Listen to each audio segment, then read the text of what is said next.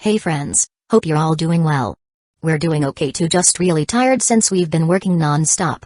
We wanted to answer a question many of you ask: how does our publishing process work?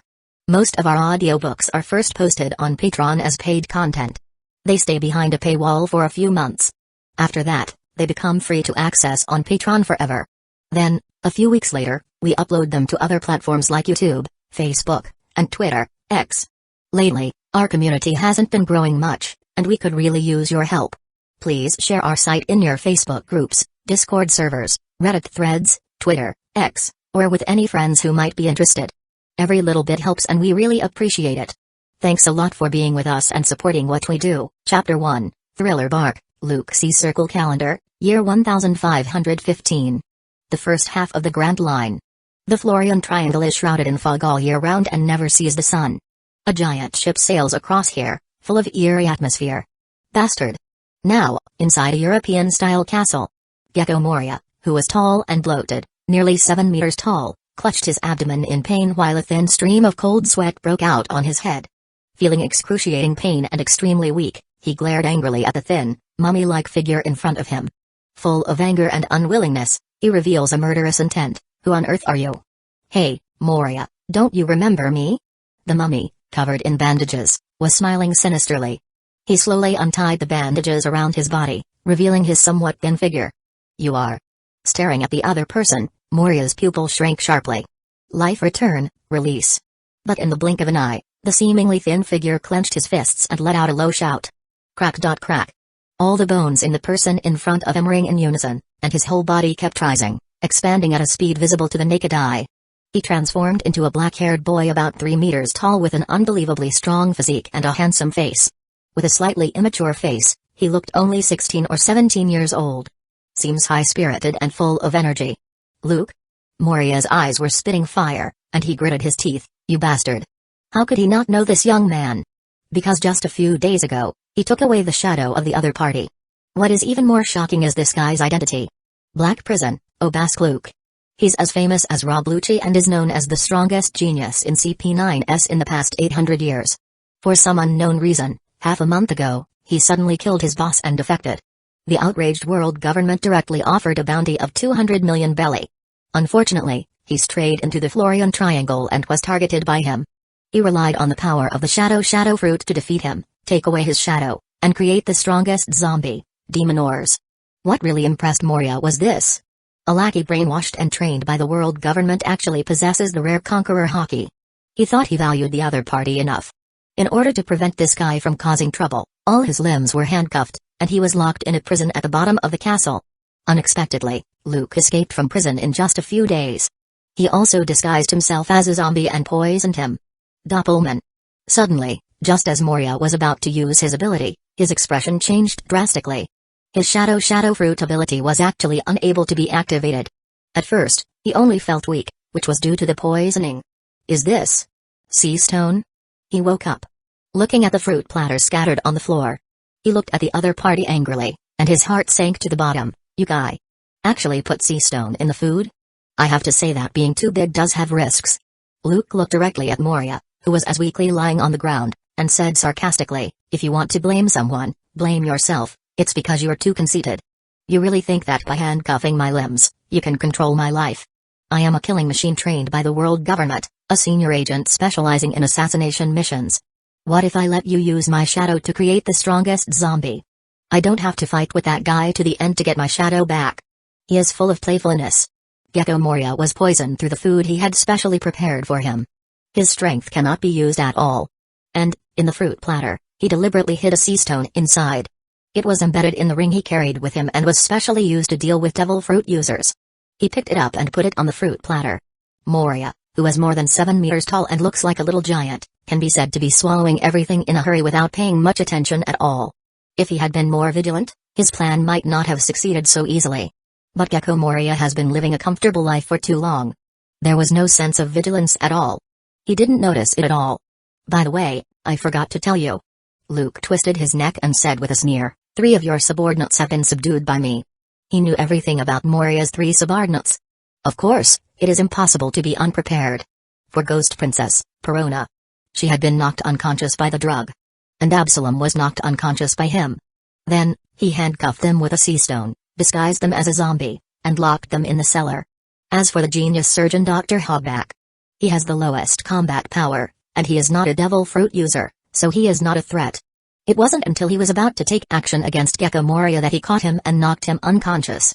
He was tied up and locked up in his bedroom. "Come here." Moria looked livid and shouted loudly. He felt numb all over his body and had abdominal cramps. Just as he was about to rush towards Luke, he stumbled and fell to one knee. Then he vomited blood and appeared more pale. "Stop screaming, it's useless." Luke looked at the other party and said with some contempt, "All the zombies in this castle were tricked by me into going to the church in Absalom's name. I announced that he is going to hold a wedding with a beautiful woman he just captured, and all the zombies must be present to watch the ceremony." Changing voice, disguise, lurking. For him, as an elite agent of CP9, it couldn't be easier. Deceive these zombies who have no IQ. It can be said that it is a piece of cake. One of the 3 zombie generals under Gecko Moria, Absalom, who has the ability of clear fruit, is an out-and-out lustful person. However, he has an ugly appearance, and through Dr. Hogback's surgery, he transforms himself into an inhuman being. No woman can even look at him. So, for this guy, after he steals a beauty, he can't wait to hold a wedding. The zombies had no suspicion. "Ors, come back here." Moria struggled and screamed. "It's too late. And I won't give you such a chance. I was afraid that the damage would be too big on this giant ship, so I arranged for it to be on the other side of the ship." After Luke said this, he no longer dragged the situation. His eyes showed murderous intent, and he rushed out decisively. The next moment, a ruthless offensive was launched. Finger gun. The index finger of his right hand stretched out as fast as lightning. Whoosh, whoosh. He kept stabbing out like bullets, tearing Gecko Moria's body apart. Chapter 2, Shadow Fruit. How? What happened? The shadow inside my body. Damn it, the shadow is leaving. No. Moria-sama. On the thriller bark. Not far from the castle. In a gorgeous Patiri church, countless zombies of strange shapes gathered here. They were originally going to attend Absalom's wedding, one of the 3 zombie generals, but instead of waiting for the bride and groom to arrive, they were met with a nightmare of despair. They all screamed and struggled in pain, full of fear and anxiety. But they still opened his mouth involuntarily, and dark shadows rose into the sky and flew in all directions. And on the other side of the thriller bark. Bang. Bang. Damn. What happened? The earth shook. A cloud of smoke and dust rises up. A huge, exaggerated figure that covered the sky also roared unwillingly. It sounds like a loud bell, and the terrifying sound numbs people's scalp. Damn it. No matter how unwilling and hard he struggles, he still opens his mouth uncontrollably. Brush. A black shadow separated from its body and rushed towards the direction of the castle. An unbelievably huge body that was tens of meters tall. It seemed that all of a sudden, it lost its source of strength. It collapsed there with a bang. Boom. For a while, the whole giant ship seemed to tremble violently. Rocks flew, and smoke rose everywhere. Astonishing wind pressure was raging, and the waves were surging on the sea. It makes one break into a cold sweat.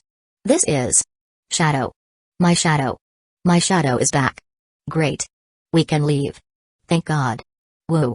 And deep in the forest, faintly, there were bursts of screams. A pirate and businessman who passed through this devilish sea in the past but was snatched away by Gecko Moria and was forced to be trapped on a terrifying ship, unable to escape or see the sun. Everyone was ecstatic and cried with joy. And at this moment, inside the gorgeous castle, looking at the tall figure covered in blood lying on the ground with wide open eyes, Luke, who didn't care about the outside world at all, looked calm. He took the hand towel next to him and wiped the blood on his hands slowly. "Are you back?" Looking at the shadow at his feet, he chuckled. He was an orphan born on an island in the Grand Line. Born with the awakened observation haki, he can easily cover the entire island, senses the target's breath and emotions, and even directly determine whether the other party has hidden malice. Adopted by an orphanage funded by the world government. Due to his astonishing food intake and his body, which is far beyond that of ordinary people, CP agents noticed him. He was then taken to the CP training base for brainwashing and training. With his amazing talent, he stood out and became another shining star who has attracted as much attention as Rob-Lucci. When he was 8 years old, he accidentally injured his head during a training session. After waking up, he began to remember his previous life memory and finally understood what kind of world he had entered. From that moment on, he was unwilling to be mediocre and be the lackey of the world government, so he began to secretly hide his strength. and exercise harder than usual. He grits his teeth and puts 100 times more effort than others, practicing day and night. Even when others thought he was asleep, he still stayed awake and meditated to comprehend life's return. With his own talent and hard work, at the age of 12, he had mastered all 6 styles, and at the age of 15, he had mastered the life return. Today, Luke, who just turned 17 not long ago, has already exceeded the 5,000 power level. Not only was he born with observation Haki, but he also honed it to perfection. And he has already mastered armament Haki. He has become the truly strongest person in CP9 for the past 800 years. But being cautious by nature, he has always kept a low profile and hid his true strength. Externally, he only shows talent and strength that is almost the same as Roblucci but slightly surpasses him without seeming too exaggerated. Until half a month ago, he received orders from Spandam, the chief commander of CP9. He was asked to follow Roblucci and others to the Galley Law Company in the Water 7 as an undercover agent or as a boatman. He didn't want to waste precious time like Roblucci and his team in the original trajectory, and he didn't want the world government to easily get the Pluton blueprints. So, he refuses decisively and wants to shirk the responsibility. Originally, Spandam had already agreed. As a result, he bumped into the former CP9 chief commander, who happened to be coming from the Holy Land to visit his son. Seeing that his son, the dignified chief of CP9, actually gave in because of the opinions of a CP9 member, Spandam was extremely dissatisfied and overbearingly vetoed Luke's opinions and tried to use his power to force him to go. The irritated Luke first pretended to be helpless and agreed. After Roblucci and others set out first, he turned around without hesitation and killed Spandam and Spandam, the father and son who he had long been displeasing with. He even snatched 2 devil fruits that had just been escorted to an ice lobby and were about to be sent to the Holy Land Marieos through the giant vortex current connecting the 3 major agencies of the world government. Then, he defected directly and magnificently. Unfortunately, he encountered a huge storm. He strayed into the Florian Triangle and broke into the Thriller Bark. He was even targeted by Gecko Moria, one of the 7 warlords of the sea.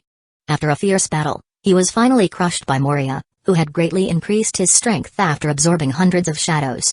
After waking up, he found that he had not only lost his shadow, but he was imprisoned by Moria at the bottom of the castle. Therefore, Luke, unwilling to be slaughtered by others, began his own revenge plan.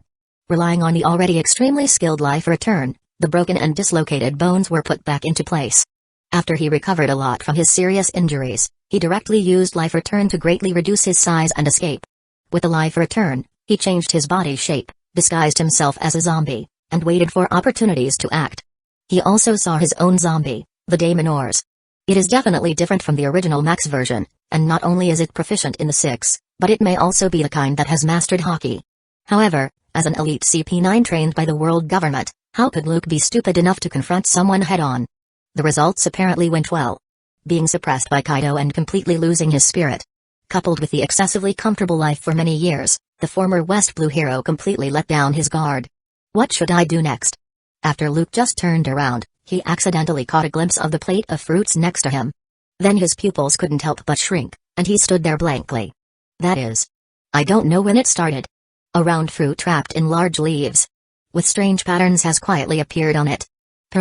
Shadow fruit? Luke steps forward subconsciously.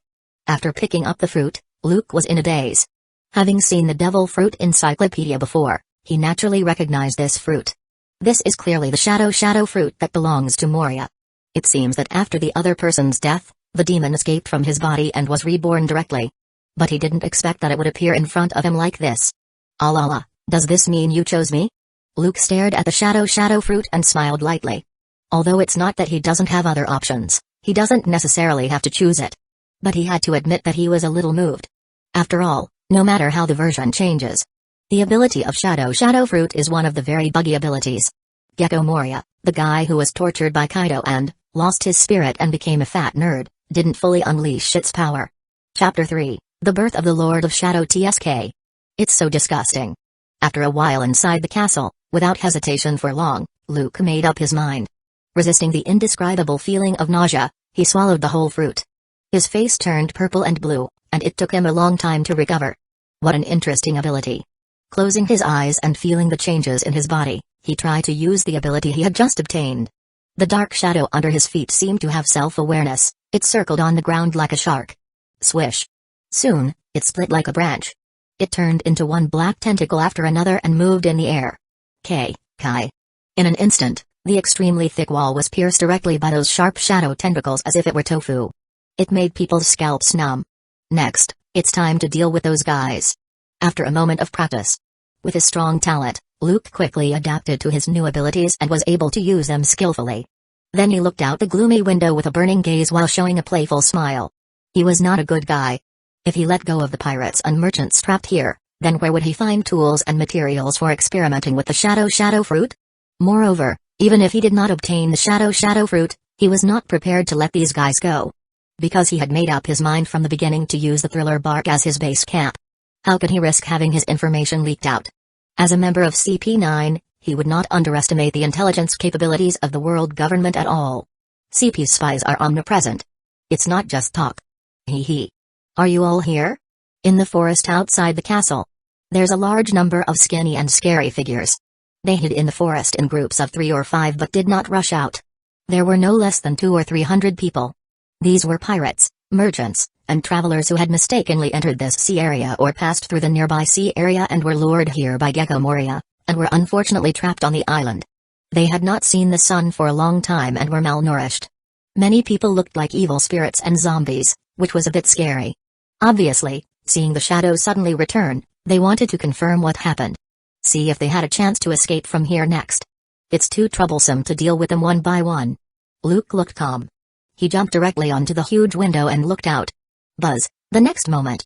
Luke's eyes suddenly shone. An unparalleled momentum spread out from him. With the castle as the center, it swept in all directions. Plop, plop. Invisible mental shock. These pirates and merchants did not have much strength. One by one, their eyes rolled back, they foamed at their mouth, and fainted. Conqueror's Haki. When Luke recovers his memory from his previous life, because his entire brain was strongly stimulated, he awakened his Conqueror Haki. But he has always hidden it and has never revealed it to others. He has only continued to explore and try in secret. After years of hard work, he's finally able to control it freely and accurately. Sure enough, Conqueror's Haki is closely related to spirit. Luke opened his arms. At this moment, he looked high-spirited. Since I made up my mind to break away from the world government, even Conqueror's Haki, which has been making little progress, has begun to improve a lot. He can feel it. Ever since, he really made up his mind to abandon his identity as CP9. Even if we have to face the endless pursuit of the behemoth world government in the future, he must live his own wonderful life on this sea without being dominated or instigated by anyone. From that moment on, it was as if he had broken free from some invisible shackles and restraints. His Conqueror Haki, which had been making little progress, seemed to have reached a higher level. His whole spirit began to grow. Shadow clone. All of a sudden, the shadow under his feet suddenly left the ground. It expanded at a speed visible to the naked eye and turned into a pitch-black human form. Although it was pitch black and its face could not be seen clearly, his appearance was exactly the same as Luke himself. I'll leave it to you, bring them all back. In the blink of an eye, the dark shadow, as if he had self-awareness, turned into a large number of bats. And with an alarming speed, it rushed out the window. Clang. Bang. Bang. In Moria's bedroom, Luke began to rummage through the boxes and searched carefully. A warlord can't possibly only have this little treasure, right? He had already sneaked in and searched the treasure house above this castle. In addition to a large amount of cash, there were quite a few gold, silver, and jewelry. But in total, it is only 200 to 300 million belly. For ordinary little pirates, this is already an astronomical sum of money. But for Gecko Moria, a warlord, it is obviously not in line with his identity. Of course, this guy was beaten to a pulp by Kaido and became a ruined house. Over the years, he has been hiding in the Florian Triangle's foggy sea. It's not like other warlords who attack everywhere, or directly use the identity of warlord to run various illegal profit-making businesses to become bigger and stronger. He simply plundered passing ships on nearby routes, so he accumulated less treasure. That's normal. But it's a little strange. This guy is obsessed with robbing tombs, digging up the corpses of strong men, and creating powerful zombies. As a senior tomb robber, logically speaking, there shouldn't be only this little treasure. Sure enough, just as I said. Luke smiled as he looked at the 4 treasure maps found in a secret compartment. 3 of them are full of traces of time. There is also a faint smell of earth. Apparently, they are unearthed cultural relics. While the last one, it looks relatively new. Most likely Moria's own treasure map. Captain John's treasure map? Looking at one of the old treasure maps that looked like ghost drawings, Luke couldn't help but narrow his eyes. If he remembered correctly, Moria had indeed robbed Captain John's tomb. And he turned Captain John's body into a zombie. The key is that a berry alarm band inlaid with gems fell into Moria's hands. It seems that thing has something to do with Captain John's treasure. If this treasure map is true, maybe that armband is the key to unlocking this treasure map. I can't thank you enough, Moria. Luke smiled. Looking down at Moria's wide-eyed, lifeless body, he said with a bit of sarcasm, these treasures can save me a lot of trouble. Next, just keep your eyes open and watch carefully. Who is truly the most suitable person for the shadow fruit? Chapter 4, Hogback and Perona. After a long time, Dr. Hogback, Absalom, and Perona slowly regained their consciousness one after another and woke up from the coma. Woo. They found themselves locked in sea-stone handcuffs, unable to move or even open their gagged mouth. Their expressions changed drastically, and they couldn't help but struggle while full of fear and uneasiness. And what makes them scared is, next to them, there was a tall, bloody figure lying. Surprisingly, it is their captain, Gecko Moria. They couldn't believe their eyes. Moria's miserable death made them even more frightened and feel chill. It's really unimaginable. As a famous pirate with a bounty that was as high as 320 million belly more than 10 years ago, their master, Gecko Moria, was actually killed like this. Allah, are you all awake? The door opens. Luke's tall figure walked in. The three zombie generals, Hogback, Absalom, and Perona's eyes could not help but widen and look at each other in disbelief. They obviously recognized Luke. They heard that this boy had joined CP9 at the age of 12. Half a month ago, he had the audacity to kill his boss and was wanted by the world government. But they were impressed by his incredible strength. If it weren't for the ability of the shadow fruit, Gecko Moria might not even be able to defeat him. But didn't Moria take away his shadow and use it to create the strongest zombie? Sorry, your respected Moria-sama is dead. Looking at the three people full of shock and fear, Luke pulled up a chair and sat there with his legs crossed while smiling strangely. From now on, I am the boss of this ship. This is also fate's arrangement. Ha ha ha. Bastard, Moria-sama. You. Looking at Moria's bloody and miserable corpse. Absalom, Perona, and Hogback were locked in sea-stone handcuffs and tied up. At the same time, they all stared at Luke fiercely. They never thought of it. Due to their carelessness, they were caught so easily by the other party. Even Moria-sama, whom they considered invincible, was killed. Oh. Moria-sama. Perona was horrified, and she couldn't help but cry. Tears were streaming down her face, and she looked extremely sad. Because she was adopted by the other party when she was very young. To her, Moria is like her adoptive father. It was inevitable to be very sad to see the other person being killed like this. Haha. And Luke chuckled, not in a hurry to do anything. He just sat there with his legs crossed. That is. At this time, in the shocked eyes of the three zombie generals, a black shadow flew in from the window. It was holding a black box that was somewhat dirty and covered in mud. Is it finally here? Luke smiled and took the treasure box from the shadow clone. This was something he snatched from the world government's escort ship before he defected. While being pursued by Marine, he accidentally encountered a storm and broke into the sea area covered by thick fog. When he saw this terrifying ship, he already realized that something was wrong. He knew that he was probably being targeted by Gecko Moria. Without hesitation, he hid it on the coast of the Thriller bark in advance. It was only now that he asked the shadow clone to take it out. Wait a minute, you. For a moment, it was like seeing a ghost. The voices of Dr. Hogback and Absalom were trembling. Their eyes couldn't help but widen as they looked at Luke in front of them in shock. How come you have Moria-sama's abilities? What? They were originally sad because of Moria's death. Perona, who was a bit confused, came to her senses and was shocked. Is this the ability of the shadow fruit? She stared blankly at the black figure standing upright, similar to Luke's figure. Looking at Luke in horror, she couldn't believe it and cried out hysterically, "You actually got Moria-sama's ability?" The three of them couldn't help but be filled with fear and felt chills all over their bodies. After the person with the devil fruit dies, won't the devil fruit ability be reborn randomly? Why does the other party have the ability to use the shadow fruit? Ha ha ha ha, it's incredible, right? I'm also shocked. Luke had no intention of being secretive.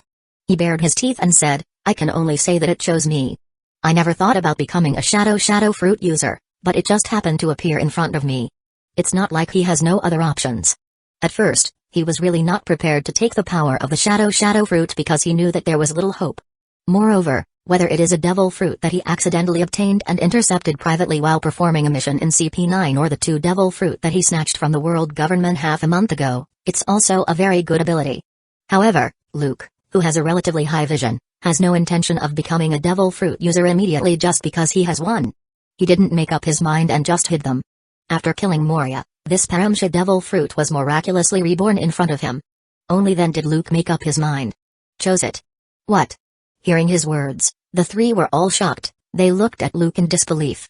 After Moria died, his shadow fruit was reborn directly in front of the other party? How can this be? I have to say. Luke raised his right hand slightly and clenched it into a fist. Luke said with high spirits, destiny is so wonderful. Then, it's time for you three to make a choice. Looking down at the three people with horrified expressions, he bared his teeth and smiled sinisterly. Submit to me, or follow Moria to death? Wait, I am willing to surrender and be loyal to you, Obaskluk-sama. Dr. Hogback said hurriedly. Of course he knew the other party's name, because there had been relevant reports in the newspapers a few days ago. Black Prison, Obaskluk, was once an agent affiliated with CP9. Due to unknown reasons, he suddenly defected, killed his boss and was wanted by the world government and have a bounty of 200 million belly. A few days ago, they witnessed the fierce battle between the other party and Moria with their own eyes. It's simply unbelievably earth-shattering. If it weren't for the ability of the shadow fruit, Moria can't take this guy down at all. And now, after Moria's death, Obaskluk inexplicably obtained his devil fruit ability. In no time, Luke's strength will surely surpass that of Moria. In this case, any fool knows how to choose. He had no intention of being buried with Moria. Dr. Hogback. Absalom's expression changed, and he glared at the other party angrily. Are you going to betray Moria-sama? Moria-sama is his benefactor. But he was killed by the person in front of him. How could he give in so easily and serve the other party? Fart. What kind of betrayal? Moria-sama and I. Dr. Hogback said excitedly, no, Moria. We just have a cooperative relationship, not to mention he is dead now. Don't forget, the premise that I was willing to cooperate with that guy at the beginning was because he could use the power of the shadow fruit to resurrect Sindri. As a result, in the battle with Luke-sama a few days ago, that bastard Moria not only absorbed Sindri's shadow, but her body was destroyed beyond repair, making me have to cremate my beloved Sindri. Speaking of which, Hogback couldn't help but grit his teeth. He almost fell out with Gecko Moria because Sindri's body was destroyed. For this reason, he was still sad after 3 days and 3 nights. Oh? Luke's eyebrows raised. Is there such a thing? A few days ago, when he first broke into the thriller bark, faced with Moria, who has set his sights on him, he defeated many zombies along the way until he reached the castle. Originally, he wanted to talk to Gecko Moria, but he was too conceited and directly rejected his proposal to cooperate. After a brief confrontation, it turned out that he was still unable to defeat himself. He was also afraid that he would directly destroy the castle in the battle, so he had to swallow a large number of shadows, greatly increasing his own strength and crushing Luke with his overwhelming power. Unexpectedly, Moria accidentally destroyed Sindri's body during the battle. For that poor woman, though, this is actually the best ending. Of course, these are not your fault, Luke-sama. Dr. Hogback smiled sarcastically. He took a deep breath and said to Absalom, the most important thing is that the shadow fruit chose Luke-sama. Isn't this saying that Luke-sama is the man who can become the Pirate King? Although Hogback wants to flatter Luke, it is indeed true that devil fruit will randomly regenerate after the death of the user. This is common knowledge in Grand Line. It stands to reason that under normal circumstances, the regenerated shadow fruit should appear in an unknown corner of the sea. How could it be such a coincidence that it was reborn directly in front of Luke? He had to believe it. This might really be fate. Wise choice. Luke snapped his fingers. He looked at Dr. Hogback with admiration. I just like to deal with smart people. Although the other party is a complete villain. But at least that medical skill is real and has enough value to it. As long as he is obedient, he doesn't mind keeping the other party. After all, even he can't guarantee that he won't get hurt or sick. It will be bad if there isn't a good doctor on the ship. Chapter 5, 3 Devil Fruits? Repair fruit. So. Inside the room, Luke sat while smiling. His fingers gently lifted Perona's chin. What's your choice? He looked down at this little ghost princess with a pear-shaped face and felt pity for her. With a height of 1.6 meters, she looks a little petite, with a pretty and charming appearance. If he remembers correctly, this girl must have just turned 18. She is completely illegal. Lie. Do not kill me. The handsome face in front of her, in Perona's eyes, already looked like a demon. Her pale face was stained with tears, and her whole body was trembling due to fear. Without hesitation, she said loudly, I am also willing to work for you. Although she hated the other party for killing Moria, Perona didn't want to die in vain. Moreover, What Dr. Hogback said makes sense. Moria-sama was killed by the opponent, but the power of the shadow fruit appeared in front of this man. Wasn't it the shadow fruit that chose him? She also wants to know how far the other party can go in the future. I'm so sorry, Moria-sama, please forgive my cowardice. I'm still so young and don't want to die so early. I will pay homage to you on time every year. Woo, very good. Luke smiled and let go of Perona. Looking to the side, Absalom was looking at him with fear. Wait, I am also willing to serve you, Luke-sama. Absalom said hurriedly with a cold sweat on his head. But in those panicked eyes, there was a hint of resentment that could not be concealed, and there was a deep malice in his heart. But what replies to him is Luke's sneer. Yeah? Without warning, he kicked out violently. He kicked directly towards the ugly face with the lion's mouth sewn together. Boom. Ah! Blood splattered. Absalom screamed with a bloody head. The expressions of Perona and Hogback changed drastically, and they were a little frightened. Are you thinking about how to kill me? Luke's face was expressionless. His right foot, wearing shiny black leather shoes, stepped on Absalom's face unceremoniously and crushed it hard. I'll teach you a lesson for free. When you lie in your next life, remember to hide the malice in your eyes. Ah! Absalom screamed, and then he fainted due to pain. Faintly, there was a slight cracking sound from his skull. Both Hogback and Perona couldn't help but feel numbness in their scalps. Bang! Under Luke's control, the dark shadow seemed to have an entity and directly turned into a black tentacle that directly penetrated into the keyhole, unlocking the sea-stone handcuffs on Dr. Hogback and Perona's hand. For him, a user with the ability of the shadow fruit. As long as the main body does not directly touch the sea-stone, the shadow he controls can touch the sea-stone. It's just that the zombies created by plundering other people's shadows will be restrained by seawater and salt. Ho! After gaining freedom, the two people who survived the disaster could not help but breathe a sigh of relief. Looking at Absalom, who was covered in blood and fell unconscious after being tortured. They were a little frightened, but at the same time, they were very happy. Click. Luke ignored the two of them and opened the box in his hand. The object inside made Perona and Hogback's eyes widen. They saw 3 weird-shaped fruits quietly placed there. There is also a name on it. Repair fruit, cat fruit, model, leopard, zone type, rat fruit, model, side weasel, mythical zone type, hiss, 3 devil fruit? Both Hogback and Perona's eyes widened as they gasped. They never expected that the other party actually had so many devil fruits. Moreover, there is also a legendary mythical zone. They had heard that Moria-sama says it is rarer than Logia. Hogback, you must not be a devil fruit user, right? Glancing at Dr. Hogback, then looking back at the 3 devil fruits, Luke thought for a moment. He picked up the Parimsha, repair fruit and threw it directly to the other party. This devil fruit is given to you. Honestly, even Luke didn't expect it at first. The world government can give him such a big surprise before leaving. When he defected, he snatched the cat fruit, model, leopard and rat fruit, model, side weasel, directly from the world government escort ship that had just arrived at Enai's lobby. This is why Luke's bounty is so high. As for the repair fruit, when he joined the CP9 2 years ago, he accidentally obtained it when he was sent to a kingdom in South Blue to perform an assassination mission. He intercepted it privately and did not turn it over to the world government. Not to mention the ability of the cat fruit, model, leopard, it is just an ordinary zone. Regardless of whether it is repair fruit, or rat fruit, model, scythe weasel, generally speaking, they are quite good. But it still failed to meet Luke's psychological expectations. So, he has been hesitant and has not made up his mind to eat any of it. In the end, he chose the Parimsha shadow fruit that appeared in front of him. Gulu. This is the repair fruit? Hogback subconsciously caught the fruit thrown by Luke. Dr. Hogback swallowed his saliva and couldn't help being overjoyed. Luke-sama, do you really want to give it to me? Even Perona, on the side, could not help but be filled with astonishment. She couldn't believe it.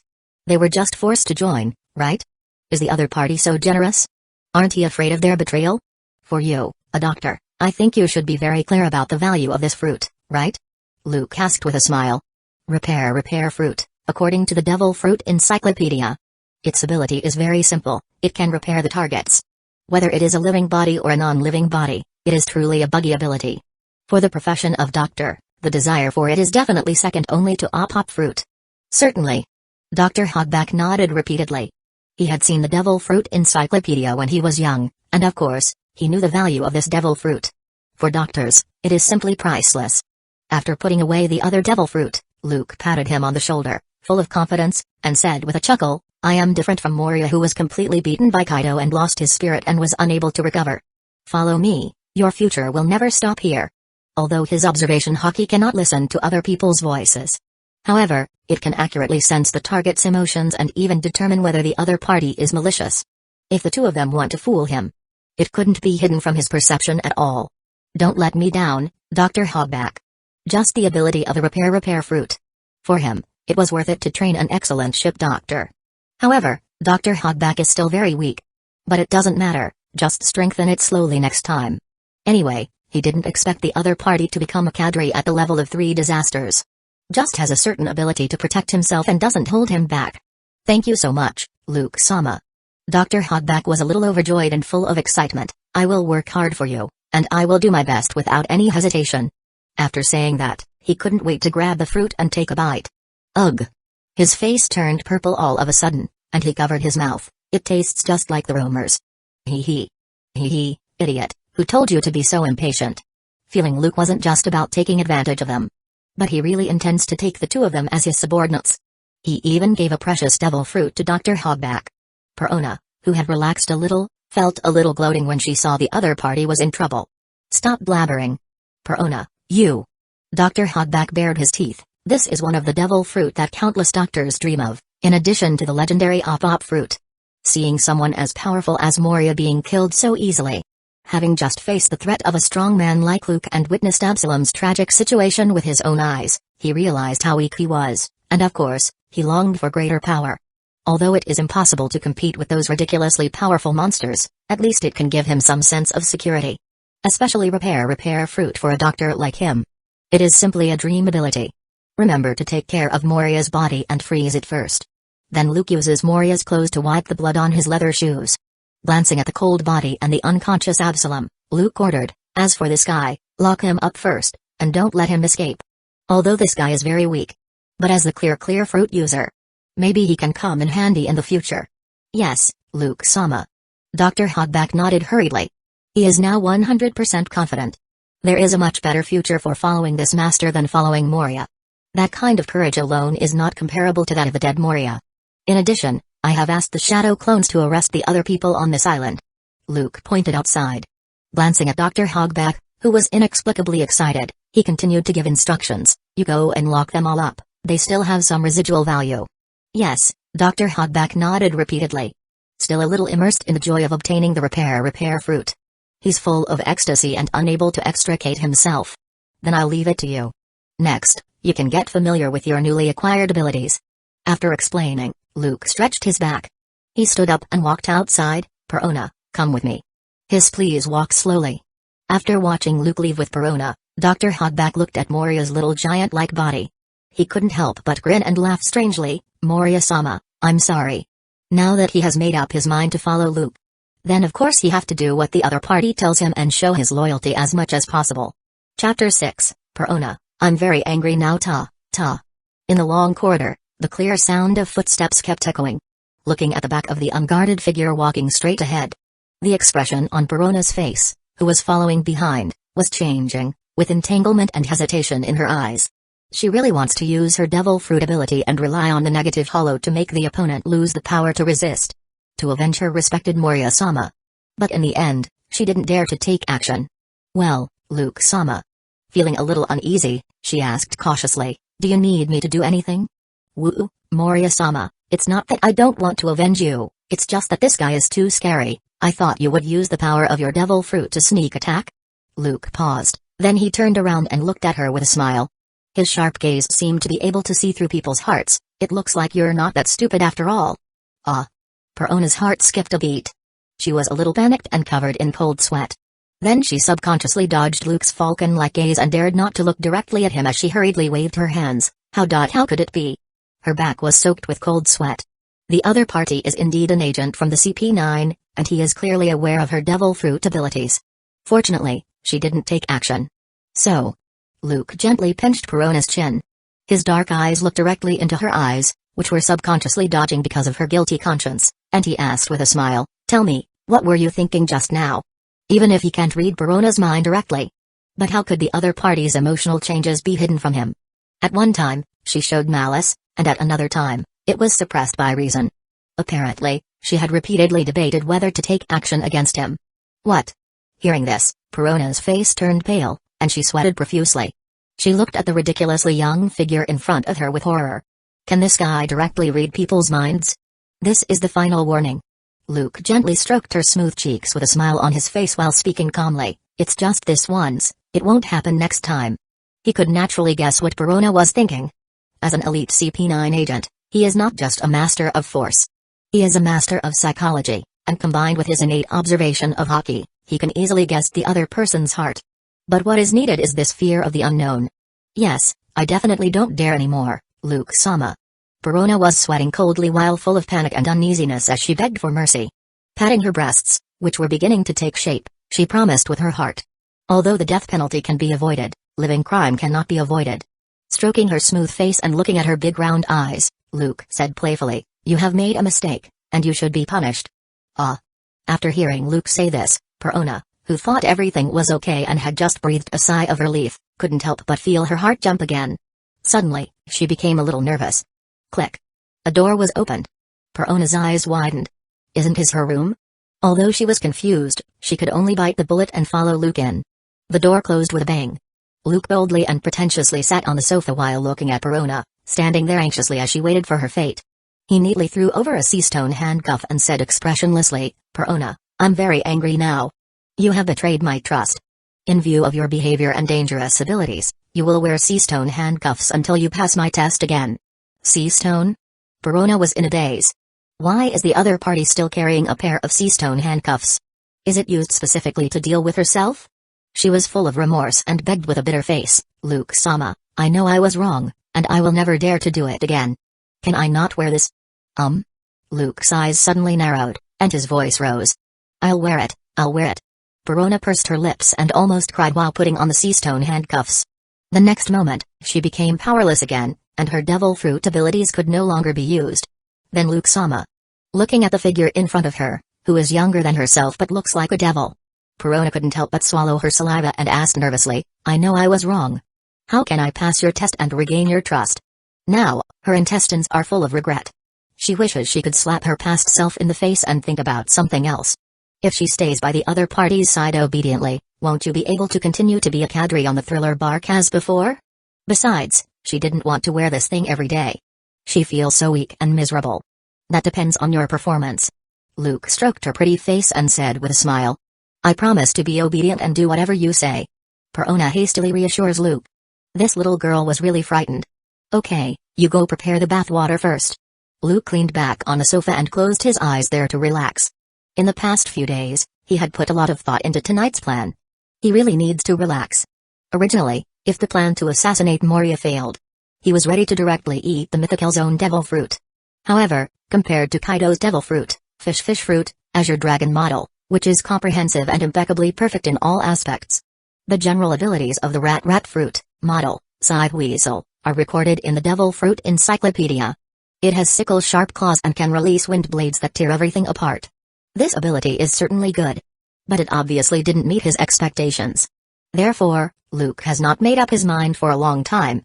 Unexpectedly, he accidentally became the shadow fruit user. He was originally just preparing to take control of the thriller bark. But he completely takes everything away from Moria. Perona was completely stunned. Wasn't this done by the maid? She has never done the job of serving people before. Huh? Is there a problem? Luke opened his eyes and looked at the other party with a frown. No problem. Right away. Chapter 7, Luke's exclusive pillow had the next day, early in the morning. Luke yawned and let go of the pillow in his arms, which felt great, soft, and comfortable. Luke-sama. Perona's pretty face turned red. A pair of big black eyes looked at Luke aggrievedly. Is this guy really treating herself as a pillow? Morning. Luke smiled and looked at this petite legal loli who had just turned 18. He patted the other party's pretty face and said with satisfaction, "You performed well last night, you will continue to work hard in the future." Perona's eyes widened. Her cute face turned red, and she stared at Luke angrily with her fists clenched. How can this be done? She thought that was the end. This is the first time that she has served others like this. Last night, when she was giving him a bath, she wanted to bite him once to vent her anger. Not to mention that all the advantages have been taken advantage of, and she has been reduced to a pathetic body pillow. Because it feels so comfortable to hold Perona. Luke said as a matter of course. How could such a good pillow be let go like this? You dishonest bastard, I'll fight you. Perona was ashamed and angry.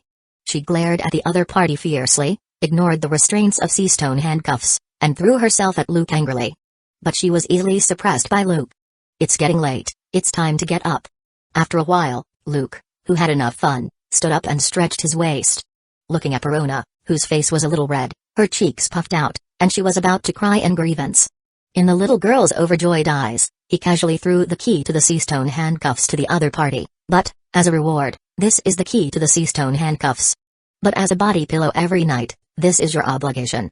Luke has decided there unilaterally. From now on, Perona will be his own exclusive pillow. But until this girl truly surrenders, for the sake of safety, he feels that he still has to put a sea-stone handcuffs on her every night. Humphrey. This guy is so bad. Watching the other party leave and go to wash up. Thinking of last night's experience, Perona couldn't help but feel embarrassed. She just feels a little incredible. The other person's age is even younger than hers. For a moment, she was ashamed and annoyed and made an angry face. Humphrey, if it weren't for the fact that you look so handsome, I wouldn't want to do it. Such Luke-sama is not cute at all. After finishing washing, Luke took Perona to the living room on the castle's first floor. At this time, Dr. Hogback, the former genius surgeon, had been waiting there for a long time. Moreover, there are dark circles under his eyes, which are a bit conspicuous. It's probably because he didn't rest at all last night. Luke-sama. After seeing Luke, Dr. Hogback's eyes lit up. He couldn't wait to step forward and said excitedly, the ability of the repair fruit you gave me is so powerful. I have already repaired those rotting corpses. Oh, is it so? Luke's eyebrows raised. This guy, Dr. Hogback, has been busy all night verifying the ability of the devil fruit he just obtained. There is also the corpse of the swordsman Roma. I have completely repaired him and restored him to his original appearance. Hogback grinned and said happily, as long as you use the ability of the shadow fruit to stuff the shadows, they will be resurrected immediately, and they will definitely be more powerful than before. But that guy, Ors, is too big. I can't move it back. Give me some more time, and I will make him return to his appearance 500 years ago in a more perfect way and become the strongest zombie. Hey, repair them until they look alive? Perona followed Luke out of the room with her just spirit. After hearing Hogback's words, her eyes couldn't help but widen. Hogback, are you telling the truth?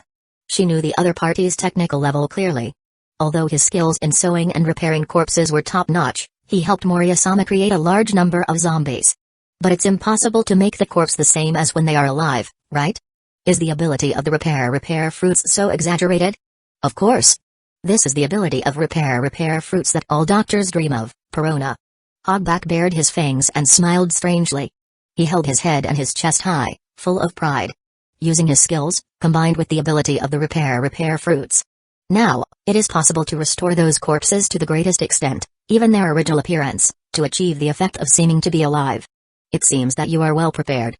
Looking at the confident Dr. Hogback, Luke couldn't help but chuckle, then I want to see how far the corpse you have repaired can reach. It just so happened that he was also ready to fully verify the ability of the shadow fruit in order to set future goals and directions when developing his abilities. After all, Luke's belief in the shadow fruit's ability is by no means limited to this. On the contrary, there are infinite possibilities. What he wanted to do was to create more than ordinary zombies. It is to allow the shadows robbed from others to be able to move in the form of shadows without the need for animal or human corpses as carriers after being separated from the original body and to be 100% obedient to his orders. Or even let his shadow directly possess the target, turning the other person into his puppet, etc. But is it possible to do this? It remains to be verified. It's a pity that Sindri's body was cremated by me. Woo. Dr. Hogback thought of something, and he suddenly burst into tears.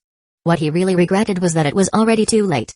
Just a few days ago, he had already reluctantly cremated the corpse of his dream girl, Sindri, who was accidentally crushed by Moria. For this reason, Hogback was sad for 3 days and 3 nights. Otherwise, he must ask Luke-sama to use the power of the shadow fruit to create the most perfect Sindri zombie for himself. Here we go again. Perona was speechless. Since Sindri's body was destroyed, this guy wasn't just sad for 3 days and 3 nights. Whenever he remembers his beloved girl, he still cries from time to time without any care for his image. The corners of Luke's mouth twitched. A licking dog who cannot lick and has a twisted mind. This is Luke's evaluation of Dr. Hobaku. It can be said that it started by turning his former dream girl, Sindri, into a zombie. This guy's psychology has begun to gradually become distorted. From the beginning, all he wanted was Sindri's body, not her heart at all. For Dr. Hogback, all he needed was a replacement. Unfortunately, Moria has destroyed this replacement. No wonder this guy rebelled so easily. Chapter 8, Puppet Possession Rumble. Deep inside the castle, the huge cold storage is opened. Various corpses appeared in front of Luke and Perona. Hiss, are you shocked? It's different from the ugly and horrifying skeletons and mummies on the left. The corpses on the right are arranged in an orderly manner. It's so lifelike. Not as rotten as imagined. It was as if they had just died and been frozen. Moreover, the leader was Moria's tall corpse. Even the disastrous wounds caused by Luke's finger have been repaired. Moria-sama. Perona's eyes widened. Full of excitement, she jumped forward while her tears were about to flow out. Luke-sama, except for Moria's body, I have only repaired these zombie generals, including the swordsman Ruma and Captain John. Dr. Hogbagu pointed at these corpses and said with pride, I haven't had time to get the other corpses yet. After listening to Luke's suggestion just now, he was no longer obsessed with the destruction of Sindri's body. Instead, he was full of expectations for the future, thinking that after these days of busy work, Luke would completely trust him. Then, apply for an advance of salary for the next 10 or 20 years. Go to a popular auction house in Sabati Archipelago and buy a female slave who is good at singing and dancing. Transform and train her into the perfect Sindri. You did a good job, it was indeed perfect? Luke nodded with satisfaction. Looking at the swordsman Ruma's corpse, the previous rotten face is no longer present. Instead, it's replaced by a resolute and aging face. Even the chest, limbs, and other parts showed no traces of decay. It was as if he had really just died. The zombies created by implanting shadows in his way will definitely be able to maintain stronger combat power. He was somewhat looking forward to the appearance of auras after he was completely repaired. Then, are you ready to resurrect these guys? Dr. Hogback asked, full of expectation. Luke-sama, please help me resurrect Komashi. Perona's eyes lit up. She immediately couldn't wait to beg Luke.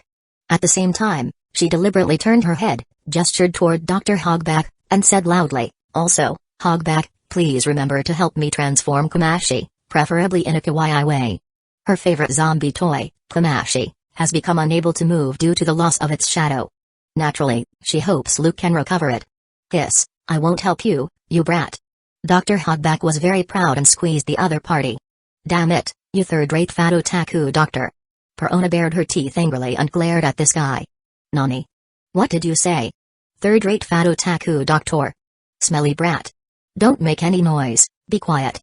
Luke waved his hand and stopped the quarrel between the two.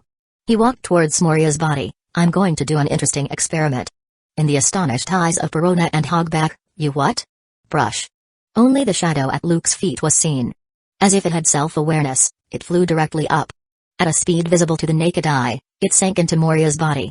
Brush. Without warning, Moria, who was already dead, suddenly opened his eyes. Perona and Hogback were shocked and subconsciously retreated behind Luke. Bang. Bang. Moria stood up, stretched his body there, pumped his fists, and swung his legs. There was a strong wind pressure. Instant transmission. Suddenly, Moria stepped hard. Then he disappeared like lightning and appeared at the other end of the cold storage. If I control it myself, Moria's body will be able to exert considerable fighting power. Staring at Moria, Luke frowned, but, without real consciousness, it is better to plunder other people's shadows and make them into zombies. Through the ability of the shadow fruit, he can implant other people's shadows into corpses to create a zombie with an independent personality. Logically speaking, his own shadow should be more effective. Moreover, maybe it can be made into the most advanced homies like Big Mom. It's useless, Luke-sama. Dr. Hogback reminded Moria-sama has tried this before, but he needs to inject his own shadow into the corpse, and he needs to be distracted all the time to control it. This kind of puppet without self-awareness is not a real zombie at all. This is how Orza's body was brought back. He had seen it before. Moria attached his shadow to Orz. Manipulate this ancient giant who has been dead for hundreds of years and place its huge body in the castle. Yeah? Luke's eyebrows raised. He was not surprised at all. It is impossible that Moria has not tried such an experiment. Bang. He manipulated Moria's body to sit back down. A dark shadow separated directly from his body. Moria returned to his original appearance again. Do you want to turn Moria into a zombie? Dr. Hogback immediately suggests, With the ability of the shadow fruit, only by injecting other people's shadows into the corpse can you create conscious zombies. That's not necessarily true. Luke was non-committal. He believed that the power of the shadow fruit was much more than that. Big Mom's soul fruit can use her own soul to create the most advanced homies. In the same way, the shadow fruit may be able to create the most advanced zombies. Just take some time to develop his own devil fruit abilities in depth. Everything is possible. Dead people can be controlled, but what about living people? Luke's eyes were burning. He looked at Hogback and Perona.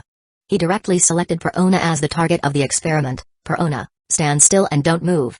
Luke-sama. Perona was shocked, but there was no time to dodge. In the blink of an eye, under Luke's control, the swift shadow clone had already arrived in front of her. Possessed. It was like a fluid, and it came in directly through her open mouth. Ah! Perona exclaimed. Her whole face turned pale with shock. My body. As if she had lost control of her body, she moved involuntarily and came in front of Luke. Negative ghost. Perona raised her right hand, and a translucent, somewhat eerie ghost flew out from her palm and floated in the air. Gulu. You can actually use Moria-sama's abilities so quickly. Perona felt as if her body was out of control and was being manipulated by invisible forces, and she couldn't break free at all. Perona's face was full of shock, and she couldn't believe it. Moria can also do such a thing. She had seen Moria use her shadow to manipulate corpses or living people. But how long did it take for Luke to gain the shadow fruit? He can already use it so skillfully. Luke-sama, you are indeed powerful, and you are worthy of being chosen by the shadow fruit. Dr. Hogback was also a little surprised. With a flattering smile on his face, he reminded Luke, use the ability of the shadow fruit to control living people and use their devil fruit abilities. It is indeed possible, but it requires a high skill level. Furthermore, if the target's willpower is too strong, they may break free. Even if they can't break free if they resist during the battle, it will still have a great impact. Is that so? Luke nodded. The shadow clone was taken back in the possession of Perona. For a guy like Moria, who has lost his spirit and is completely decadent, there is no need to use such a troublesome way to manipulate others by using shadow clones. Because normally, no matter how strong the pirates in the first half of the Grand Line are, they cannot be stronger than Gecko Moria himself. There is really no need to be distracted by controlling these devil fruit users to fight. He can simply use his shadow to crush the target easily in a simple and crude way. Moreover, Moria, who stayed in the first half of the Grand Line all year round and hid in this foggy sea, rarely encountered those with relatively powerful abilities. But Moria didn't know that at all. This is where the true value of this devil fruit lies. This is an unexpected surprise. The corners of Luke's mouth raised, and his eyes flickered. There are some special devil fruit abilities in this sea, and they are quite useful. Even if it can only be manipulated briefly, it can also play an unexpected role. What's more, just wait until your strength reaches a higher level and develop the ability of the shadow fruit in depth. It may not be impossible to do it, just like manipulating the zombies created by implanting shadows. Turn others into puppets who obey his orders. Chapter 9, Rob Lucci's unwillingness. At this time, not far from the Florian Triangle, the most famous shipbuilding island is the Grand Line, the capital of the Seven Waters. In a dark room, several figures of different shapes are gathered here. If Luke had been here, he would definitely have been able to recognize these people. Surprisingly, they were all CP9 members sent to the Water 7 by Spandam and asked to be undercover next to Fishman Tom's disciple, Iceberg, to investigate the whereabouts of Pluton's blueprints. Rob Lucci, Kaku, Blueno, Khalifa. They are all Luke's companions who he has been training hard every day at the CP training base since they were young. Lucci. Kaku, who had just turned 18 and had a long, square nose, asked helplessly, such a big thing has happened. Are we going to continue to lurk here? Although our identity may be leaked at any time due to Luke's defection, that guy has not shown up so far.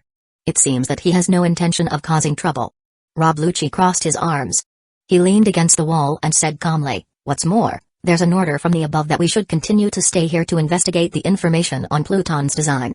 In addition, it is to prevent the Pluton design from falling into the hands of that traitor. I heard that our new commander is Spandam's cousin. The former CP5 chief commander. Blueno, who was tall, had black hair combed like horns, and had a fierce face, said helplessly. He's more a dandy guy than Spandam. We are really unlucky. Although Spandam died. However, the top leaders of the world government are not prepared to give them, members of CP9, a chance to rise to power. Another chief was airborne, and he is still a family member related to Spandam. Because of the murder of Spandam and Spandine, That guy may not have a good attitude towards us CP9 members who were closer to Luke in the past. It's unbelievable. Khalifa, who has long blonde hair and wears rimless glasses, said softly, that guy Luke actually did such a thing. Khalifa, I know you have a good relationship with him, but you have to pay attention to your position. Lucci's face was expressionless, and he warned coldly, if your father hadn't been an agent of CP9, I'm afraid you would have been eliminated by the higher-ups. Maybe our new commander is deliberately planning to take revenge on that guy Luke and is always ready to find fault with you. Not only Khalifa but also Kaku and Blueno, remember all of you. Now, that guy is no longer our companion. He said so. It's for Khalifa, Blueno, Kaku, and others is good. After all, they are killing machines trained by the world government. If you have too many feelings and thoughts that you shouldn't have, they will be directly erased by the higher-ups. They, the elite agents of CP9, know better than anyone else how terrifying the behemoth world government is. There is no thought of resistance at all. I see. Sadness flashed in Khalifa's eyes. She was even more worried, but she didn't dare to show it. The young and handsome figure who always seemed calm and high-spirited flashed through her mind. Luke, is this your choice? They have been together day and night for these years. She and Luke can be said to be very close. Although she always says that she just treats Luke as if he were her younger brother. But in fact, deep in Khalifa's heart, there is already the shadow of the other party. But as killing machines trained by the world government, they are not allowed to have emotions, let alone control their own destiny. In particular, the two are both members of CP9 and are strictly prohibited from falling in love in private. She could only bury that feeling in her heart. Conqueror's hockey. That guy is hiding too deep. Pico was filled with emotion. In his impression, Luke, who was 1 year younger than him. Although he has been an out-and-out monster since he was a child, he was born with awakened powerful observation hockey and was a genius as famous as Lucci. But his conqueror hockey has never been revealed. He heard that in this unprecedentedly bad Inai's lobby incident, Luke used conqueror's hockey, directly stunning many marine and government personnel. It can be said that countless people were shocked. Even the members of CP9 who had grown up with Luke could not believe it. If I meet that guy again, I have to kill him with my own hands. Lucci looked gloomy. A cold, murderous intent flashed in his eyes. He clenched his fists tightly, with veins popping out, then he gritted his teeth and said, that bastard, how dare he play tricks on me. He has been hailed as a genius since he was a child and has always been extremely conceited. Facing Luke, who was several years younger, but was able to fight him on an equal footing. The two are tied as the most shining twin stars of CP9 in the past 800 years. A comparison is often made, but considering Luke's age, it is often thought that Rob Lucci's talent may be slightly inferior to him. He was already very unhappy. He read the information about the Anai's lobby. Except for the sudden revelation of Conqueror's hockey, not only were the CP9 members who stayed at Anai's lobby, such as Jabra, Fukaru, and others were easily crushed, but even Vice Admiral Setsuma, who was responsible for escorting Devil Fruit, was defeated by him. The strength shown by the other party completely exceeded his usual performance, as if he had hidden a lot of strength. This makes Lucci, who is arrogant and considers himself no weaker than others, can't accept this. Every time he thinks about the scene where he had a sparring session with Luke, the other party pretends to be acting while he, who is completely unaware, is played around like a fool. Lucci couldn't help but feel a little angry. He just felt that Luke must be laughing at me at that time. For him, who has always thought highly of himself, nothing could be more humiliating than this. Lucci, calm down. Blueno was a little helpless and reminded I heard that one of the devil fruits that was stolen by him was a mythical zone devil fruit. I'm afraid that guy's strength will become even stronger. In fact, whether it's them, CP9 members, or world government, they all believe that the real reason for Luke's defection was probably to seize mythical zone devil fruit. After all, although the other party once wanted to shirk the undercover mission arranged by Spandam. But it would be unwise to kill his boss and defect just because of this. You know, Luke and Rob Lucci are both geniuses that the world government is focusing on, and their futures can be said to be promising. Moreover, maybe that guy accidentally learned the news that the devil fruit was going to be escorted to Anai's lobby, and he had the idea of taking it at all costs. That's why he deliberately shirked and was unwilling to perform the tasks assigned by the above. Hearing Blueno's words, Lucci's eyes narrowed sharply, and his expression kept changing. Subconsciously, he clenched his fists, gritted his teeth, and refused to admit defeat. Devil fruit ability does not represent everything. If you are not convinced, you will be unconvinced. But his heart couldn't help but sink. He felt a bucket of cold water pouring from his head, completely calming him down. A mythical zone is rarer than Logia. Lucci certainly knew what that meant. In particular, He was arranged by the world government to go to the Water 7 and work undercover as a boatman at the Galley Law Company. In order to avoid exposing his identity, he not only had to hide his strength but also couldn't train in front of others. Even the chances of fighting powerful enemies are bound to become less. The gap between them is likely to become wider. I hope we won't become enemies. Hueco sighed helplessly. He is only 1 year older than Luke, and the two have been training together for a long time since they were 5 or 6 years old, motivating each other to grow. The relationship is still very good. Instead, he got to know Luke better. That's a guy who's all about strength. When they were at the CP training base, his level of effort was simply mind-numbing. He didn't miss any free time at all. Even if he was chatting with them, he still devoted some of his energy to training. Careful and thoughtful. He is ruthless to any enemy. Therefore, he has the nickname Black Prison, which scares countless people. If that guy becomes an enemy, it will be quite a headache. Blueno, how's the progress of your bar? Lucci, take a deep breath and try not to think about it so much. Then he regained his composure and asked Blueno directly. They are not a bold guy like Luke, and they cannot seek death to resist the behemoth world government. They can only honestly complete the orders given above. Still under renovation. Blueno responded, I can officially open in half a month. What about you, Khalifa? Iceberg is preparing to recruit a secretary. Khalifa pushed up her glasses and said, tomorrow I will go to Galley Law Company to apply for a job, and strive to become his secretary and be close to him. Then let's do this for now, follow the original plan, and try to complete the task as soon as possible. Dismissed. After he turns around and leaves. Lucci's cold eyes revealed indescribable perseverance. Since he couldn't practice in front of others during the day, he would double his practice at night. Luke, Rob Lucci, will never lose to you. Chapter 10, Shadow Revolution Shadow Clone. On the somewhat messy coast, a black figure kept moving at an astonishing speed. Whoosh! Flying bat.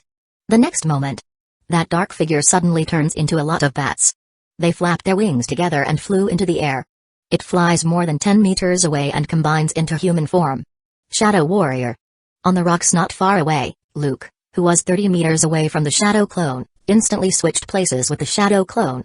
As if teleporting, the Shadow Clone appeared directly in his previous location. Moonwalk. White smoke bursts. Then he stepped into the air accompanied by bursts of repeated explosions. Devil wings. In the blink of an eye, a large number of shadow bats flew towards him. Then they continued to gather and turned into huge black wings on his back. The demonic black wings flapped slightly there. Woo-hoo-hoo. Accompanied by fierce wind pressure. Luke no longer stepped into the air but directly floated into the sky. The black wings were as if they were born with him, and he could control them easily, making him fly freely in the sky. Whoosh! Then, he flew around the entire thriller bark with an astonishing speed that was too fast to see clearly. It's Luke-sama. It's really amazing. It's so fast, I can't see him clearly at all. Giant ship. The appearance of each one is no different from that of a real living person, and the zombies who are busy working there raise their heads. Looking at the flying figure in the sky, they were filled with wonder. But no one is surprised. Because this is not the first time they have seen it. This person has been training like this. Ha. I'm so exhausted. I can't do it anymore. On the coastline, 2 figures, one large and one small, were sweating profusely while running desperately. Their sweat dropped like rain as they panted from exhaustion. Astonishingly, they were Dr. Hogback and Perona. They were already sweating profusely, but they didn't dare to stop. You two, don't be lazy. High in the air. Luke looked down at them and said with a sneer, otherwise, I will demote you to the lowest level of zombie soldiers. Just like those zombies, you will work non-stop day and night, responsible for transforming this giant ship. No. I don't want to work like that every day, woo-woo. Perona's face turned pale. Gritting her teeth, she continued running. Ha. Dr. Hogback staggeringly followed Perona. After 2 months of training, he seemed to have lost a lot of weight. Dr. Hogback, who was only slightly chubby, almost cried with tears. Why do I, a ship's doctor, have to follow the training? Stop talking nonsense. Luke said coldly, a ship's doctor who can't even protect himself. Do you want to be the first one to be targeted by the enemy in the battle and be killed easily? Weak people are not qualified to survive on my ship. If you don't want to be a cadre, I can let your shadow take your place. Luke's callous voice made Perona and Hogback go numb. They can only bite the bullet, continue training there, and run as hard as they can. Compared to the weak chicken 2 months ago. Although the strength of the 2 people cannot be said to have undergone earth-shaking changes. However, their physical fitness seems to have increased significantly, and their combat effectiveness has been greatly improved. They were pulled up by Luke early in the morning and started a morning exercise that lasted for 2 or 3 hours. They ran at full strength around the thriller bark lap after lap until they fell down. Snort. Luke said no more. He flew over their heads and returned to the coast where he originally trained. Unknowingly. 2 months have passed since he killed Moria and became the new boss of this place. And as he mastered the ability of shadow fruit, he became more skilled. One after another, the zombies that lost their shadows and became corpses were resurrected by Luker. But it is different from the original terrifying, ugly, and completely underworld-style zombie army. Luke directly eliminated the defective products that were rotten, missing arms and legs, and even physically weak. Only those corpses that were restored to their original appearance by Dr. Hogback and were strong are left. Although they were full of death and had no breath of life, their appearance was the same as that of living people. Resurrected by the implanted shadow. Let them start working day and night. Because Luke plans to transform this giant ship completely into a mobile war fortress. As for the source of shadows, the shadows naturally come from the pirates and businessmen who were directly imprisoned by him. But, for Dr. Hogback and Perona, life is not perfect at all. Because these days, Luke forces them to train every day. A strict practice plan was specially formulated, stipulating that the two of them should go from morning until night. They do high-intensity training every day. At the end of the day, the training time is more than 8 hours. It makes them so tired that they want to lie flat on their backs. But facing Luke's inhumane punishment, they didn't dare to be lazy. Of course, Luke did not expect the two of them to become extremely powerful cadres. However, as the only cadre on board the thriller bark, since they can't be comparable to emperors, at least disaster level should do. At least the core cadres must be at that level, right? Compared to Dr. Hogback, who has little potential left. For Perona, Luke was a little more demanding. At only 18 years old, she is not bad and has greater potential. She was spoiled rotten when she was raised as a daughter by Moria. She's too lazy and can't last doing any hard work. Shadow Revolution. All of a sudden, the wings behind Luke's back disappeared. It returns to Luke's shadow. Armament hockey, retractable machine gun. Luke's eyes were stern.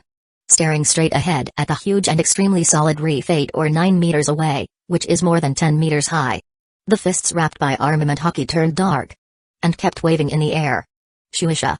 A jaw-dropping scene happened. The shadows of his arms stretched at a speed visible to the naked eye.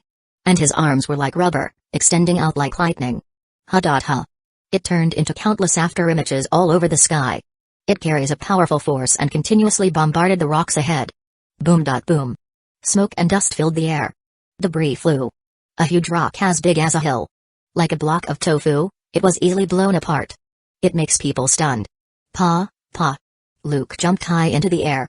Stepping through the air at an astonishing speed, he rushed out. After crossing the inland sea of the giant ship, he came to a dilapidated and large ghost ship that was just floating nearby and was hundreds of meters long. Giant's battle axe. The shadow of his right foot instantly stretched. Then, it continues to expand, just like the shadow of a giant's feet. Brush. The next moment, something incredible happened. Luke's right leg, which was raised high, also stretched and expanded. The soles of his feet, which were originally the same as those of normal humans, miraculously transformed into the size of giants. Wrapped around pitch black by armament hockey, the jet black and shiny foot slammed toward the abandoned ghost ship below. Boom. Chapter 11, Giant Form Crash. Woo-hoo-hoo. The water splashed, and the sea boiled. An astonishing shockwave swept across. The enlarged right leg followed the shadow and instantly returned to its original shape. I have to say that the shadow revolution is indeed exaggerated. Luke smiled. For the past 2 months that he has been on the thriller bark, not only did he hone the armament hockey he had already mastered, he became even more proficient. Moreover, he has mastered the basic abilities of the shadow fruit and can use them as he wishes. Even relying on the devil fruit's ability to perfectly combine his own physical skills, his combat effectiveness doubled, and he developed a series of combat moves. Shadow Revolution. This is one of the buggy abilities of shadow fruit. Since the shadow is connected to the entity, if the entity changes, the shadow will also change. On the contrary, if the shadow changes, theoretically, the entity will also change. Taking advantage of this, Luke, who can freely change the shape of his shadow, can change the length of his body through the change of his shadow, just like a rubber man. It easily simulates the series of combat moves of the future Pirate King, Luffy. He can even make his own shadow sneak into other people's shadows. Then, control the target's shadow, change the shape of the shadow, and manipulate or even crush the opponent. Although it doesn't have the exaggerated elasticity of rubber, It can be said to be the ability to master the gum fruit in disguise. Luke chuckled. He is the shadow fruit user. It makes sense to fight with imagination, right? After all, humans in ancient times relied on their imagination to gradually defeat giant beasts and even sea kings that were far larger and more powerful than themselves. These days, through constant testing, he has verified his devil fruit ability. What really surprised Luke? It's not about manipulating shadows into wings so that one can fly or plundering other people's shadows and implanting them into corpses to create zombies. But a shadow revolution. The most exaggerated ability of the shadow fruit. This is because when Luke affects himself through the shadow revolution, there is no need to consider whether the body can withstand those changes. Therefore, he can use the shadow revolution as he wishes. Even if the arms are lengthened to an extremely exaggerated degree, he won't hurt himself. But it's different for others. For example, zombie ores. Zombies like it are dead, after all. Moreover, his body is strong enough. As long as he does not exceed the limit that he can withstand, his body tissue will not be damaged. Even if you use the shadow revolution to lengthen its limbs and twist its body, as a zombie, it will not feel pain and can naturally be easily manipulated. But there is no way to bend his fist directly through the shadow revolution. Force his fist to turn will directly cause it to fracture. If it is a normal living person, let alone it. It is conceivable that an average person can use his shadow to lengthen his body by half a meter, or even 1 meter. Or, just let its shadow bend and fold irregularly. What are the consequences? Just thinking about it makes his head tingle. Whoosh!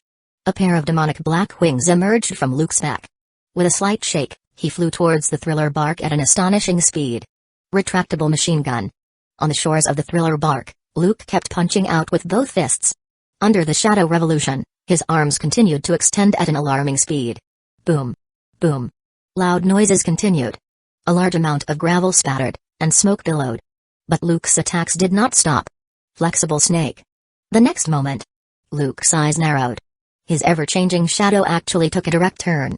The outstretched fist wrapped by armament hockey was like a snake playing, constantly changing directions. It folds and turns at incredible angles while it continuously bombards the rocks on the shore. Creative a jaw-dropping scene. Boom. Loud noises continued.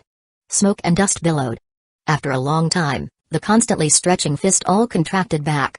Luke stopped his attack and took a long breath. This kind of power that can be manipulated freely is really addictive. Looking at the messy coast, he couldn't help but clench his fists and show an excited smile. Human bones. If you dare to fold or bend it like this, it will most likely break. Unless it is like gum fruit or people with some special devil fruit powers. As the shadow fruit user, when he used the shadow revolution to change himself, he had no concerns about this. His body will directly follow the changes of the shadow, and he will not feel pain at all, will not be hurt by it, and will not strain his muscles, bones, flesh and other tissues. This is the most buggy part of the shadow fruit. In addition, he has practiced 6 superhuman fighting skills, such as finger pistol, paper arts, and iron body, since he was a child, and he has also mastered the secret of life return. The flexibility of all aspects of Luke's body tissue has reached an astonishing level. The upper limit that he can operate through the shadow revolution has been greatly increased. It can simply let him fight as he pleases.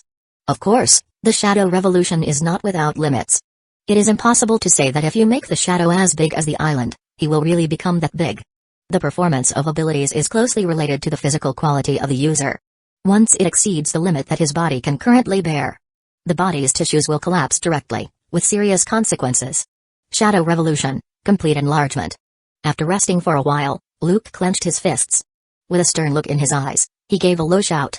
Among the large number of zombies who were working, there were also the sweaty Piranha and Hogback, who had just run not far away and looked at him in disbelief. Swipe his shadow was enlarging there at a speed visible to the naked eye. And Luke's entire figure also underwent incredible changes. As the shadow grew larger, it expanded. Boom. In the blink of an eye, a figure no less than 20 meters tall stood there. Luke's veins bulged all over his body, his face turned red, and his aura was astonishing. With his current limit, if he doesn't swallow other people's shadows to strengthen himself, if he relies solely on the shadow revolution to increase his body size, he will only be able to transform into the form of an ordinary giant at best. If it is any larger, it will strain his own muscles, bones, and other tissues. But even so, it is already quite astonishing. Have I reached my limit? Instant transmission. Luke, who was like a giant, had a hoarse voice. He stepped hard and rushed out like a cannonball. Tempest kick. His huge right foot was as fast as lightning as he kicked out hard. In an instant, an extremely violent wind pressure arose. It swept away all the gravel, dust, and vegetation around him. Call out in a blink, in the horrified eyes of Perona and Hogback. A crescent-shaped, huge wind blade appeared out of thin air. It was as fast as lightning and shot straight out of the air. It hit the sea in the distance. Boom. Chapter 12, Shadow Giant Ah. That. The sea was cut open. Gulu. What power is that? It's just a monster. Looking at the sea that was cut open several kilometers long, those zombies who were unable to resist Luke's orders to work day and night, as well as Perona and Hogback, who were training there. Everyone was full of shock and stayed in place. Everyone couldn't help but open their mouths wide and couldn't close it for a long time. Gulu. That guy. Is he really only 17 years old? Perona couldn't help but swallow her saliva. She couldn't imagine that Luke was only 17 years old. He is 1 year younger than her, who just turned 18. It's so strong. It's simply unbelievable. Hiss, as expected of Luke-sama. Dr. Hogback's eyes shone with excitement. In terms of devil fruit development, he has surpassed Moria-sama. With the ability of the shadow fruit, coupled with the powerful physical skills, Luke-sama is fully qualified to replace Moria as the new warlord of the sea. He had already made up his mind to follow Luke. After acquiring the ability of repair fruit, he was even more impressed by the opponent's generosity. Now, he has witnessed the other party's power with his own eyes. How can this not make Hogback excited? The more powerful Luke is, the more it proves that his choice is correct and their team has a limitless future. Still a long way to go. Luke returns to his original state. His face was calm and not very proud. With his current strength, if he directly relied on the Shadow Revolution to enlarge himself and transform into a giant, the consumption would be extraordinary. If he really goes all out, he can maintain the giant form for a short time to engage in high-intensity fierce battles. More exercise is needed. Of course, if he just uses the Shadow Revolution to fight normally, there is no pressure on him. Furthermore, Shadow Revolution is just one of the abilities of the Shadow Fruit. Shadow Clone. Luke's eyes narrowed. The black shadow stood up and swelled. It turned into a humanoid shadow consistent with his own body shape. A pair of huge black fists were punched out in an instant. Boom. Boom. The shadows of fists kept coming. Amidst the flying smoke and dust, the materialized shadow fist continued to extend and contract, hitting the rocks ahead crazily. And, it doesn't keep punching, sometimes like a snake. It turns left and right to get around the block and hit targets from incredible blind spots. It maneuvers with ease. Shadow Giant. Luke crossed his arms and shouted lowly. Whoosh. The next moment, the shadow clone beside him flew out. The figure, which was about the same size as the main body and about 3 meters tall, suddenly expanded again. The extremely dark figure kept enlarging in size at a speed visible to the naked eye. In the blink of an eye, it turned into a dark shadow giant. Tempest kick. The giant right foot kicked out like lightning. Woo-you? A loud explosion that broke through the air. A huge crescent-shaped slash appeared out of thin air. Phew, then it hit the sea in the distance in an instant. Boom. Crash. A huge trench appeared. It was indescribably shocking. Coupled with the ability of the 6 superhuman fighting skills, the combat power exerted by the shadow clone is indeed extremely powerful. Luke touched his chin and evaluated. Furthermore, the shadow clone has advantages that the original body does not have. It is not afraid of any physical attacks and can ignore damage. Even because it is a shadow, it can change its form at will. It can launch a surprise attack at a difficult angle and make things hard for the opponent. It's extremely hard to defend. Although the shadow clone can currently only be enlarged to the form of a giant, it is not yet possible to enlarge the shadow to be as exaggerated as a real island. But he believes that as he further develops his devil fruit abilities, he will definitely be able to make the shadow clone even bigger and demonstrate stronger combat effectiveness. Thump. Thump. Finally, the two completed the training tasks Luke had set. Early in the morning, they were forced to run 20 laps around the giant ship. The two figures, one big and one small, dripping with sweat, were so tired that they collapsed on the ground while panting and were unwilling to stand up. Phew, I'm so exhausted, I finally finished running. Perona was sweating profusely and panting. She had tears in her eyes whenever she remembered the days when Moria was here. She missed it so much. At least Moria won't force them to exercise like this every day. 20 laps. Almost killed me. Dr. Hogback fell to the ground while weakly shouting, "Water, I want to drink water. Please wait a moment." A ferocious-looking zombie who was on standby hurriedly brought the water glasses to the two of them. Except for his skin being a little dark and dry, the zombie is just like a normal human being. After being repaired and transformed by repair fruit, although they are still weak against seawater and salt, They are not afraid of it entering their bodies through the gaps. As long as they are not disemboweled or soaked directly in those two, they will do fine against it. Because although they can still open their mouths to speak, the lower part of their throats are completely blocked. You too, you have to work hard. Luke wiped his sweat and said calmly, I have already taught you all the 6 superhuman fighting skills training methods. Don't let me down. Yes, Luke-sama. Both Perona and Hogback couldn't help but look solemn.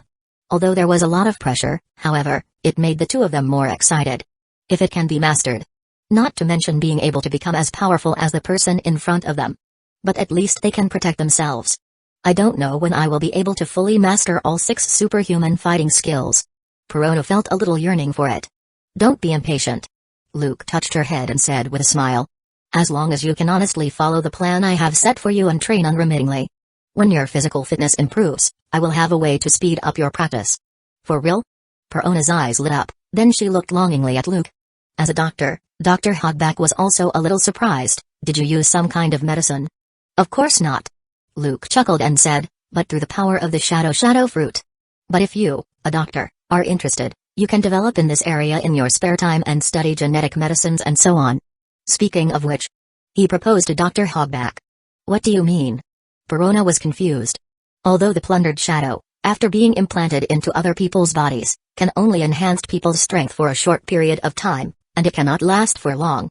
Luke didn't care about it and said bluntly, but on the other hand, it can also allow oneself to possess the other party's long-term training in disguise in a short period of time, and the combat instinct and corresponding experience have long been integrated into the physical memory. So, you just need to keep training hard and understand it in those short 2 or 3 minutes, and maybe you can gain something. This was a major discovery he made after repeated verification. The ability of the shadow fruit is indeed quite buggy. It can be said to be a training accelerator, and it is also a shared version. Moreover, unlike ordinary people who fuse shadows, they can only gain a short-term increase in combat power but, in disguise, have the combat instinct that the target has developed over a long period of time. As the shadow fruit user, he can even obtain deeper memories of the target's life through the plundered shadow. So that's it. Perona and Hogback suddenly realized. If the plundered shadow is put into the body of a living person, it can enhance the opponent's combat effectiveness. Of course, they know this very well. Moria relied on this ability to crush Luke and imprison him in the dungeon. But they really didn't expect that other people's shadows could have such effects. They immediately couldn't help but feel overjoyed and a little excited. Don't be too happy too early. Luke warned there, although I can help you find a master of the 6 superhuman fighting skills, plunder his shadow, and speed up your understanding of the skills. But your physical fitness must be able to keep up. So, you still need to train. Yes, Luke-sama, we will work hard. Chapter 13, Gaining Rima's swordsmanship. Inside the gorgeous castle, the huge ice warehouse was opened. A ghastly scene was revealed. Frozen corpses were lined up there, making one's scalp tingle. Luke-sama, do you want to create new zombies? Hogback asked curiously as he moved the heavy lighting equipment. In recent days, they have not encountered any targets that strayed into this sea area.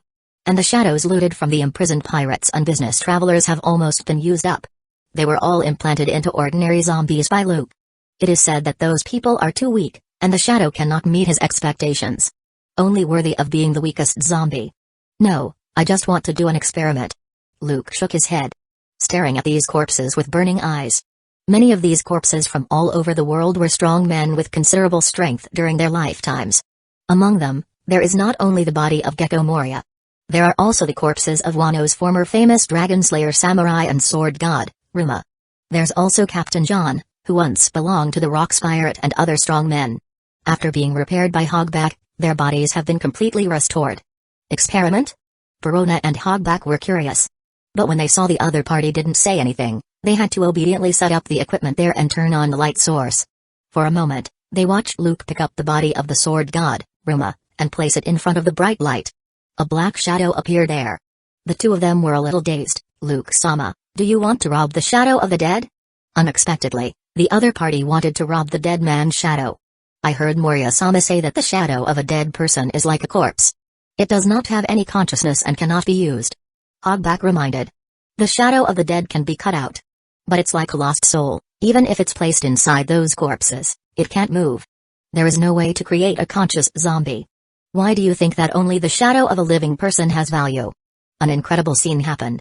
As if tearing off a shadow-like sticker stuck to the ground, Luke pulled up the shadow of Rima's corpse. Looking at Rima's corpse, who didn't struggle, he said lightly, "Don't be misled by the so-called common sense, it will only limit your vision and imagination. Moria is too conceited, so he can't give full play to the power of the shadow fruit." Immediately afterwards, he manipulates his shadow. Let it be directly visualized, turned into a pair of sharp scissors, and cut out the shadow of Rima's corpse. Whoosh! In the astonished eyes of Perona and Hogback, Luke directly put Rima's shadow into his body. Buzz! Then Luke's whole body shook slightly. Seemingly enlightened, he stood there with his eyes closed.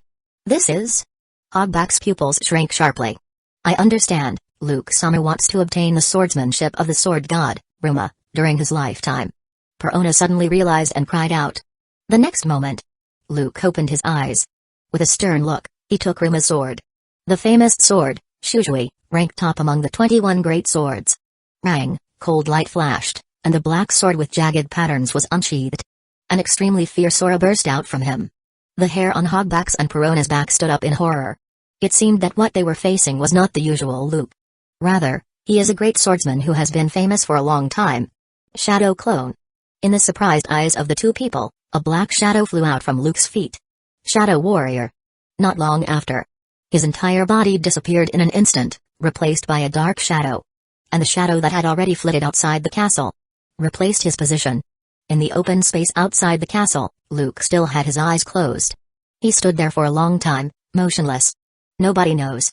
At this moment, in his mind, one incredible scene after another shows. A swordsman genius born from the Shimatsuki family in the Wano country. He has been taught by famous teachers since he was a child. He has studied hard day and night and practiced diligently. When he was young, he was arrogant and high-spirited, constantly challenging the famous samurai of Wano. He even killed the flying dragon that caused trouble in the sky over Wano and attacked the town. He was known later as the Dragon Slayer Samurai. Even when facing those powerful enemies, he never flinched but became more courageous as he fought. He constantly breaks through his own limits and defeats powerful enemies one after another. Although he often won the battle with those strong enemies, he was inevitably injured. He also received permanent scars on his face and lost one eye, becoming a one-eyed samurai. He was deeply ashamed and reflected on himself all the time. He thinks this is caused by his lack of practice. Instead of relaxing in the glory and adulation, he honed his sword skills even harder. Finally, in his prime, he became a master of swordsmanship. Refined his sword, Shujui, into a black sword. Became a veritable great swordsman. Any enemy was quickly chopped to the ground in a flash, easily ending the battle. He once fought against the naval headquarters alone and single-handedly stopped the world government and pirates who wanted to invade Wano. He never failed in his life and became famous in their country and outside. Luke-sama. Hogback and Perona ran out of the castle one after another. Luke, who was standing there, suddenly opened his eyes. Is this the past of the sword god, Rima? His eyes were stern. He has an astonishing and somewhat sharp aura. It was so sharp that it was hard to look directly at him. Pa. Stomping his feet on the ground, he flew into the sky. Holding the black sword, Shujui, in his hand, he suddenly drew it. One sword style, dragon slash. Boom. A loud roar broke through the air. A flying slash transformed into a swift flying dragon that spread its teeth and claws and galloped out like lightning. Boom. Rocks flew, and smoke filled the air. A ravine of about 10 meters or so appeared there. Although, the scene was far less astonishing than before when Luke used Shadow Revolution to make himself huge and unleash Tempest Kick. But it's also frightening. Chapter 14, Emission? Captain John's treasure this is? Flying slash. Witnessing this amazing scene, Hogback and Perona could not help but open their mouths wide, feeling a little shocked. These days, Luke has never shown any sword skills in front of them. The sword god, Rima, has been dead for so long, can his shadow also increase his combat power? It seems that my guess was correct. A tall figure falls steadily to the ground. Luke, who was standing with a sword in hand, showed an excited smile. The shadow of a dead person, although it may be because the host is dead, is not as effective as the shadow of a living person and cannot bring an additional exaggerated combat power. But it allows me to obtain some of the impressive memories of the other person's life. Through Rima's shadow, he received part of the other person's memories during his lifetime. Not only did he acquire swordsmanship from the Shimatsuki family, but he also acquired training methods and related experience in advanced emission techniques for armament hockey. Moreover, he already had a rough idea of how to turn an ordinary sword into a real black sword. If he follows it, he will get twice the result with half the effort. Whoosh! A humanoid shadow flew out of his body and flew straight towards the castle. But Luke didn't stop and let it return to Rima's corpse. It's so amazing. Hogback steps forward. Full of excitement, he grinned and said, I didn't expect the shadow of a dead person to have such an effect. Luke-sama, you are so amazing. Perona is filled with adoration. At the same time, she also feels excited. Moria collected the corpses of many powerful men during his lifetime. This means that Luke can fully acquire the skills of these powerful men during their lifetimes. Maybe even she and Hogback could benefit from it. It's truly an unexpected surprise. Luke nodded. You know, he has never practiced any sword skills. But by fusing Rima's shadow, he can acquire advanced swordsmanship skills and emission techniques passed down from generation to generation in the Shimatsuki family. He instantly becomes a swordsman who can use flying slashes. I almost forgot, there is also something worth looking forward to. Suddenly, Luke thought of something and chuckled, maybe we can solve the mystery of the treasure left by Captain John during his lifetime. On this sea, one of the undeniable things is that your own strength is the most important thing. But if you want to quickly develop your power, you can't do it without money. As a time traveler, relying on the information in his mind about treasures such as the Sky Island's City of Gold, as well as the corpses of these powerful men, who may have a memory about where their treasures were buried during their lifetimes. There should be no need to worry about the financial resources needed to develop one's power. Really? Captain John's treasure? Hearing this, Perona and Hogback couldn't stop their eyes from shining. Legend has it that Captain John loved money as much as his life. He collected a large amount of treasures during his lifetime and buried them in unknown places. There is a lot of false information about Captain John's treasure circulating on this sea. To this day, no one can solve the mystery of Captain John's treasure. However, Luke was able to obtain some relevant memories by relying on the shadow of Captain John's body. Maybe he can really find the whereabouts of Captain John's treasure. Just try, and we will find out. Luke said with a smile. He sheaths the black sword back and takes Perona and Hogback back to the castle's ice warehouse. He places the corpse of the sword god, Ruma, on the side and takes Captain John out. Follow the same actions as before. Soon, there was the shadow of Captain John's body in his hand, and he cut it out. Whoosh, Captain John lost his shadow and was easily integrated into Luke's body. A powerful aura emanated from him. After all, no matter how you say it, he was once a great pirate who was famous in the sea. Captain John's strength during his lifetime should only be a little inferior to legendary pirates such as Whitebeard, Golden Lion, and Big Mom. But as one of the cadres of Rock's pirate, he should not be that weak. Soon, scenes of amazing memories kept reappearing in Luke's mind. This is a pirate who loves money as much as his life, drinks as much as his life, is extremely cruel and stingy, and treats and exploits his subordinates excessively. Treasure hunts that are full of thrills and excitement, leaving people with unforgettable memories. The fight with the pirates and marines. More than 30 years ago, when the Rock's pirate disbanded, he took away a large amount of the Rock's pirates' treasures and left Hikanazu Island. In the end, all the treasures he had spent most of his life collecting were buried on an island in the Grand Line. Moreover, being cautious by nature and not trusting anyone, he divided the complete treasure map into 2 parts. Made an armband and treasure map. And killed all the pirates involved in burying the treasure on the spot.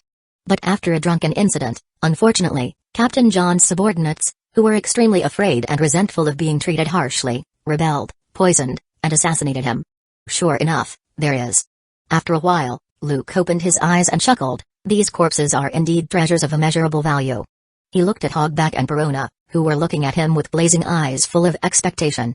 He smiled and said, I already know the location of the treasure roughly. It's in the Grand Line, so there's no need to be in such a hurry. That's great. Chapter 15, Brook. Too delicious. Why didn't I realize the food these guys cooked was delicious before? Time flies.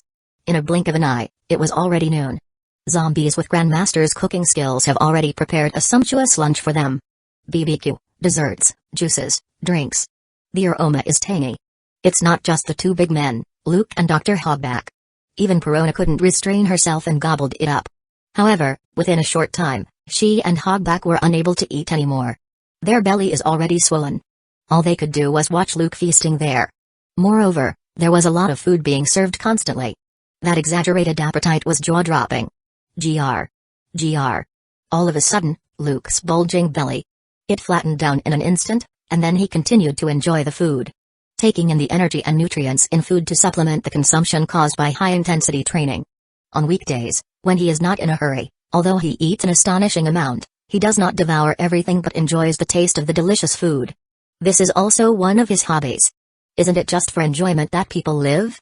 He works so hard to make progress, become stronger, and control his own destiny. Isn't it just to enjoy life better? He will not become an ascetic. The will to work harder beyond ordinary people and train hard. For the sake of ambition and becoming stronger, he does not hesitate to risk his life, the courage to risk everything, the madness of putting everything on the line. He has all of these. But there is no need to push himself so hard and become a complete slave to strength. When it's time to enjoy, he won't treat himself badly. Every time Luke-sama eats, his belly feels like a bottomless pit. Perona complained there. These days, similar scenes have happened so many times that she is used to it. Having mastered the life return, it's like letting you eat as much as you want without fear of getting fat. Dr. Hogback, who was almost unable to walk, hugged his round belly and bared his teeth in envy. By the way, Perona. After taking a sip of juice, Luke remembered something and asked Perona directly, have you found that skeleton?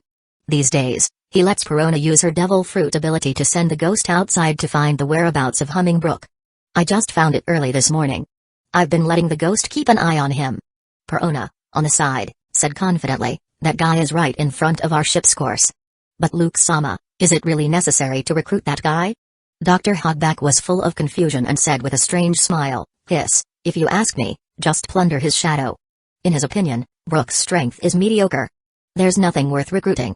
It's better to just plunder his shadow and resurrect a zombie general. After all, the corpses of those zombie generals have now been perfectly repaired by him. Once the implanted shadow is resurrected, its strength will be far greater than the zombie general created by Moria last time. The power of the revive fruit is pretty good. After eating the last slice of pizza, he burped with satisfaction. Taking the tissue handed over by Perona and wiping the greasy corners of his mouth, Luke said with a faint smile, it's just that the guy hasn't realized this yet and hasn't been able to use his abilities. The most important is that Brook is not completely without potential. He is also a musician, which at least can relieve boredom during the boring sailing journey. If he trains him well, he can still be a core cadre in his own team in the future. Perona, you go and command a zombie to change the course of the ship and go directly there. Hee hee. Hee hee. Hee hee, good. Yo-ho-oh, yo-ho-oh. Yo-ho-oh, yo-ho-oh going to deliver Bink's sake from the coast. There was a burst of singing, and some zombies vaguely heard it. My shadow is back, I'm so happy. The rudder of a ship has been destroyed, and the ship is drifting lost in the foggy sea. A skeleton with afro hair was amusing himself there while looking at the shadow under his feet, full of joy. But soon, his whole body was shaken violently, and his jaw almost fell to the ground. Is that the thriller bark? Looking at the giant ship slowly emerging from the fog that cannot see the sun, becoming increasingly clear. Brook was a little shocked. Are those guys coming to steal my shadow again? No. We are not here to take away your shadow. Suddenly, a chuckle echoed in Brook's ears, shocking him all over. Who is it? He immediately drew out his sword. Then he looked warily towards the direction from which the sound came. He didn't know when, but a tall and heroic young figure wearing casual clothes appeared there. He was sitting on the bow of the boat, looking at him with a smile. Who are you? Brook's eyes widened. This tall young man is undoubtedly a real person. It was completely different from his impression of the zombies under Moria's command. Don't be nervous, I don't mean any harm. Luke was smiling. He did not hide his identity and introduced himself. Let me introduce myself. My name is Obask Luke, and I am the new owner of the thriller bark. Your shadow escaped from the zombie general and came back after I killed that guy, Gecko Moria. In a sense, I am still your benefactor. What? Brook was shocked. He looked at the young man in front of him in disbelief. Did you defeat Moria? Released my shadow? Doesn't believe it? Luke tilted his head and smiled slightly. The shadow under his feet was directly separated from him and stood upright.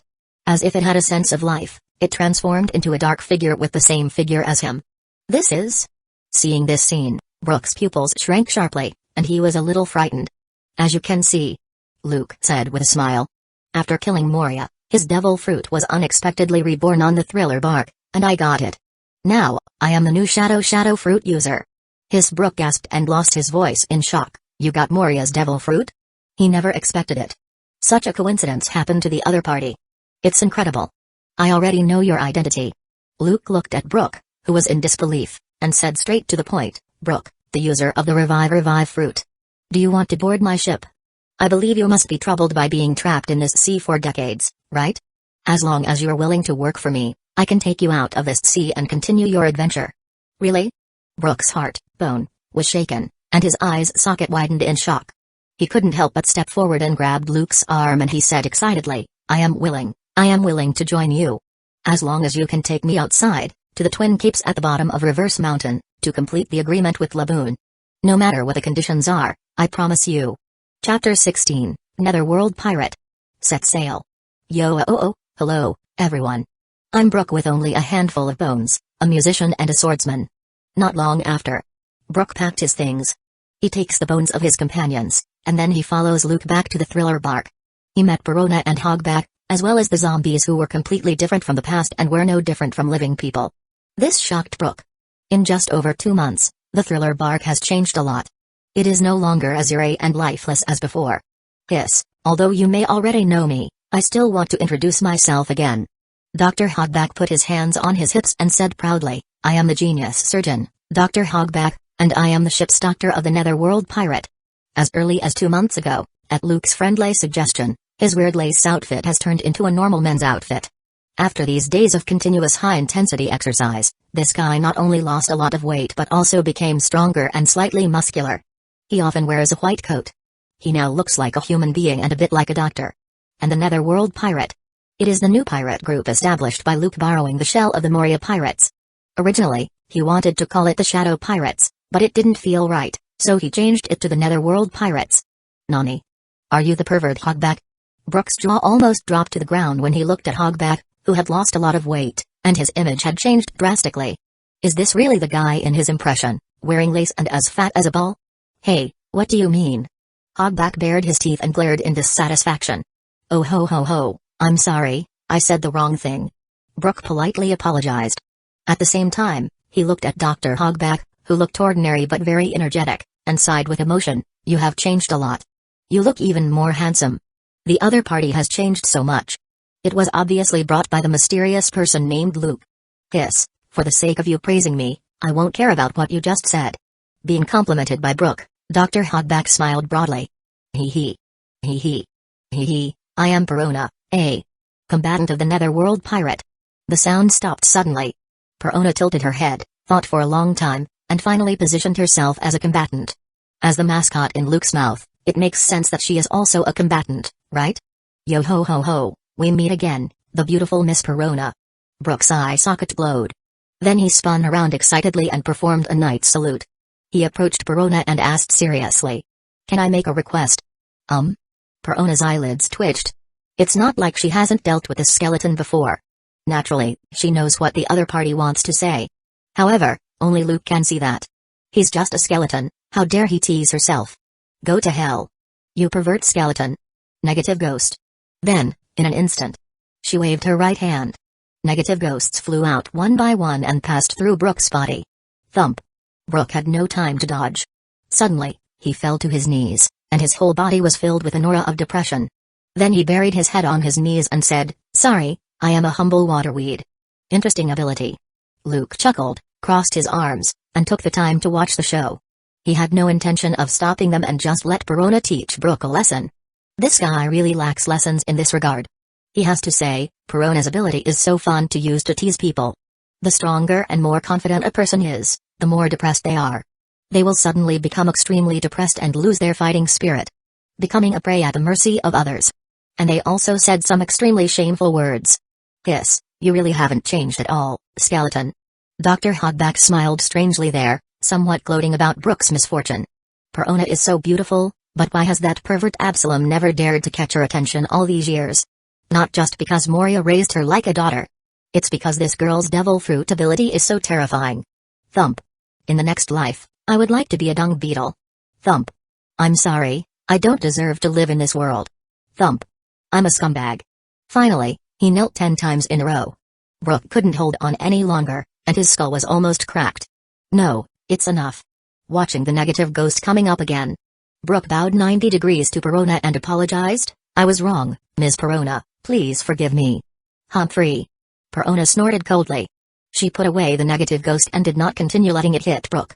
You pervert skeleton, listen clearly. Perona put one hand on her hip while floating and said viciously, if you dare to be rude in front of me again, I won't forgive you. Gulu. Absolutely not. Looking at Perona, who looked at him with an evil look, Brook was really scared of Perona's ability, and he couldn't help but feel a little numb. Even with only a handful of bones left, he didn't dare to talk nonsense. Hee hee. Hee hee. Hee hee. Although I don't know why Luke-sama let a guy like you get on the ship. If you dare to do anything unscrupulous again, I will not show mercy. Perona hummed. Maybe it's preconceived. She really didn't like Brook and was inexplicably repelled. She always feels that the other party is not reliable. Of course, I know where I stand. Seeing Perona not trusting him, Brook felt helpless and said loudly, please believe me, I will never do unnecessary things like that again. After all, Luke is also my savior. Anyway, his shadow has returned. As for whose shadow Luke wants to plunder and what kind of zombies he wants to make, he doesn't care. After all, Brook is a pirate, not a savior. All he wanted was to fulfill his agreement with Laboon and not sacrifice himself for those strangers. Alright. The atmosphere looked a little tense, so Luke clapped his hands and said with a smile, from now on, we are all companions in the same boat. Let's just write off all the unpleasantness in the past. You all, get ready.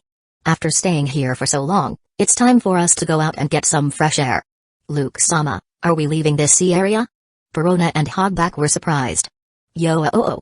Are we finally leaving? Brook was even more excited. After more than 40 years, he could finally leave this hellish place. Ha ha ha, I'm not that guy, Moria. Luke crossed his arms. He looked high-spirited and said with a smile. Of course, it's impossible to waste time in this dark place all day long. Just think of it as our first trip since the formation of the Netherworld Pirate. He has stayed here for the past 2 months to develop the ability of the Shadow Fruit. Now, the initial development of the fruit's ability has come to an end. Naturally, he has to start the next step of the plan. Go to the Grand Line entrance first and fulfill Brook's wish. Luke already had a preliminary plan and said, recruit a few more partners with potential. If the team wants to grow and develop, it can't just rely on a few of us. It just so happens that among the treasure maps Moria left behind, I have already deciphered one, so let's just go to take it out. Speaking of which, in his mind, a beautiful figure emerged. That woman must have entered the Grand Line, right? He remembered that he had heard about the other party when he was at CP9 a few days ago. Someone discovered traces of the Devil Child near the entrance of the Grand Line.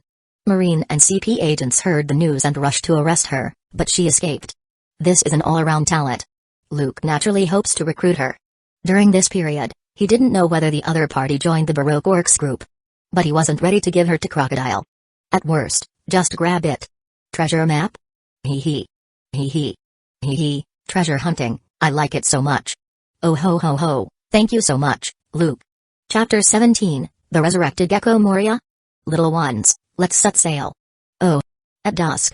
Following Luke's orders, the zombies who were in charge of the helm began to get busy one after another. Crash clang. Bang. Bang. On the thriller bark. The huge rudder began to turn. The exaggerated iron rope makes a clunking sound that makes people break out in a cold sweat. The huge sails were pulled down directly by the zombie. This outrageously large giant ship began to sail slowly away into the distance. Luke-sama, where is our first destination? Looking at a zombie with good navigation skills rummaging around while holding a large number of eternal poses. These eternal poses were naturally plundered from the ships of pirates and business travelers in the past. What can be left behind is eternal pose, which directly points to a certain island. The treasure is located on Bucklow Island adjacent to the entrance of the Grand Line. In addition, we have to go to the Twin Capes to fulfill that guy, Brook's wish. Naturally, Luke already had a rough itinerary plan. He raised the treasure map in his hand and said with a smile, according to the route, we will first stop by Jaya Island in the middle half of the Grand Line. After all, if you want to develop your power, how can you do it without someone under your command? In addition to the all-around talent Devil Child Nico Robin, he has to recruit a few more potential guys, no matter what.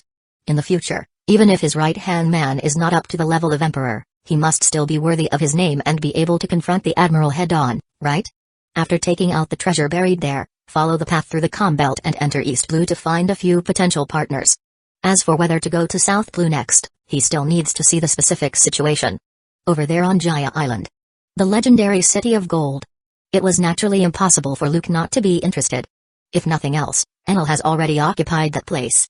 With the ability of Shadow Fruit and mastery of the 3 Haki, he is confident that with his current strength, he can defeat him.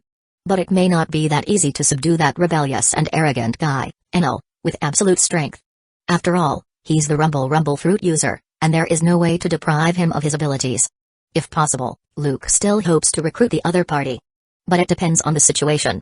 Luke-sama, shall we sail under the flag of Moria's pirate? Perona suggested, how about changing to a small boat and setting off in a low-key manner?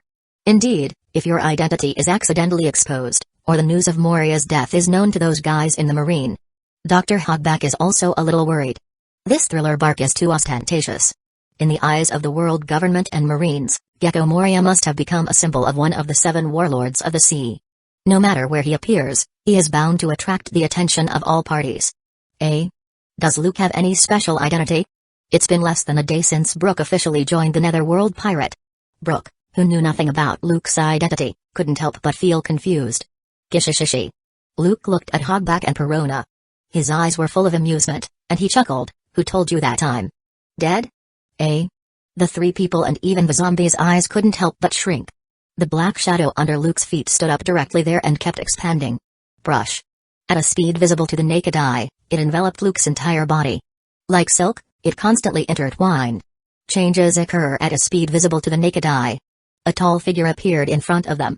Nearly 7 meters tall, it looks a little bloated, like a little giant full of oppression. Gishishishi. The sharp, arrogant laughter kept echoing. Perona, Hogback, you 2 actually dare to betray me, you are so good. He ignored Brook beside him and just looked at Hogback and Perona, who were full of rage and murderous intent. Moria-sama? Looking at the extremely familiar figure in front of them. Perona and Hogback's eyes couldn't help but widen, and they were startled. As if they had seen a ghost, their mouth opened wide, and they lost their voice in disbelief. At the same time, their complexion turned pale, and they broke into a cold sweat. Gecko. Moria. Even Brook was shocked. He couldn't help but open his mouth wide and tremble. His whole body was filled with chills, and he was almost speechless. Moria really put too much pressure on him. He tried his best but was easily crushed by the other party, and his shadow was taken away. In the end, he couldn't even defeat a zombie created by Moria using his shadow casually. How could Brook, who had just seen hope and wanted to leave the sea, not be afraid? Are you not dead? Moria-sama. Perona was surprised and happy. Gulu. How is it possible? Hogback broke into a cold sweat and subconsciously took a few steps back. Looking at the familiar bloated figure in front of him, he couldn't help but swallow his saliva and turned pale. Moria-sama, aren't you dead? He seemed a little panicked. Ha ha ha. How is it?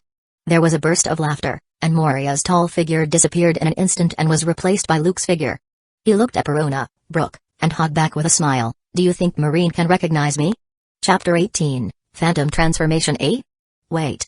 Luke-sama, did you change through your shadow? Hiss. Does the shadow fruit still have such an ability? Hearing those words, the 3 of them woke up with cold sweat on their back. Then they looked at Luke, who was smiling in front of them in surprise. And they feel inexplicably shocked and full of disbelief. Don't compare that guy to me. Luke crossed his arms, full of pride, and said. He has not been able to fully demonstrate the power of the shadow fruit at all. These days, he makes bold attempts based on Moria's original abilities and develops a new ability, Phantom Transformation. After half a month of working tirelessly on in-depth development and continuous attempts, not only does it meet his expectations, but he can also look exactly like others through the shadow clone. It can even be transformed into any shape or form. It's as if he directly obtained the effect of the clone fruit. After all, even string fruit's ability can develop string clones that are difficult to distinguish between real and fake, and glint fruit can create a bunch of light clones. There is no reason why the shadow fruit cannot do this. Phew, I was almost scared to death by you, Luke-sama. It was confirmed that Luke had just now really transformed Moria. Dr. Hogback and Perona both collapsed on the ground with their backs soaked in cold sweat. My heart almost beat out, even though I don't have a heart, yo ho ho ho. Even Brook, who only has a handful of bones left, is no exception. They were really scared. They thought that Moria was not dead and used the unknown ability of the shadow fruit to seize Luke's body. They also thought for a while that Moria's shadow fruit ability was too special, and he never really died. He just faked his death by pretending to be Luke's shadow and deceived everyone. Even Perona, in her heart of hearts, hopes that Moria, whom she regards as an adoptive father, is really alive. But the scene just now was too terrifying, and she was completely unprepared. I really didn't expect that the shadow fruit actually has such an ability. After a while, when they regained their composure, they were completely amazed. Hogback couldn't help but grin and say excitedly, but in this way, the fake can be mistaken for the real. After all, Moria is a user of the shadow fruit, and Luke-sama, You are also a user of the shadow fruit. This means that Luke could definitely wear the identity of Gecko Moria. Being fair and above board, taking them to sail freely all over the world, not only can scare the pirates, but even Marines can't take action against them. It would be great. Perona's eyes couldn't help but lit up. Without the Marines taking action against them, how many of the pirates in the first half of the Grand Line are their opponents? Yo ho ho ho, as expected of Captain, he can actually do such an exaggerated thing. Brook was also a little surprised. The Gecko Moria just now looked like a real person. It gave them a great sense of oppression. After all, for now, the identity of warlords of the sea is still of great use. If you don't use it, it will be in vain. Luke nodded. He had to say that the identity of warlords of the sea is still very useful. When needed, take it out and wear it. When not needed, throw it aside. Anyway, in addition to Perona, Hogback, and Brook, there are also those zombies who obey orders. Not many people knew that Gecko Moria had already been killed by him. The pirates and business travelers who had some knowledge were all locked up in the dungeon by him. Moreover, the shadow was also taken away again. Time waits for no one. Luke clenched his fists. He believes that as long as he endures loneliness and lies low-key for a year or two, when he fully develops the ability of the shadow fruit, he will continue to draw on the shadows of those strong people, and practice unremittingly, hone his physical skills, swordsmanship, and even conqueror's hockey to become more proficient. His own strength will surely usher in a huge leap. At the same time, the forces under his command can also develop and grow under the eyes of Marines by relying on the identity of warlords of the sea. What if the Marine and world governments find out? He has been unwilling to be mediocre and was ambitious from the beginning, determined to step on top of this sea. Sooner or later, he will break into the new world. Face those monsters head on. Fight for the throne of Emperor of the Sea. Yo-oh, it's great. Woo. The next morning. Looking at the red sun in the distant sky. In order to fulfill the agreement with Laboon, Brook, who chose to board Luke's ship and was left with only a handful of bones, was moved to tears. I finally came out. Yes, not long ago. The thriller bark that has been hiding in the Florian Triangle for several years has left this sea area for the first time. 6,854, 6,855, 6,856. Waving dumbbells that were as high as a hill. In the past few days, Luke, who had been practicing swordsmanship and hockey, according to his memory, had achieved remarkable results. Perona, are you free? In order to prevent his identity from being exposed, he reduced his body to 2 meters tall with the help of life return, and even his appearance changed a lot. To the outside world, he was a cadre under Gecko Moria, the vice captain of the netherworld pirate, the wind swordsman Yasuo. Originally, he wanted to disguise himself as a gum fruit user. However, considering the similar characteristics to human fruit model, Nika, Luke gave up directly. The fruit that the world government did not hesitate to tamper with the devil fruit encyclopedia to hide its real name is too special. It is easy to attract the attention of the top leaders of the world government. Although Shanks took the devil fruit away a few years ago, but if the world government misunderstands him and thinks he might have obtained it, taking the blame for nothing would be too bad. It would be better to disguise himself as a swordsman. Anyway, he has important memories of swordsmen such as Rima and Captain John. With his strong physical fitness and considerable talent in swordsmanship, he is more than qualified to be a swordsman. If he is willing to work hard, he may become a real swordsman in the future.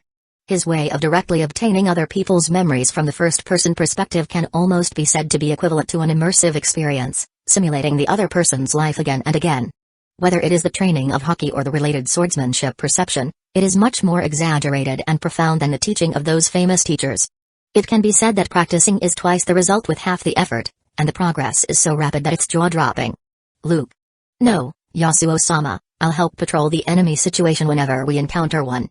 Perona's face fell, and she hurriedly stepped forward to flatter, can I take a day off? No. Just half a day whenever I do my duties. The movement of his hands did not stop. Luke still swings the dumbbell up and down as if swinging a sword vigorously. Luke turned his head without blushing or panting and smiled at the other party. Are you bargaining with me? Today, your training plan is doubled, and you are not allowed to eat if you don't complete it. Perona's little thoughts, of course, can't be hidden from him. There are special zombie falcons responsible for patrolling the enemy situation, and she is not needed. This girl just wants to be lazy. Ah. Not satisfied? Then I'll double it again? No, I will go to practice immediately. Perona made a bitter face. The spirit that left her body returned in a hurry. Luke continuously swung the dumbbell with Dr. Hogback, who had already consciously trained on the side. Well, Lord Yasuo, Is there anything I can do? Brook scratched his head. Even Luke, the captain, worked so hard. Everyone was training, which made him a little embarrassed. Since you think you have too much free time, then let me fully see the strength of our new member. Luke looked at him and said indifferently. No problem. Chapter 19, Revive Fruit then. Please give me some advice, Luke. The thriller bark moves slowly. On the wide training field, Brook performed a knightly salute with the sword. Shadow clone. Luke, who was training there, didn't talk nonsense, and the shadow under him stood up. He flew directly in front of Brook. Brook's pupils shrank sharply. Instant transmission. Finger pistol. The shadow clone didn't give Brook any time to prepare and took action directly. Wait. Brook's hair stood on end, and he retreated subconsciously. But it was too late. His chest was mercilessly pierced by the shadow clone. The next moment, the black shadow's sharp right leg swept away. King. Brook, who had no time to draw his sword, narrowly blocked it with his sword's sheath. Being hit by that powerful and heavy kick, he flew back several meters away. It was such a close call, I almost got skewered. Looking at the transparent finger holes on the front and back of his clothes. Brook, whose body had long since decayed and was only a skeleton, wiped away the non-existent cold sweat and said, "Oh ho ho ho ho, it seems like having no flesh and blood also has certain advantages." Really? Luke, who was watching the battle while waving a heavy dumbbell, looked amused. The next moment, the menacing shadow clone, like an afterimage, swooped out. Tempest kick. Its right foot is like lightning. Without any hesitation, he kicked out violently. Whoops. An astonishing light green wind blade came through the air, but Brook dodged it awkwardly. Boom. Smoke and dust were flying. The ground was torn apart, creating a shocking ravine. But before Brook could stabilize his body, the black shadow had already flicked his finger, flying finger pisto. Boom. A compressed air shockwave came through the air. Polka Rimas. Brook, who was barely able to react to the shadow clone's attack, did not sit still and wait for death. The sharp sword was drawn out in an instant and was thrust out. King. Sparks sputter. The sword collided with a compressed air shockwave. The next moment, Brook's eyes blurred, and a black shadow rushed towards him. Kai. A black blade suddenly appeared from its right hand. The afterimages that filled the sky were like violent storms coming in violently. Givat bon den avon. Clang. Clang. The sound of iron clashing continues to echo. The extremely sharp shadow sword kept colliding with Brook's sword. Hogback, Perona, and the zombie who were training on the side were all attracted by the movement and looked over. They were all a little surprised. Brook was constantly forced back. His swordsmanship rhythm was completely messy. Luke's shadow clone appears to be at ease and relaxed. Even though he has released a lot of water, Brook is still forced to scramble. Although the strength is a bit lacking, it's still okay as a junior cadre. Luke, who was multitasking, training, manipulating the shadow clone, and fighting with swords, nodded slightly. Not surprising. After all, from the beginning, he doesn't have high expectations for Brook's current strength. 3 verse humming, arrow notch slash. Soon, Brook, who was at the end of his rope, gritted his teeth and launched the final offensive against the shadow clone. His body looks like lightning as he swings out his sword. Paper arts. Between the electric light and flint, the shadow clone is as thin as paper flying in the wind. In an incredible way, he dodged Brook's swift blow. 36 tornadoes. At the same time, the black shadow's momentum suddenly became fierce. The extremely sharp shadow blade sweeps out. Woo-hoo-hoo. A violent gust of wind, accompanied by an astonishing wind blade, struck suddenly. What? Brook's pupils dilated as he had just regained his balance and was unable to dodge. He was directly pressed by the strong wind and flew out. The clothes all over his body were torn apart by countless wind blades. Wait, I give up. In the blink of an eye, he fell to the ground hard. Brook was in ragged clothes and in a state of disarray, dripping with cold sweat. He decisively admitted defeat. As expected of Captain. Looking at the shadow returning to Luke's feet. Brook wiped his cold sweat and said sincerely, "You are so awesome." At this moment, he had a clearer understanding of Luke's strength. Whether it was physical skills or swordsmanship, he was incredibly strong, far superior to himself. Just relying on a shadow clone and without even taking it seriously, he can easily crush him, who is going all out. He is worthy of being the man who can kill Gecko Moria. Whoosh! Swinging dumbbells in his hand with incredible weight, Luke, who did not stop training, said bluntly, "You have not fully utilized the ability of the Revive fruit. Next, I will guide you in related development and training. In addition, your swordsmanship skills also need to be improved. In addition to resurrecting people after death, Does this devil fruit have other abilities? Brook was filled with surprise. He always thought that this was the end of his devil fruit. In addition to turning himself into a landlubber, it also gives him a chance to be resurrected after death. That's right. Any devil fruit, in addition to the basic abilities that come with it, can play a more powerful role as long as it is developed in a reasonable and in-depth manner, but that is related to the individual's talent. The perfect muscle lines are tight and sparkle under the sunlight. As if he had formed a muscle memory, Luke persisted in waving the dumbbells while looking at the other person strangely. Speaking of which, I'm very curious. After you came back from the dead, you haven't practiced seriously in the past few decades, right? It's really embarrassing that you can't even defeat a zombie. Judging from Brook's progress in 2 years. It's not that he has no potential to tap. But after this guy was resurrected with the power of the revive fruit, he never practiced at all. As long as Brook practices seriously. Even if he doesn't know about armament hockey, he can defeat Ruma's zombies. In fact, Moria will not be able to take away his shadow so easily. Not to mention defeating Moria, but at least he can retreat calmly. But after hearing what Luke said, Brook's old face couldn't help but blush. He scratched his afro hair and smiled sheepishly. After I was resurrected, because the rudder of the ship was broken, I couldn't leave this Florian Triangle Sea area no matter how hard I tried. Moreover, because I lost my goal, I fell into confusion for a long time. Also, I always thought that after turning into a skeleton, my body's speed and strength have been limited. No matter how hard I try, I won't get stronger. Brook asked excitedly, "What do you think, Captain? Can I become stronger again?" The revive fruit has a very special ability. It can bring people back to life. Luke looked at Brook seriously and couldn't help but sigh, "But I have to admit, your situation is really rare. What's incredible is that even in the state of a skeleton, you can continue to digest food and absorb the nutrients. Your bone strength and speed haven't changed, not only because you haven't exercised enough but also because you were trapped in the Florian Triangle and didn't eat much at all." If he remembered correctly, Brook can really eat. And what's exaggerated is that even with a handful of bones left, this guy can still defecate normally. Even if the skeleton is cracked or chipped due to external force damage, calcium can be replenished by drinking milk to heal the cracks and regenerate the bones. That seems to make sense. Brook suddenly understood. Over the years, he rarely ate. Because he is a devil fruit user and cannot go into the sea to get fish. And he met almost no one. Even the other ghost ships were mostly destroyed. There is no way to leave the sea area. So, I speculate that you can actually become as strong as a normal human being. Luke smiled and said, "And since you no longer have a body, there is no limit to aging. In theory, you can still grow. Logically speaking, Brook is already 80 or 90 years old, right? But his bones did not age over time like normal old people. Therefore, Luke believes that even if Brook puts aside the development of his devil fruit abilities, as long as he eats normally and supplements it with some reasonable exercise, he can still continue to become stronger. However, your bones are indeed too fragile." Looking up and down at Brook's white bones, Luke added, "After some time, I will find a way to help you strengthen it." He thinks Munch-Munch fruit's ability should be able to strengthen Brook's frame. After all, apart from the black afro, all that's left of this guy is a skeleton. If you modify it a little bit, Luke believes he won't care too much, right? Eh? Is that okay? Brook was shocked. "Not sure, but we can give it a try." Luke didn't care about authenticity. Anyway, the Drum Kingdom is not far from their route, and it's on the way. By this time, the king of the Drum Kingdom, Wapol, had most likely become the Munch-Munch fruit user.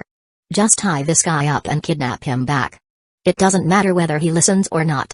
Anyway, he was able to use his devil fruit ability through the shadow fruit's ability. Yo ho ho ho, that's really great. Brook was excited, and he spun around happily there. Suddenly, a violin appeared in his hand, and he bowed to Luke. "Captain, please let me play a song for you to express my gratitude." Then I'm all ears. Chapter 20, One-Eyed Pirates. The voyage on the sea is boring. A week passed by in a hurry. In the past few days, not to mention islands, not even a ship has been seen. In the harsh climate of the Grand Line, sometimes there are violent storms, snowstorms, or it's sunny. For Luke and others, they have long been accustomed to it. Even if those zombie navigators are not very good. But the huge size of the thriller bark is enough to ignore most severe climate changes. Lord Yasuo. A jet black, extremely fast falcon hovered down from high in the sky.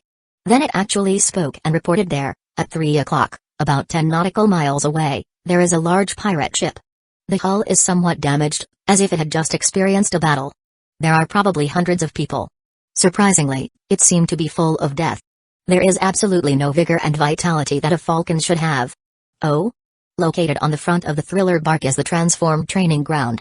Relying on the life return, Luke shrunk his body and changed into the vest of the swordsman Yasuo. Luke, who was instructing Perona, Brook, and Hogbaku's training, raised his eyebrows. Pirate ship. The three people who were training were even more surprised. Immediately, they looked at Luke with burning eyes and some expectations. Is it within range? Luke smiled, just right, I want to verify my new ability. Yo ho ho ho, has Luke developed a new ability? Brook, on the side, was curious. Regarding the exaggerated talents of the person in front of him, he was already so shocked that he could no longer be surprised. In just a few days, he saw with his own eyes what genius is. The other party's swordsmanship has improved rapidly, and the speed of improvement is simply jaw-dropping. He is already a veritable swordsman. Yes, I'm really looking forward to it. Hogback, wearing a white coat, said with a strange smile. Hee hee. Hee hee. Hee hee, it's bad luck for them. Perona, who was sweating profusely from training, shook her ponytail. She folded her arms, and her big round eyes were full of excitement. Let me handle it. On the rough sea, a large pirate ship, hundreds of meters long, was moving forward there. Damn, I'm so unlucky. A middle-aged man with a fierce face wearing a pirate hat and a gray captain's cape was cursing, those marines are chasing us like dogskin plaster. Surprisingly, he wore a black eye patch that covered his left eye, leaving only his right eye exposed. There were 2 pistols on his waist, and a large gold chain as thick as a thumb hung around his neck, making him full of roughness and fierceness. In his hand, he held a gleaming sword. Captain, what's the next plan? There are traces of battles all over the damaged ships. Some fierce pirates looked at their captain. Many people even wore some bandages and bloody clothes, making them appear somewhat embarrassed. Obviously, they were at a disadvantage in the previous encounter with Marine and didn't have any advantage. What can be done? It's impossible to fight them head-on, right? They are a small fleet, headed by Marine's most advanced warship. Damn it, what are you afraid of? We are the one-eyed pirate group famous in North Blue. Yes, our captain is the one-eyed hacks who have a bounty of 98 million belly. Wait a minute, that's Vice Admiral's warships who were chasing us. On deck, those cadres said something and started to argue. It was extremely noisy. Bang. Bang. Bang. Please be quiet. One-eyed hacks frowned. He pulled out his pistol and fired several shots in succession. The cadres and crew who were arguing and almost started to fight quickly quieted down. They all looked at their captain there. Stop arguing. One-eyed hacks put his hands on his hips, gritted his teeth, and said, try to get rid of those guys. If we can't get rid of them, we will have to fight. Captain, there is a situation. Suddenly, on top of the mast, the watchman, who was filled with panic, reported loudly. It's an island. With the help of a monocular telescope, he looked at the huge island coming slowly and increasingly clearly from the distance. With disbelief, he broke out in a cold sweat. Gulu. No, that is a ship. What? The pirates below were all shocked and inexplicable. The captain and the other cadres couldn't help but look solemn on their faces. He's in such a coward that he can't say anything straight. He's really a worthless guy. What exactly is going on? Hax scolded with a cold face, and then he came to the bow. He took out a monocular telescope from his pocket and looked at the sea in the distance.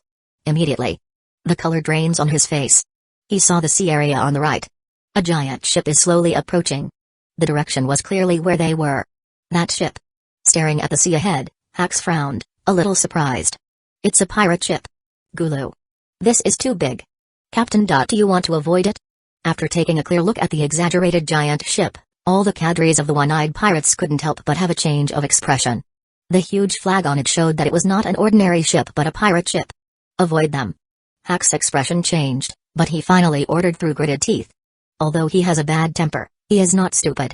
For such a huge pirate ship, the opponent's background is definitely not small. Hee hee. Hee hee. Hee hee. At this time, on top of the mast, there was a burst of crisp and arrogant laughter. Sorry, if you want to leave at this time, it's a bit late. Who? For a while, both One-Eyed Hacks and his pirate group couldn't help but feel shocked. They suddenly raised their head and looked up. They saw a girl wearing a crown, half-twin ponytails, a princess dress, and holding a flower umbrella, floating strangely in midair. Beside her, there were several strange, jelly-like translucent ghost creatures floating there. She was looking at these pirates with a smile. That is. Intruder? A woman? Why is she able to float there? Is she a devil fruit user? What are those weird jelly-like things? Looking at Perona, who suddenly appears above.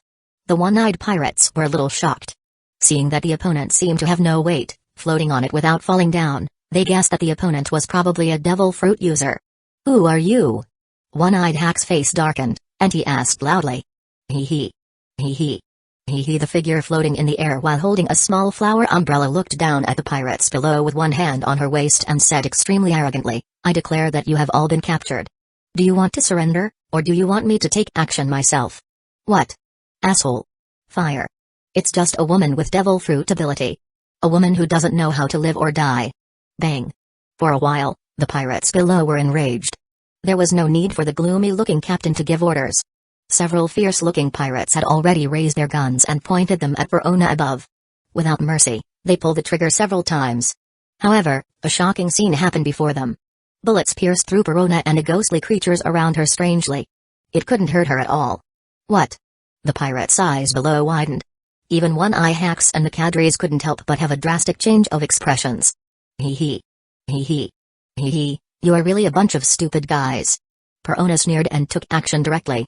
Negative ghosts. In the shocked and incomprehensible eyes of One-Eyed Hacks and other pirates, several ghostly figures flew down towards them. Ah. Chapter 21, The Combined Shadow. Yo ho ho ho, she got them all in one go. Hollow Fruit really has such a terrifying ability. Not long after, the giant ship came slowly. The huge mouth swallowed the large pirate ship. Luke, Hogback, Brook, and others came to the pirate ship. A group of pirates with fierce appearances was lying there in a state of confusion, looking extremely depressed. They completely lose the ability to resist. If there is an afterlife, I would rather be a flea. Even the captain, who has a strong aura, is no exception. Damn it. Who are you? One-Eyed Hacks was so weak that he knelt there and raised his head tremblingly. Hee hee. Hee hee. Hee hee. Open your eyes wide and watch. This is the vice-captain of our netherworld pirate, Lord Yasuo. Verona put her hands on her hips. She raised her chin and introduced Luke proudly.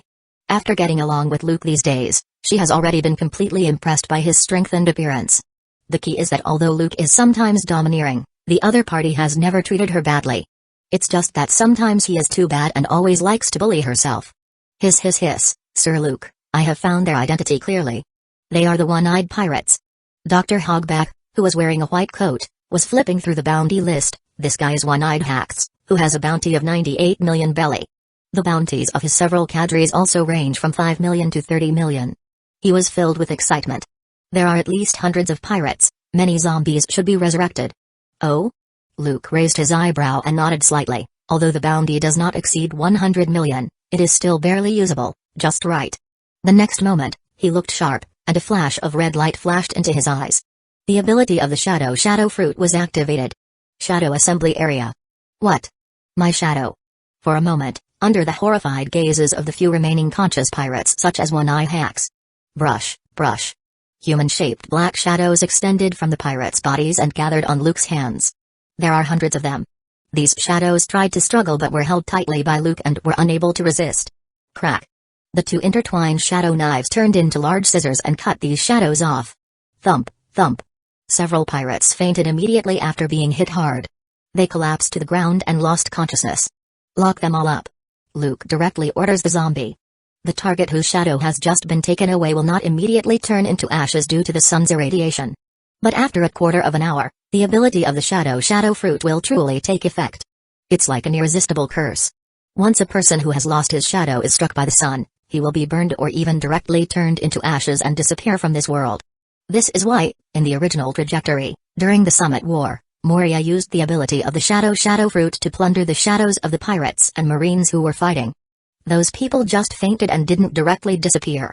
These days, a large number of cells have been built underground on the Thriller bark. It was specially used to hold the prisoners whose shadows he had taken away. This is also just in case a large group of pirates will be in prison in the future. Yes. Many zombies boarded the ship and began to send unconscious prisoners to the underground prison on the giant ship. At the same time, under Verona's command, the treasures and supplies on the ship began to be transported. These are their trophies. Of course, it is impossible to let it go. Luke-sama, are you going to create zombies directly next? Looking at the hundreds of shadows on Luke's hand, Hogback asked expectantly. Not in a hurry. Luke waved his hand. He directly activated the new ability he developed and began to operate, shadow tailoring. This is It's sewn up. Whoosh, whoosh. In the unbelievable eyes of Perona, Brook, and Hogback, thin black lines flew out from Luke's hands one after another. It actually penetrated these shadows one after another, connecting them all. It's like cutting and piecing together a rag doll. All of a sudden, Luke cut one shadow after another and forcibly pieced them together. Finally, it spliced into a large shadow. No, it is no longer an ordinary shadow, it has become completely like Luke's shadow clone. It became round and like a black humanoid doll. It kept struggling there, but Luke held it tightly. Hiss. Hogback gasped. Immediately, his eyes burned with fire of excitement. With so many shadows put together, wouldn't it be? It's unbelievable.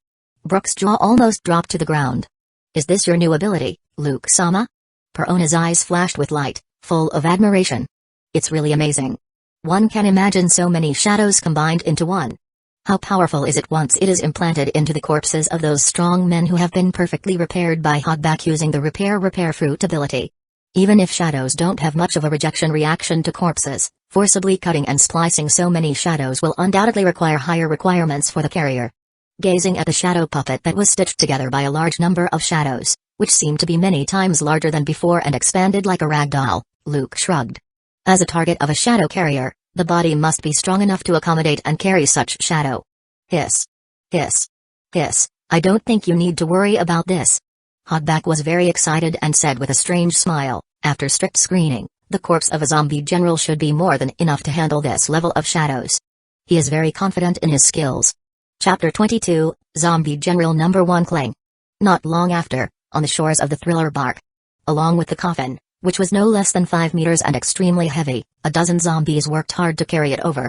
After opening it, a tall figure with a sturdy build and golden armor lay inside. The face is lifelike but without any trace of life. Is this? Brook's pupils narrowed sharply. Hiss hiss hiss, his name is Wangz. He comes from the country of Kano. He was once the 10th leader of the Happo Navy. The famous Don Chenjiao in the New World is one of his tribesmen. There, Hogback introduced with a strange smile, the bounty during his lifetime was more than 400 million belly, and that was the bounty more than 20 years ago. Later, Moria sneaked into the country of Kano, dug up his grave, and stole the body. The Happo Navy of the country of Kano? Brook's eyes widened. He was born in a certain country called West Blue and was once the leader of the kingdom's guard. Naturally, he has heard of the notorious and feared Happo Navy. Although the country of Kano officials strongly deny their relationship with them, who in West Blue doesn't know that they are secretly supported by the country of Kano officials and specialize in plundering. As the 10th leader of the Happo Navy, Wangz's strength during his lifetime was obviously not too weak. Then let's get started. Luke was not impressed. There is no need to worry about whether Resurrecting Wangz as a zombie general will offend the country of Kano or some other pirate forces. I will give you a new life. You will forget the past and serve me wholeheartedly. A strange red light shone in his eyes. The shadow puppet, consisting of a large number of shadows, was directly bound to a master-servant contract. Following Luke's instructions, it stopped struggling. Then it nodded blankly. Then, resurrect. Zombie General No. 1, Wangz. Luke grabbed the shadow puppet and pressed it on Wangz's body. All of a sudden, the bulging shadow sank into Wangz's body and disappeared as if falling into a quagmire. Buzz. Soon, under the watchful eyes of Brook, Perona, Hogback, and others, Wangz's body shook all over. Thump, thump. Waves of drum-like heartbeats could not help but come from his broad chest. The thick fingers began to flex and move. The rough face twitched slightly, and his eyes suddenly opened. His eyeballs were completely bloodshot, and he exuded a ferocious aura. I am. The resurrected Wangz sat up and looked around with his eyes filled with confusion. From today on, you are the Zombie General No. 1, Wangz, and I am your master. Luke said calmly. Yes. The blank stare gradually becomes clearer. Wangz stood up suddenly, and he knelt on one knee in front of Luke and lowered his head. Master. He recognized his master so quickly? Perona was surprised. Isn't it said that the stronger the zombies are, the longer you will cause trouble after the resurrection? Indeed, Luke-sama's shadow almost demolished the island after it was implanted in Ora's body. Hogback was also full of confusion. Looking at Wangz, the former leader of the Happo Navy, is this guy so weak? Luke used hundreds of shadows to create a new zombie general. Among them, One-Eyed Hax has a bounty of nearly 100 million belly. Logically speaking, he cannot be that weak, right? Did it fail? Brook scratched his head in confusion. The puppet-like shadow just now was, after all, a new ability developed by Luke. It was the first time he had made such a bold attempt, And it was not impossible that he had not yet fully mastered it. It was possible that he might really produce a failed product. You will know if you try it. Luke's mouth curled up slightly. As he said that, he directly ordered Wangz, go, Wangz. Let this skeleton see your strength. Yes, master. Wangz received the order, and his tall figure stood up suddenly. Wait, Luke-sama. Brook was startled and shook his hands there. But Wangz grabbed an exaggerated giant sword directly from the coffin. Before Brook could speak, he had already slashed out. Whoosh! The wind whistled, and a huge flying slash flew out. Brook, who was in a hurry, barely avoided it. The damaged pirate ship behind him, which had been emptied of supplies, was ruthlessly split into two in an instant. Boom! Hiss! Brook turned his head and his mouth open wide as he gasped and broke out a cold sweat. So powerful? This bearded man. Perona and Hyuga were shocked. Their eyes widen as they feel a little bit unbelievable. They didn't expect the zombie general created by Luke to be so amazing. Then, they immediately turn excited. Gurgle. It split the pirate ship in an instant. It's worthy of being a zombie general created by Luke-sama. Too powerful. The zombies who were watching there. They all opened their mouths wide, shocked, and felt speechless. They stared blankly at the pirate ship that was cut open and slowly sank to the bottom of the sea and then looked at Wangz's tall figure, all showing awe. They are both zombies. Is the difference so big? This can easily kill zombies like them in seconds. And it's the kind that kills a large number of them with one slash. I've already told you not to compare me to that half-assed Moria. Luke folded his arms and spoke calmly. It seemed that he had expected this scene and was not surprised. The shadow puppet made of hundreds of shadows using shadow tailoring is not comparable to a single shadow. Although Wangz's strength is not as good as when he was alive, it is not much worse. Generally, pirates with bounties of hundreds of millions are not his opponents at all, except for those with special devil fruit. Moreover, as a zombie resurrected by the power of the shadow fruit, he has advantages that ordinary strong men do not have. He is not afraid of injury, death, or fatigue and can always fight. Even if he will be restrained by salt and seawater. However, such a weakness is only equivalent to that of the general devil fruit users. It is obviously not that easy to defeat this new type of zombie general. Chapter 23, Vice Admiral Jian and Captain Hina Luke-sama, there is Marine. The Marine fleet, a total of 5 warships, is approaching here. Before Luke was ready to fully test the combat effectiveness of Wangz, the number 1 zombie general. A swift zombie falcon suddenly fluttered down from a high altitude and reported. Oh? Marine? Luke raised his eyebrows. But there was no panic. Now, he's wearing the identity of 7 warlords of the sea, and they have the privilege of legal robbery and immunity from being wanted. Not to mention, it is just a small fleet, even if he encounters the admiral from Marine headquarters, what is there to fear? Hee hee. Hee hee. Hee hee, do you want to capture them? Luke-sama. Perona's spirit left her body again, and she floated in the air. Then she looked at the sea in the distance and was eager to go out again. It depends on whether they know each other. Luke said calmly, furthermore, the 7 warlords of the sea cooperate with the world government, not Marine. Only the world government has the right to order them, and there is no need to give them face. After all, it is a fleet, no matter how small it is. With his current strength, it is impossible to destroy them all in an instant. Even if the news is leaked, Marine will infer some clues based on the whereabouts of the thriller bark. Right now, he still needs the identity of a warlord. There is no need for a head-on confrontation with the Marines. Soon, a Marine fleet consisting of 5 warships of different sizes appeared in sight of Luke and others. Vice Admiral Jian. On top of the large battleship, a female Marine with long pink hair and a dashing appearance was saluting to the tall and beautiful Vice Admiral, who was wearing a cloak of justice in front of her. She loudly reported, that should be a ship that belongs to one of the 7 warlords in front of us. The thriller bark of the Gecko Moria. This is no ordinary Vice Admiral from Marine headquarters. Instead, it's a powerful Vice Admiral who is listed as a candidate for Admiral. It is said that she has the overwhelming ability to serve as Admiral of the headquarters. It is also the flower of the Marine that countless Marines are fascinated by. Gecko Moria? Hearing those words, Giant stared at the huge giant ship ahead. There was a hint of surprise on her pretty face. Didn't you say that guy has been hiding in the Floria Triangle all year round and rarely comes out? Information about the 7 warlords of the sea, naturally, she, the Vice Admiral from headquarters, still knows some. Even though she has never dealt with Gecko Moria, she still knows the general situation of the Moria pirates. The thriller bark suddenly appeared here, which inevitably surprised Jian. That should be. Hina shook her head and said hesitantly. But their flag seems to have changed. She took out an information manual and kept flipping through it. Above, There is information about each pirate group. In addition to the captain itself, it also includes some of their key members, pirate flags, pirate ships, and other related information. Finally, she turned to the Moria pirates. It was delivered to Vice Admiral Jian, and she pointed at the flag on the thriller bark. There is a big difference between the pirate flag of the Moria pirates in the book and the pirate flag currently hanging on the thriller bark.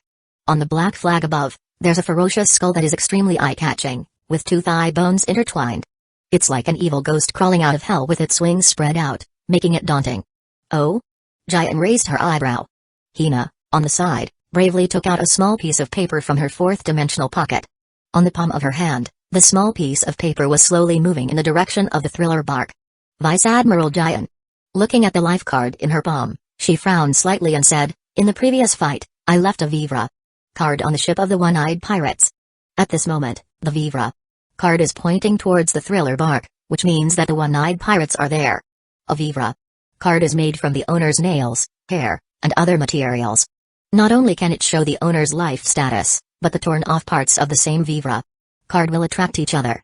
When they were fighting the One-Eyed Pirates before, considering that One-Eyed Hax was just a pirate with a bounty of less than 100 million belly, Jian intended to train her subordinates and did not take action directly. Instead, she puts Hina in charge of her powerful team. When the opponent saw that the situation was not going well and wanted to evacuate, Hina decisively used her bind fruit ability to quietly nail part of the Vivra card torn off to the opponent's pirate ship. Moreover, the place was specially selected as a relatively hidden part that is not easily noticed. Therefore, they can always lock the position of the One-Eyed Pirates and bite the opponent tightly. This is also a method commonly used by Marines to pursue targets. It seems that those guys from the One-Eyed Pirates are most likely on the thriller bark. Signal for negotiation and move closer, Jian said in a deep voice after glancing at the Vivra card in Hina's hand. Moreover, the thriller bark suddenly changed its flag, which also confused her a little. Generally speaking, once pirates confirm their pirate flag, they rarely change it. She made up her mind to find out. Although the 7 warlords of the sea are pirates who are famous on the sea and are invited by the world government to join them, each one has amazing strength.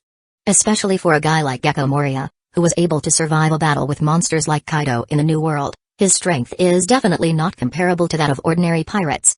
Especially in the first half of the Grand Line, it is unlikely that any pirate can defeat him. As Vice Admiral of Marine Headquarters, she felt the need to confirm and find out what happened inside the Moria pirates. Although the 7 warlords of the sea are pirates, they have privileges and we have no right to interfere. Although Hina on the side was a little moved, she still reminded helplessly, "Should I ask for permission from the superiors first?" "No need to bother, I don't want to conflict with them, it's just normal negotiation." Jian waved her hand. Although her rank is only Vice Admiral. However, as an Admiral candidate, she naturally has the confidence to face the warlords of the sea. We have been eyeing that group for a long time, and we can't just give it to them so easily. Chapter 24, Lush-Lush Fruit? Wind Swordsman? Luke-sama, the trophies have been counted. On the thriller bark, a zombie ran over happily while holding a treasure box in his hand. We also found a devil fruit in a treasure box. What? Devil fruit? Hearing those words, it's not just Luke but Hogback and others who were all a little surprised. Let me see. Luke stepped forward and took the treasure box to open it. A green, oval-shaped fruit with strange patterns and 2 green leaves lay quietly inside. What kind of devil fruit is this? Perona is full of curiosity. Perumsha, Lush-Lush fruit. Luke's pupils condensed. He had seen the devil fruit encyclopedia and deliberately memorized it. He knows the shapes and characteristics of most devil fruits very well. It didn't take long for him to recognize it. Perumsha? Lush-Lush fruit? What ability does it have? Seeing that Luke recognized the devil's fruit directly, Perona, Hogback, and Brook were all full of surprises. Well, a rather special ability that can control nearby plants and accelerate the growth of plants. Weighing the Lush-Lush fruit, Luke shrugged. If you make good use of it, it will have quite an effect. This type of Perumsha devil fruit didn't attract him much, but it was better than nothing. Luke, the Marine wants to negotiate with us. At this time, the Marine signaled for negotiation. The zombie responsible for raising the flag asks Luke for instructions. Vice Admiral Jian, I didn't expect her to be the one leading the team. With the help of a monocular telescope, Luke noticed the tall and heroic figure on the leading warship, making Luke raise his eyebrows. He recognized Jian immediately. Because when he was in CP9, he had already seen this famous female Vice Admiral who had both beauty and strength. Luke, the Marines won't be targeting the devil fruits and one-eyed pirates, would they? Brook said in a deep voice. Perona and Hogback on the side couldn't help but look solemn. If that's the case, I'm afraid the Marine has bad intentions. It's not impossible. After a brief consideration, Luke ordered the zombies, wave the flag and allow their ship to approach. Soon, the warship arrived slowly. Entering the huge mouth of the thriller bark, it docked on the shore. On the warship, the Marines, who were armed with live ammunition, were full of tension. Their muscles are tense, and they are highly vigilant and ready to fight at any time. After all, this is the territory of one of the 7 warlords of the sea. Although these big pirates have been recruited, they are still pirates in the final analysis. Don't be nervous, just relax. Giant scolded her subordinates. After saying that, without any hesitation, she took Hina, her adjutant, and several Marines and boarded the thriller bark. Since the opening of Age of Pirates, countless ambitious people who are unwilling to settle down are vying to go to sea. The number of pirates continued to increase, and the situation on the sea became more turbulent. Facing the suddenly violent sea, the Marine was overwhelmed.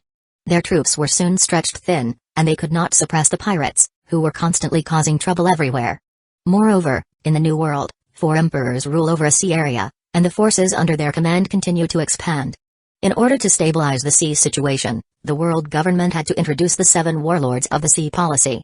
Promising that the Marines would stop targeting them and allow them a series of rights, such as legal robbery, they recruit the most famous and powerful pirates on the sea in disguise. Let these lawless guys serve the world government to a certain extent. As time goes by, countless ambitious pirates want to challenge the 7 warlords of the sea and step on their heads to become famous, but the 7 warlords use their blood to declare to the world the invincible reputation of the 7 warlords of the sea.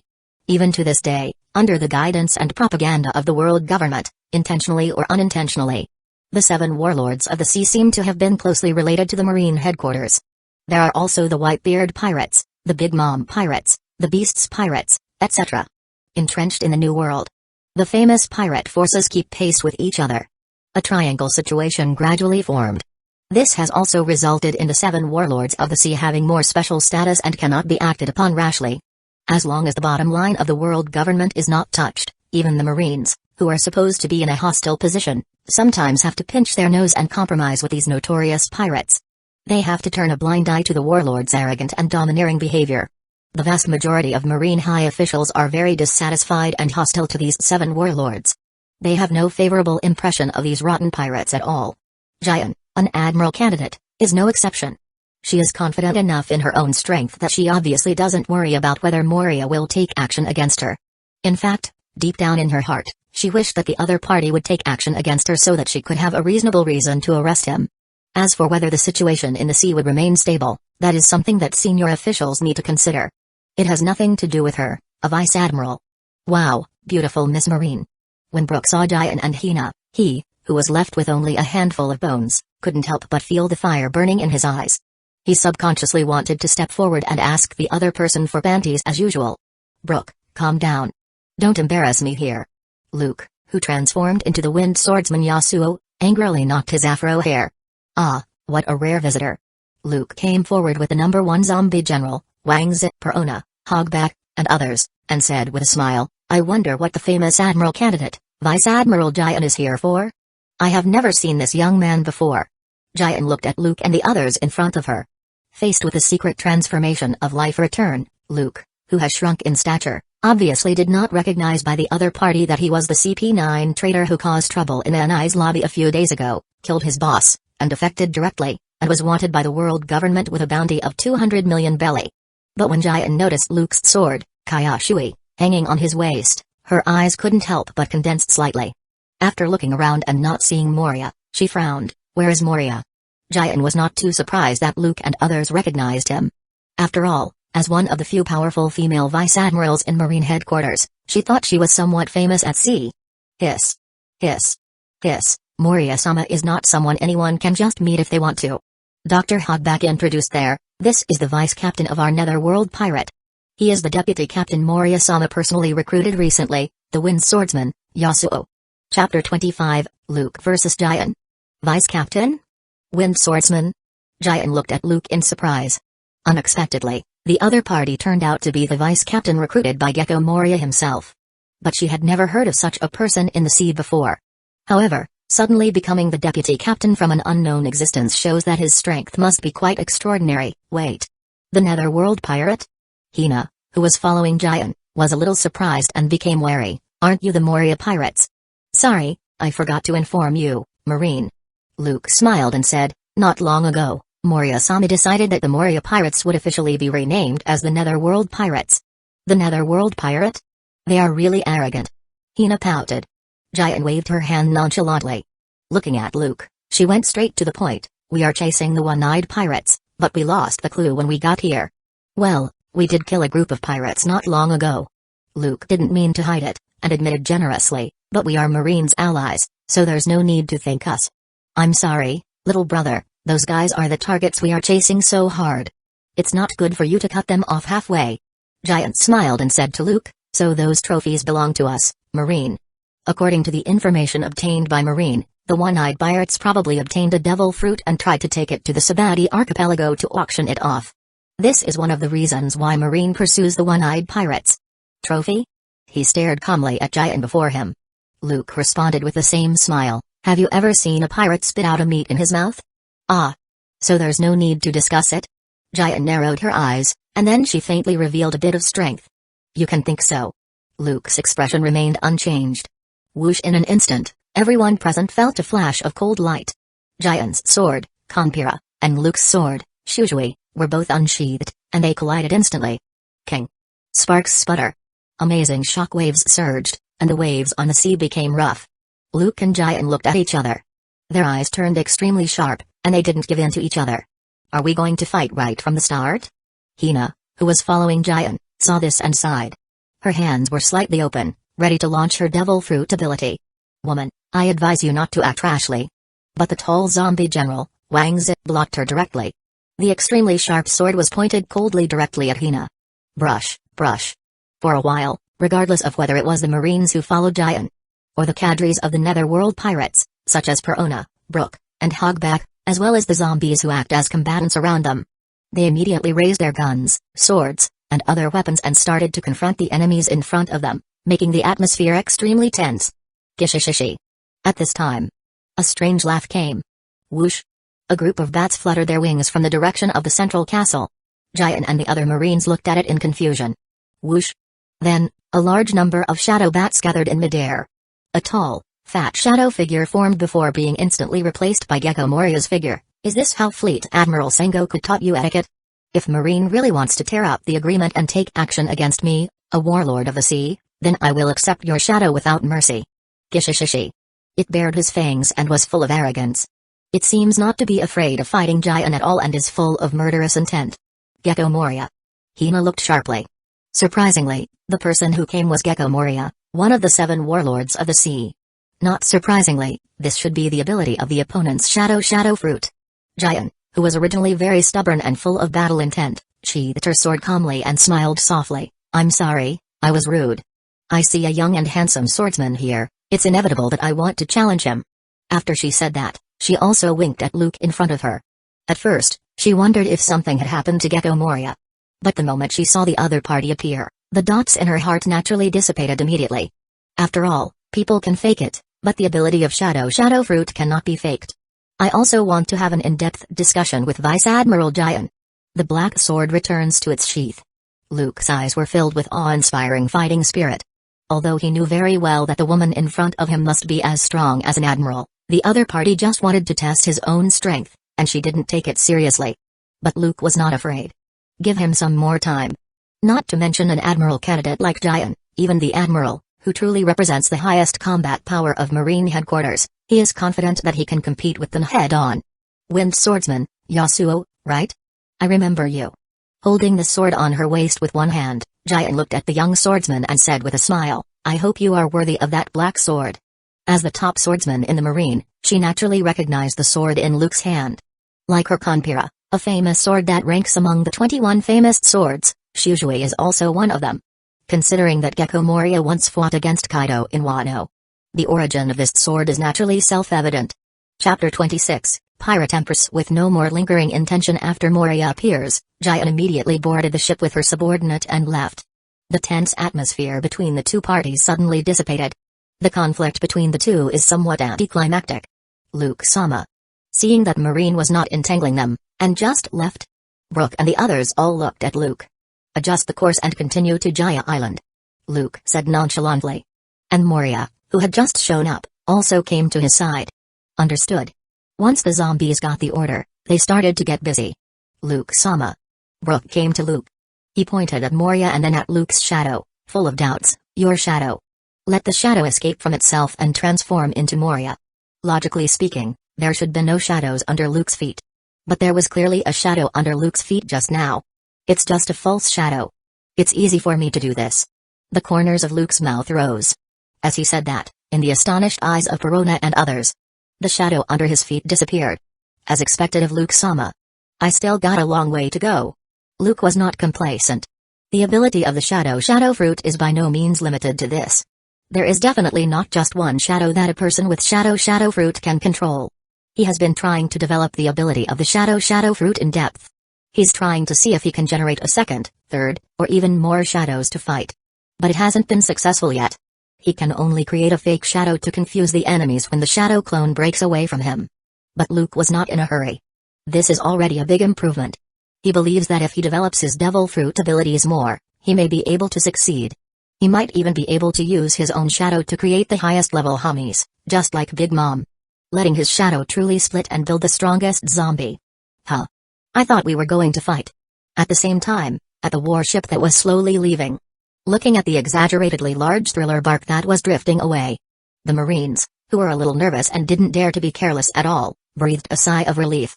After all, what they have to face is the warlords of the sea, who can stand on par with Marine headquarters and even compete with the big pirates in the New World, rather than some minor characters. Vice Admiral Jian, I thought you would really take action. Hina looked deeply at Jian. I'm not that stupid yet. Jian shrugged, then she stared in the direction of the thriller bark and whispered softly, however, the young vice captain recruited by Moria is not simple. No matter how powerful he is, he can't be compared to you, an admiral candidate, right? Thinking back to that young man, Hina was non-committal. She admitted that the other party was extraordinary and worthy of being the vice captain of a netherworld pirate. But Hina knows better how powerful this marine flower really is. She is the leading swordsman in Marine headquarters, and her strength is unfathomable. A little-known young swordsman. It's not worthy of the other party's attention at all. No, I don't mean the strength. Jian shook her head and said bluntly, in addition to the fearless fighting spirit, I saw in his eyes a burning ambition. You mean? Hina blinked her eyes a few times and was a little stunned. He is definitely not a guy who wants to be subordinate to others. Maybe Moria will shoot himself in the foot. Giant said nonchalantly as she stared at the thriller bark that was getting further and further away. Just watch. On the first half of the Grand Line, adjacent to the edge of South Blue's calm belt. On a dilapidated pirate ship full of battle traces, there's a bunch of stone statues on the deck. Surprisingly, they all looked ugly. On the opposite side is an ancient pirate ship that looks like a movable palace and is pulled by two giant sea snakes. Above, the flag of the Kuja pirates hangs impressively and flutters in the wind. A group of female warriors dressed coolly are constantly transporting objects on their ship. These are their trophies. Snake Princess's charm is indeed unmatched by anyone. With just a few moves, these men were all easily petrified. A female warrior was sighing on the side. Of course, no one can ignore my sister's beauty. A fat and strong female warrior with long orange hair crossed her arms and said proudly, Sister, we have gained a lot just after this expedition. And on the side, a female warrior with an exaggeratedly large head and long green hair said to the graceful figure in front of her, Our luck is really good. Really? The beautiful woman nodded gently. She has long black hair that falls to her waist and wears a red cheongsam, which perfectly outlines her figure. Next to her, there is a large red and white python hovering, adding a bit of indescribable wild beauty. Her body is invisibly exuding unimaginable temptation, making people feel fascinated and can't bear to look away. Ran, are you collecting newspapers again?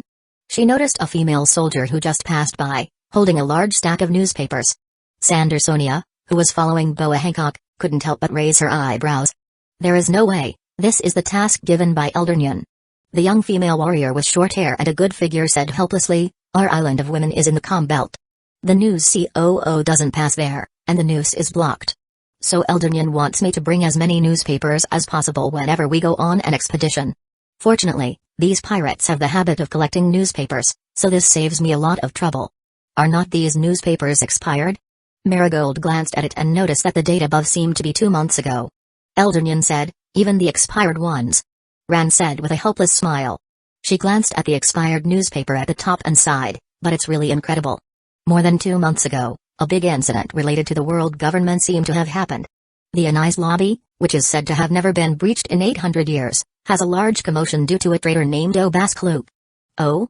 Hearing those words, the two sisters, Sandersonia and Marigold's pupil, couldn't help but shrink. Obaskluk? Boa Hancock, who was about to return to the cabin, suddenly turned her head. What did you say? Who? Obaskluk. I heard that he was a member of Cypher Pol number 9 directly under the world government. For some reason, he suddenly killed his boss, caused a scene in Anai's lobby, and then defected. Ran was a little surprised to see Snake Princess, who had never cared about the outside world, reacting so strongly. However, she still pulled out the somewhat torn newspaper. She gestured to Boa Hancock and others. Here, he is surprisingly young. I heard that he is only 17 years old, and the world government has offered a bounty of 200 million belly for him. On the front page, a young and handsome teenager with blood-stained hands and cold eyes stood proudly in the damaged building. There were corpses of world government personnel and marines lying around him. It's him. Chapter 27, The Three Gorgon Sisters and the Golden Emperor. It's really him. In the antique cabin, Hancock couldn't wait to open the tattered newspaper. Then she stared at the young figure on the front page. Boa Hancock's beautiful face was no longer filled with arrogance and indifference like in the past, but was full of excitement instead. Although he has changed a lot, it should be him. Not only her but also Sandersonia and Marigold were shocked and couldn't calm down. Our benefactor. Marigold's voice trembled. I didn't expect that he would betray the world government. Sandersonia couldn't believe it. It's really something he would do, but to make a scene in Anai's lobby alone. Boa Hancock tightly grasped the newspaper, tried her best to calm down her inner fluctuations, and said in a deep voice, after all, 8 years ago, when he was only 9 years old, he dared to disobey the order of the world government in Sabati Archipelago, risk his life to kill other world government officials present and let us go.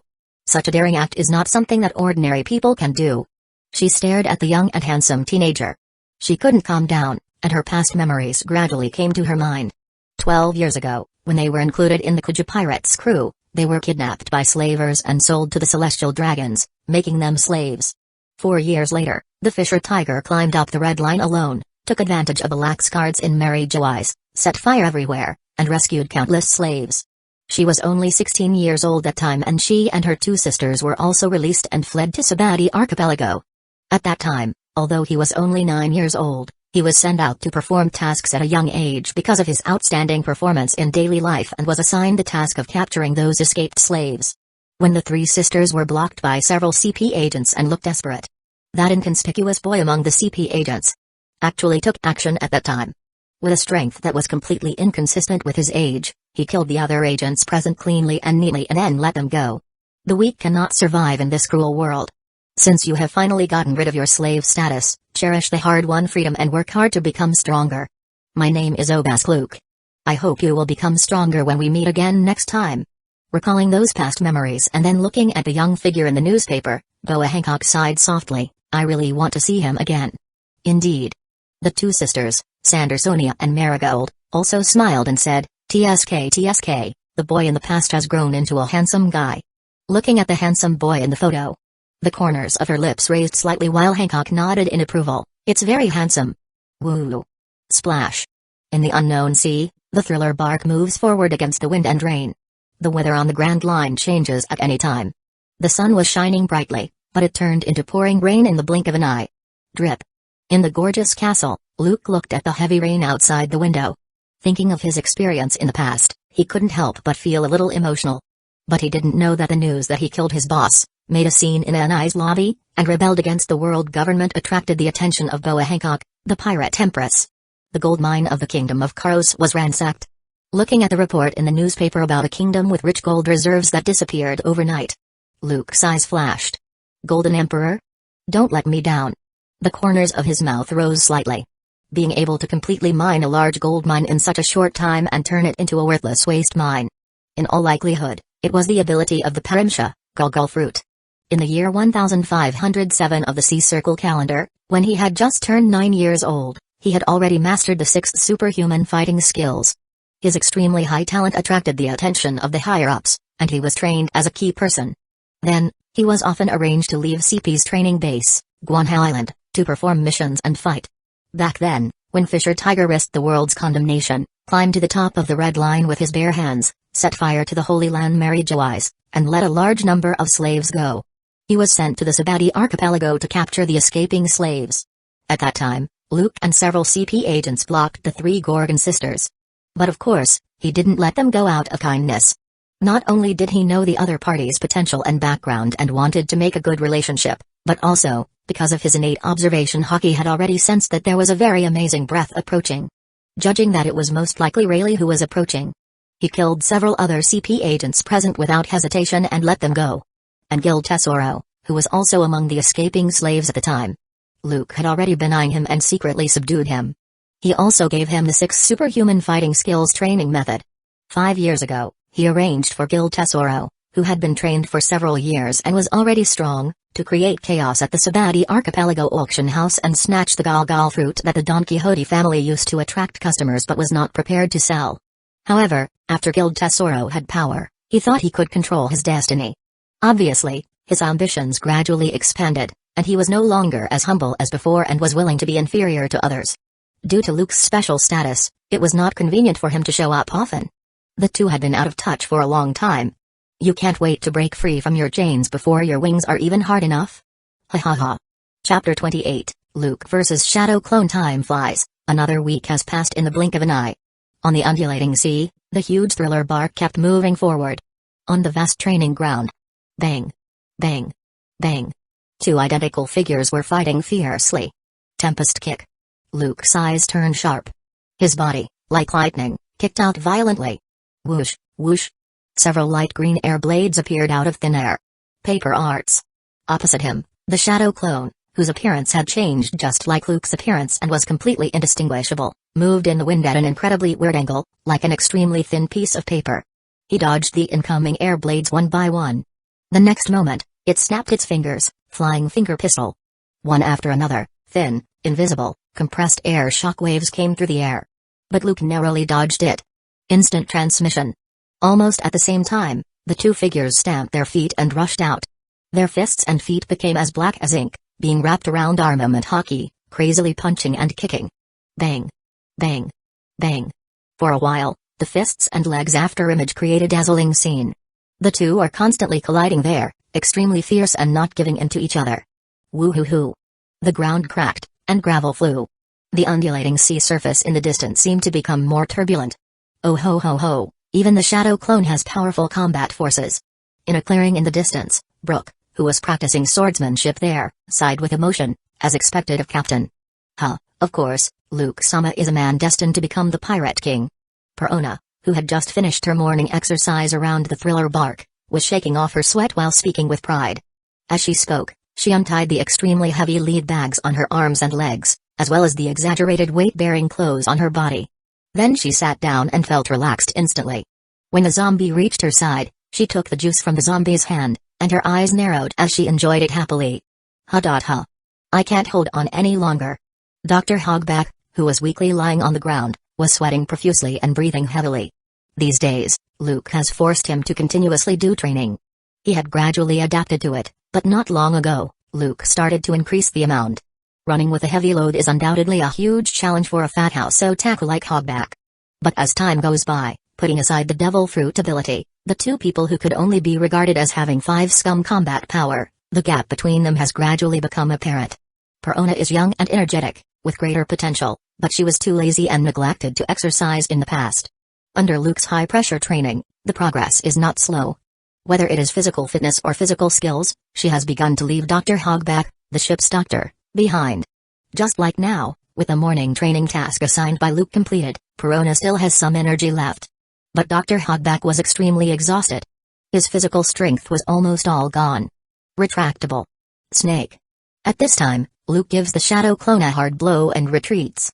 Suddenly, several punches came, it continuously extended and turned freely at tricky angles as it madly bombarded Luke in front. Whoosh. Whoosh. The piercing sound continued to echo, and the sky was densely packed with dark fist after image. It seemed to be entangled with the quite amount of armament hockey. Swish, swish. However, Luke seemed to be able to predict the future. With the observation hockey, his body was like a small boat in the waves, swinging at an incredible angle and speed like a residual image. He narrowly avoided the punches that kept coming. The next moment, under Brook and others' astonished eyes, Luke's fists wrapped with armament hockey also swung out. What? Perona screamed while Brook and Hogback lost their voices. Because Luke's fists, like the shadow clone in front of him, were like rubber and also stretched out strangely. Their fists kept colliding with each other. Boom. Boom. The explosion continued as the two figures kept colliding. A large amount of smoke and dust flew, and gravel splashed. It was a little hard to see clearly. Shadow Revolution, partial enlargement. Giant pistol. At this moment, almost at the same time, two identical figures shouted at the same time. Their fists swelled up at a speed visible to the naked eye, turning into a giant fist, and the two hit each other hard. Bang. There was a loud noise. The whole giant ship shook violently. The training ground reinforced with cement under the feet of the two was directly torn apart and collapsed mercilessly. Large pieces of gravel, accompanied by amazing shock waves, kept sweeping away. The big trees were nearly pressed to the ground. On the sea, the waves were surging, creating a shocking scene. Luke and his shadow clone stood there at the same time and did not continue the battle. Luke-sama, have you been able to control the second shadow? Perona's spirit body floated over. She blinked her big eyes, full of curiosity. Just now, Luke used the ability of Shadow Revolution to change his shadow and affect his body when his shadow clone already left his body. He even enlarged his fist to the size of a giant's fist and faced head-on with his shadow clone. Swish. The shadow clone, which was no different from a real person, changed. It turned into a dark shadow at a speed visible to the naked eye and returned to his shadow. It's still a little short. Luke hugged his arms and shrugged. It's just that when my shadow clone is separated, the ability of Shadow Fruit can be used normally. It will take some time to generate a second shadow clone that can move freely. These days, he has been working hard to develop the ability of Shadow Fruit. He can already use other abilities of Shadow Fruit normally when shadow clone leaves his body without being affected. But it's still a little short of truly creating a second shadow clone. Because shadow clone is not an ordinary clone, although it can be completely dominated and controlled by himself, strictly speaking, it has a certain self-awareness like those deprived shadows. Therefore, it can exert a combat power infinitely close to the original body. Of course, shadow clone is not completely flawless. When it and the original body are both engaged in battle, it is equivalent to 1+1. The consumption of his own physical strength is quite enormous. Ordinary people really can't hold on for long. Chapter 29, Jaya Island. Luke-sama. We are arriving on Jaya Island soon. While Luke, Perona, and other cadres were enjoying the delicious breakfast, a zombie hurried over and reported the situation. Oh? Spitting out a bone, Luke stood up and chuckled. Is it finally here? The next moment, he looked sharply. All the muscles in his body were tense, and he activated the life return. Brush.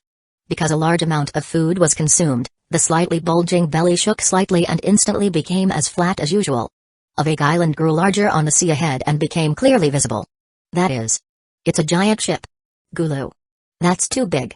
Now, on Jaya Island, there are a large number of pirate ships docked on the coast. Groups of fierce-looking pirates gathered there. Noticing the huge ship coming slowly on the sea, they all couldn't help but feel a little shocked. They have obviously never seen such a big ship before. Hiss. Hiss. Hiss, Luke, this island is a lawless zone that is not under the jurisdiction of the world government. A large number of pirates gather all year round. Dr. Hogback didn't bother to wipe the grease in his mouth and excitedly said, now I don't have to worry about materials. He clearly did his homework and learned the situation on Jaya Island. This town, called the town of Retrieval, is mostly inhabited by pirates despite the fact that it looks like a resort. Well, apart from some aborigines, there are indeed many pirates. Luke nodded with satisfaction. If we sew their shadows together, it should be almost enough to resurrect the remaining zombie generals. He is not a good person. He doesn't care whether these pirates have offended him or not. There is no psychological burden at all on using the shadows of these pirates to create a zombie army. However, in order to prevent accidents, it is too troublesome to imprison so many pirates in the dungeon at once. Still have to filter them. It is better to be deficient than excessive. It would be great if I could get the ability of Parimsha, Book Fruit, or Parimsha, Hobby Fruit. Luke touched his chin and thought secretly. The Book Fruit can lock the target into the picture books and maintain a locked state for a long time without hunger or aging. There is no need to waste food and worry about them escaping. Directly saving a lot of manpower and material resources. As for the Hobby Fruit, he can turn these guys into toys after stripping them of their shadows, then make a rule to make them work day and night. Even if their shadow is taken away, and they cannot appear in the sun. It can also allow these tool people to work for themselves in the dark underground. Implanting their shadows into corpses can also create a zombie army. It has to be said that the Hobby fruit matches the ability of the shadow fruit quite well. It can bring the value of a captive to the ultimate level. Capitalists are not that even vicious. He glanced at the white clouds and the blue sky, and then he directly ordered, "Then, I'll leave this place to you. Some smelly fish and rotten shrimp." The strongest pirate on this island is estimated to have a bounty of no more than 50 million belly. There is no need for him to take action personally. "Luke, I wanted to ask you a question." Brook asked curiously, "Is it just for these guys that you came here specifically?" Based on what he knew about Luke these days, the other party's purpose was unlikely to be this. If he just wants the shadows of those powerful pirates. Even if they don't go to the New World, wouldn't it be better to go directly to the Subduing archipelago? Being the last stop before going to the New World, there is bound to be a large number of powerful pirates gathered there. With Luke's own strength alone, it doesn't take much effort to deal with the pirates who haven't been to the New World yet. Especially with the privileges of 7 warlords of the sea, Marine will probably not interfere. Of course not, they just happen to be on the way. Luke chuckled, then he pointed to the sky. "My goal is up there." "Up there?" Looking at the sky, Hogback on the side thought of something. He opened his mouth wide and looked at Luke in disbelief and excitement. "Luke, is the legend of the City of Gold true?" They had followed Gecko Moria and had been in the first half of the Grand Line for so long. Naturally, they had heard the legend about the City of Gold. The legendary City of Gold? Brook was full of astonishment and said there. Back then, our Rumbar pirates also thought about searching for it, but in the end, we gave up. Luke-sama, could it be that the City of Gold is up there? Perona stared blankly at the sky above with her big round eyes. How is this possible? It's hard to say whether the City of Gold is up there. Luke shrugged and said nonchalantly, but Sky Island does exist. I'll go up and investigate first. You guys wait for me here and get rid of the pirates in the town. If everything goes well, I will take you up there to open your eyes and see the legendary Sky Island. A man of great skill is bold. He is not worried about Enel's threat. At least, with the ability of the Shadow Fruit, if he wanted to leave, few people in this sea could stop him. What's more, although Rumble Fruit's ability is indeed very powerful, Luke didn't feel that Enel, who was arrogant and settled in a corner and could only rely on his Devil Fruit abilities to dominate Sky Island, could threaten him. This is confidence in one's own strength. Moreover, he was not without other preparations. Understood. Hearing Luke's words, the three were all excited. Although they were a little shocked, they certainly had no doubts about Luke's words. You know, this man is an elite member of Cypher Pol number 9, which is directly under the world government. It is not surprising that he knows some unknown secrets. For a moment, they were full of longing for the legendary Sky Island. Chapter 30, Shadow String Woo on the thriller bark. The devil-like shadow wings suddenly opened. Then, this place is left to you. Under Hogback and others' gaze, Luke flapped his wings and rushed to the sky. Suddenly, Luke seemed to feel something. With his sharp observation, Hockey realized that there was someone watching him on Jaya Island, which was still far away, and the naked eye should not be able to see the situation here. Sniper? Interesting. Luke raised his eyebrows and smiled. He didn't care and disappeared from Perona, Brook, and others' sight at an astonishing speed. 3,000 meters, 4,000 meters, 5,000 meters. Below the endless dark clouds, Luke's eyes turned stern. Shadow string. His right hand was like a pistol, pointing at the sea of clouds above. Swoosh! A dark shadow string from his finger pierced through the cloud like lightning. Swish. Swish. If, at this moment, there was someone on the other end of the cloud, they would be shocked to find that a thin, invisible black string suddenly ran from bottom to top, penetrating the extremely thick sea of clouds. The next moment, Luke's eyes turned stern. Shadow Warrior. His whole figure disappeared in an instant, and he strangely crossed the thick sea of clouds and appeared at the other end of the shadow string. Well, is this the White Sea? Looking around, all he saw was white clouds everywhere, making Luke a little emotional. The sea of clouds in the sky is like a miracle. Although it was expected. But when he saw it with his own eyes, it was still a little shocking. It made people sigh at the wonder of this world. Instant Shadow. This is one of the abilities of the Shadow Fruit he has developed these days. In fact, the principle is very simple. Using the power of the Devil Fruit, he can easily create fine and tough shadow strings that are almost invisible to the naked eye. Not only can it be used to attack the target, but it can also be used as a medium to allow the shadow clone to instantly shuttle to any location on the shadow string. And he can directly exchange positions with the shadow clone at any time and anywhere. In an extremely short time, after these two steps, He can achieve the teleportation effect to freely shuttle within the entire shadow string. It sounds troublesome, but for Luke, it only takes a moment to operate. His nerve reaction ability is far superior to that of ordinary people. He can do this easily. Woo-hoo-hoo. Looking at the white sea of clouds in the sky, Luke did not prepare to break into Sky Island from Heaven's Gate. Instead, he flapped his wings directly and soon rushed under the vast sea of clouds. He did the same course of action again. Swoosh, a fine shadow string penetrated through the sea of clouds again. Swish. The next moment, Luke activated Shadow Warrior again. He exchanged positions with a shadow clone, who had already traveled to the end of the shadow string and appeared on the white sea. Whoosh. The dark devil's wings fluttered gently. Luke soared into the air and did not fall into the white sea below. And in front of him, an island with ancient trees, lush vegetation, and clouds and mist was clearly visible. Is this the part of Jaya Island that was pushed up to 10,000 meters into the sky by the knock-up stream and appeared on Sky Island? Luke exclaimed, "It's incredible." When he really saw the Sky Island, it was completely different from the images he imagined. That kind of unparalleled visual impact cannot be described in words. Let alone. Just those plants, in the unique climate environment of Sky Island, have undergone changes over the long years, and they are many times larger than the species that should be of the same origin under the sea. Without further delay, Luke flapped his wings and directly turned into a black stream of light as he rushed to the island. At this time, on the Island of Gods, upper yard. In the center of the island is a rather gorgeous palace. In the hall, a young man with his upper body naked was lazily lying on a soft couch. Next to him, two maids were holding large cattail leaves and gently fanning him. What was surprising was that he had unusually long earlobes. Moreover, he not only wore a headscarf but also had 4 wooden shemdaiko drums inlaid on his back. His face was slightly sinister and arrogant. Enel suddenly felt something and raised his eyebrows. It seems that a bug broke in. Ka. He grabbed a red apple and took a bite casually. Then he said indifferently, "Shura, Jeditsu, Satori, Om, the 4 of you go and entertain him. I will obey the oracle." 4 priests of different shapes walked out, kneeled on one knee, and bowed respectfully, not daring to be disrespectful. "Hey, is there fun again? I'm just bored. I hope he can last longer." As the 4 high priests under the seat of God, they are full of confidence in their own strength. They don't think anyone can threaten them at all. Forget it, it doesn't seem to be an ordinary bug. But before these priests are ready to leave, Enel sat up and showed a playful smile. Then he grabbed the golden staff next to him. Let this god play with it himself. I haven't stretched my muscles for a long time. Enel-sama. It's just a bug, you don't need to go out in person, right? Just leave it to us. The 4 priests were surprised. You are no match. Enel said lightly. The next moment, the 4 priests suddenly shook all over. What? Their faces changed drastically, and they moved together. They actually raised their weapons and rushed out violently.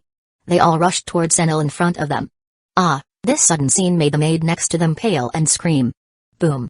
Chapter 31, Puppet Shadow String Boom.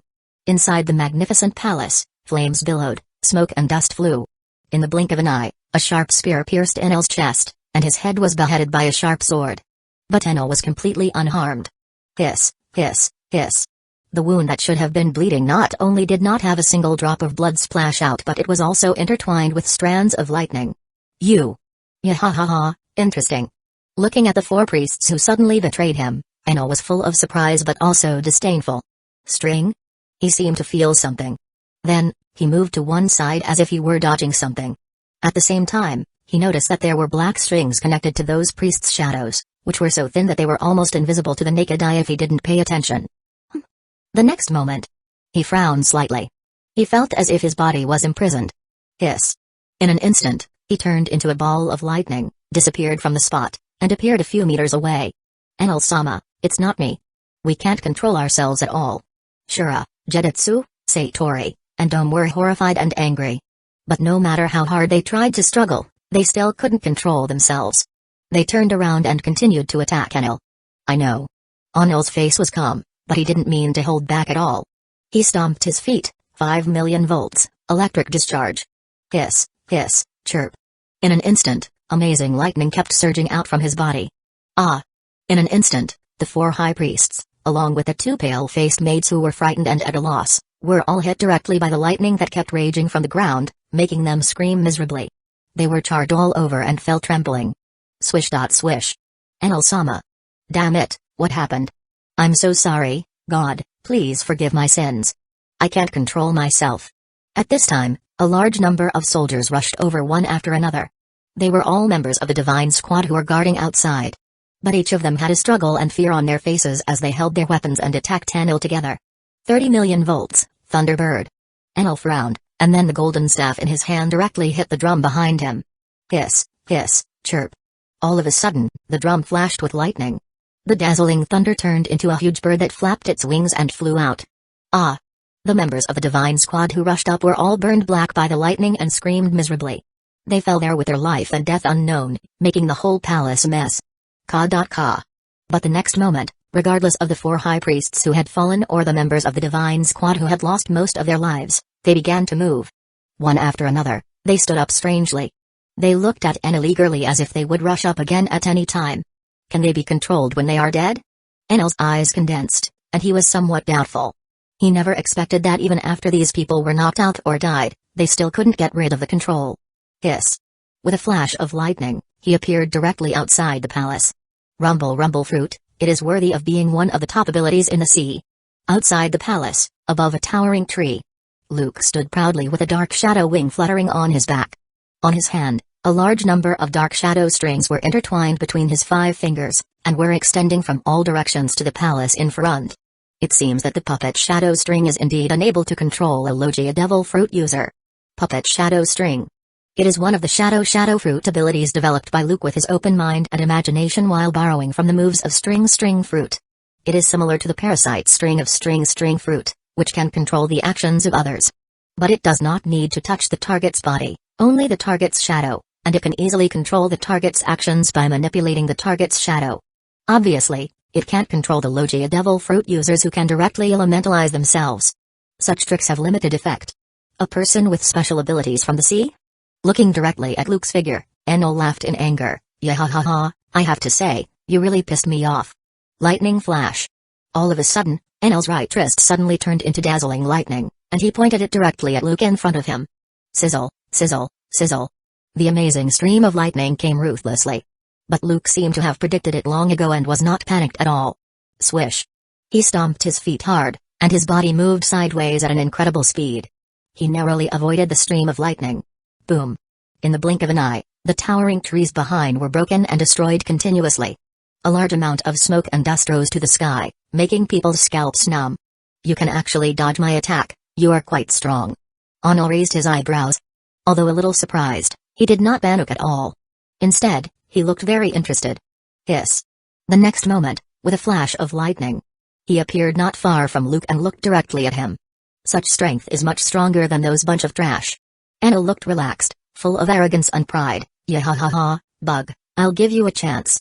Follow me and become my servant, I'll forgive your previous offense. It seemed that he was not threatening but granting. He thought it was an honor for Luke to follow him. Oh? Luke looked directly at Enel with his face full of playfulness. This sentence is exactly what I want to say to you, Enel. Yahahaha. When Enel heard Luke's words, he couldn't help but laugh in anger, and his eyes became cold. That's a pity. Humble and ignorant blasphemer, repent in despair and fear. The shining golden staff directly hit the drum behind him, 30 million volts. However, before he finished speaking, Luke suddenly moved. Instant transmission. He stepped hard, and his figure appeared in front of Enel as if he had teleported. What? Enel's pupils shrank sharply, and he couldn't believe it. But he was too careless, and before he could attack, a dark fist mark wrapped with armament hockey had already hit his abdomen. Bang. Unimaginable pain came. Bang. Enel's eyes bulged, and he vomited blood. With a distorted face and expression full of disbelief, he flew out like a cannonball. Luke kept his fists swinging, with a face calm. Who is so humble and ignorant now? Big airs. Chapter 32, Shadow Cage. Bang. Bang. Bang. Smoke and dust filled the sky. One after another, towering trees were knocked down and broken. Enel was covered in blood and was embedded in the ruins. His state of embarrassment reached the extreme. Whoosh. There was a flash of lightning, and he appeared in the distance. Cough. He staggered a little, and blood started to flow from the corner of his mouth. At this moment, Enel's distorted face shows complex emotions such as shock, unwillingness, anger, fear, and disbelief. Impossible, I should be invincible, why can you hurt me? Is it sea prism stone? No. In the opponent's hands, there is no sea prism stone. Just now, with his mantra and the rumble fruit, He predicts Luke's movements. On top of that, he thinks his elementalization is invincible. The other party cannot hurt him at all. Therefore, there is nothing to fear. Unexpectedly, he was hit hard all of a sudden. This made him a little unbelievable and at a loss. Rumble fruit is indeed one of the top devil fruit in the world. Luke looked directly at Enel, who was in a state of embarrassment and no longer as high-spirited as before, and said calmly, "It's a pity that you are too weak and far from being able to exert its true power." You. When Enel heard this, his eyes were filled with fire. He, who has always been arrogant and prideful, was naturally angry when he was belittled by Luke in this way. "You are so complacent, I was just careless just now."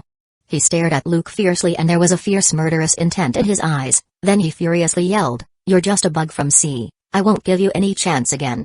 The words have not yet finished. His entire body turned directly into lightning. Suddenly, he appeared in the sky about 10 meters away from Luke. Boom! The golden staff in his hand suddenly struck the drum behind him. 60 million volts, Thunder Dragon. All of a sudden, lightning flashes everywhere. Roar! A lifelike Thunder Dragon roared out with its fangs and claws reaching out. Then, with an astonishing speed, it pounced on Luke fiercely. Shadow Shield. However, Luke didn't dodge, he just raised his right hand directly, and a black shadow surged like fluid. In an instant, it turned into a huge black shield and stood firmly in front of him. Boom! The Thunder Dragon hit the black shield hard, but it didn't break, while the menacing and extremely ferocious Thunder Dragon actually collapsed on impact. The intact black shield shrank back like a fluid and flew to Luke's feet before turning back into an ordinary shadow. What? This scene made Enel's eyes widen, and he was a little surprised. He never expected that someone would block his invincible move. How is it possible? Is this what you are capable of? Staring at the strange shadow, Enel felt a little confused. Although he was on Sky Island, he, as the Rumble fruit user, still had some understanding of the general types of devil fruit. But this kind of ability is really weird and beyond his knowledge. Permsha, shadow fruit. This is my devil fruit, Luke said nonchalantly. Immediately afterwards, he raised right hand and spread his fingers, then countless shadow strings intertwined and surged in the palm of his hand. Shadow Cage. In Enel's shocked eyes. Swipe. Swipe. Numerous black strings flew out of Luke's palm. Thousands of strings randomly rush in all directions. Huh? Enel's expression changed. Relying on Mantra's ability, he dodged swiftly. The shadow strings that shot out one after another were narrowly avoided. But the golden staff in his hand was cut off by the tough and extremely sharp black thread. Whoosh! In the blink of an eye, countless thin black strings directly penetrated countless trees, rocks, buildings. All over the entire island, which was an extremely frightening sight. Even the thick mountain was penetrated by ruthless, sharp black strings. The entire island has become covered with densely packed black strings, making one's scalp numb. Want to block my movement? With vigilance, Enel gently scratched the inaudible black strings with his right hand, and the sharp shadow string easily cut his fingers. It's useless, my body is like lightning. Enel, who was unscathed, felt relieved. As long as these weird black strings can't hurt his body, there's nothing to be afraid of. Yeah? Luke chuckled. Shadow Cage is one of the moves developed on the basis of Shadow String by borrowing the ability of String Fruit. Somewhat similar to Doflamingo's Birdcage.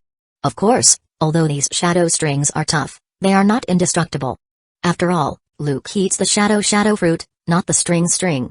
If it is not reinforced with armament hockey, it will not pose a direct threat to those truly strong and can be easily torn or destroyed. However, the purpose of Shadow Cage is not just to surround enemies, but to better cooperate with the ability of Shadow Warrior. This allows him to freely move around the battlefield and take the initiative. In the sea, there are many people with Logia Devil Fruit abilities like you, such as light, flame, magma, ice, snow, wind. Luke crossed his arms and said bluntly, there are many people who are stronger than you, don't be too arrogant. Recognize reality, Enel. It's just Permsha, stop talking nonsense. Enel was outraged. Realizing that the enemy in front of him has mastered some unknown method and can really hurt his own body. No matter how conceited he was, Enel no longer had any reservations. Sizz. The lightning gathered, making him extremely dazzling and difficult to look straight at. For a moment, Enel's whole body was gushing with intense electric lights. His figure expanded at a speed visible to the naked eye. 200 million volts, Thunder God. A large amount of lightning materialized. Then, it turned into a bloated giant made of lightning in the blink of an eye. It was indescribably shocking. Relying on Logia's elementalization capabilities, Enel, who transformed into the god of lightning and had full combat power, ignored the obstacles of those shadow strings and rushed out. Go to hell, bug. Like an angry-eyed King Kong, his whole body was shining with intense electric light. Enel was exuding an astonishing aura and murderous intent. His palms intertwined with terrifying lightning slammed down. Boom. Luke looked calm, and he suddenly disappeared from where he was in an instant. What? Enel's pupils shrank sharply, and his hair stood up. The strong mantra predicts crises in an instant. But there was no time to turn around. Boom. A sharp kick hit him on the back of his head mercilessly. Ah! An unimaginable pain came, and Enel's consciousness fell directly into darkness. Chapter 33, The Shandia tribe. You fell down before I even exerted any force. The large amount of electric light gradually dissipated. He looked at Enel, who fainted on the ground and had a big bump on the back of his head. Luke, who landed firmly, shrugged it off. In fact, there are many ways to solve Enel. In the final analysis, Enel relies too much on Rumble Fruit's abilities, and his physical skills are really poor.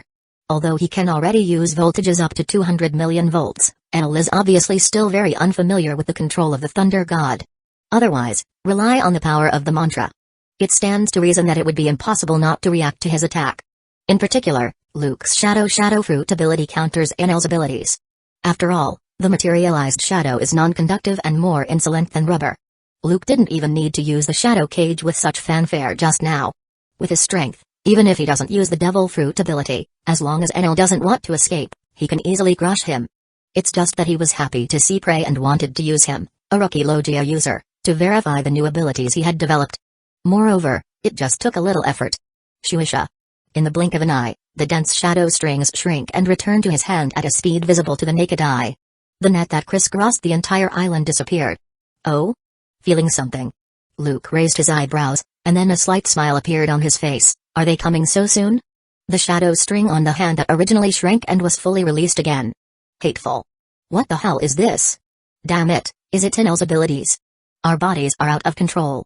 And this time, on the coast of Upper Yard, the Island of Gods. One after another, figures dressed like Aboriginal tribesmen, holding spears and other weapons, gathered there in groups of 3 to 5. Surprisingly, they all have small white wings on their backs. However, what is very strange is that each of them is full of panic, and their steps are trembling. It's like being forcibly controlled. They tried to struggle, but they couldn't resist it. They involuntarily walked toward the center of the island. Eventually, they came to the ruined palace and met Luke. And Enel, who was lying on the ground with his life and death status unknown. What? Looking at Enel lying there. These Shandia warriors, who were originally a little panicked and desperate, couldn't help but lose their voices in disbelief. That guy, Enel, was defeated. Isn't that guy's ability invincible? Gulu. Who was he? A Shandia warrior stared blankly at Enel, who was lying there, and at Luke, who was on the side. Who are you? The young warrior at the forefront with a tall physique and fierce face asks a question. He was holding a shield and a spear and was carrying an incendiary cannon on his back. At this moment, he was staring, full of vigilance and nervousness, at the figure in front of him. They originally wanted to risk their lives and fight to the death to defeat Enel and his men and regain their homeland.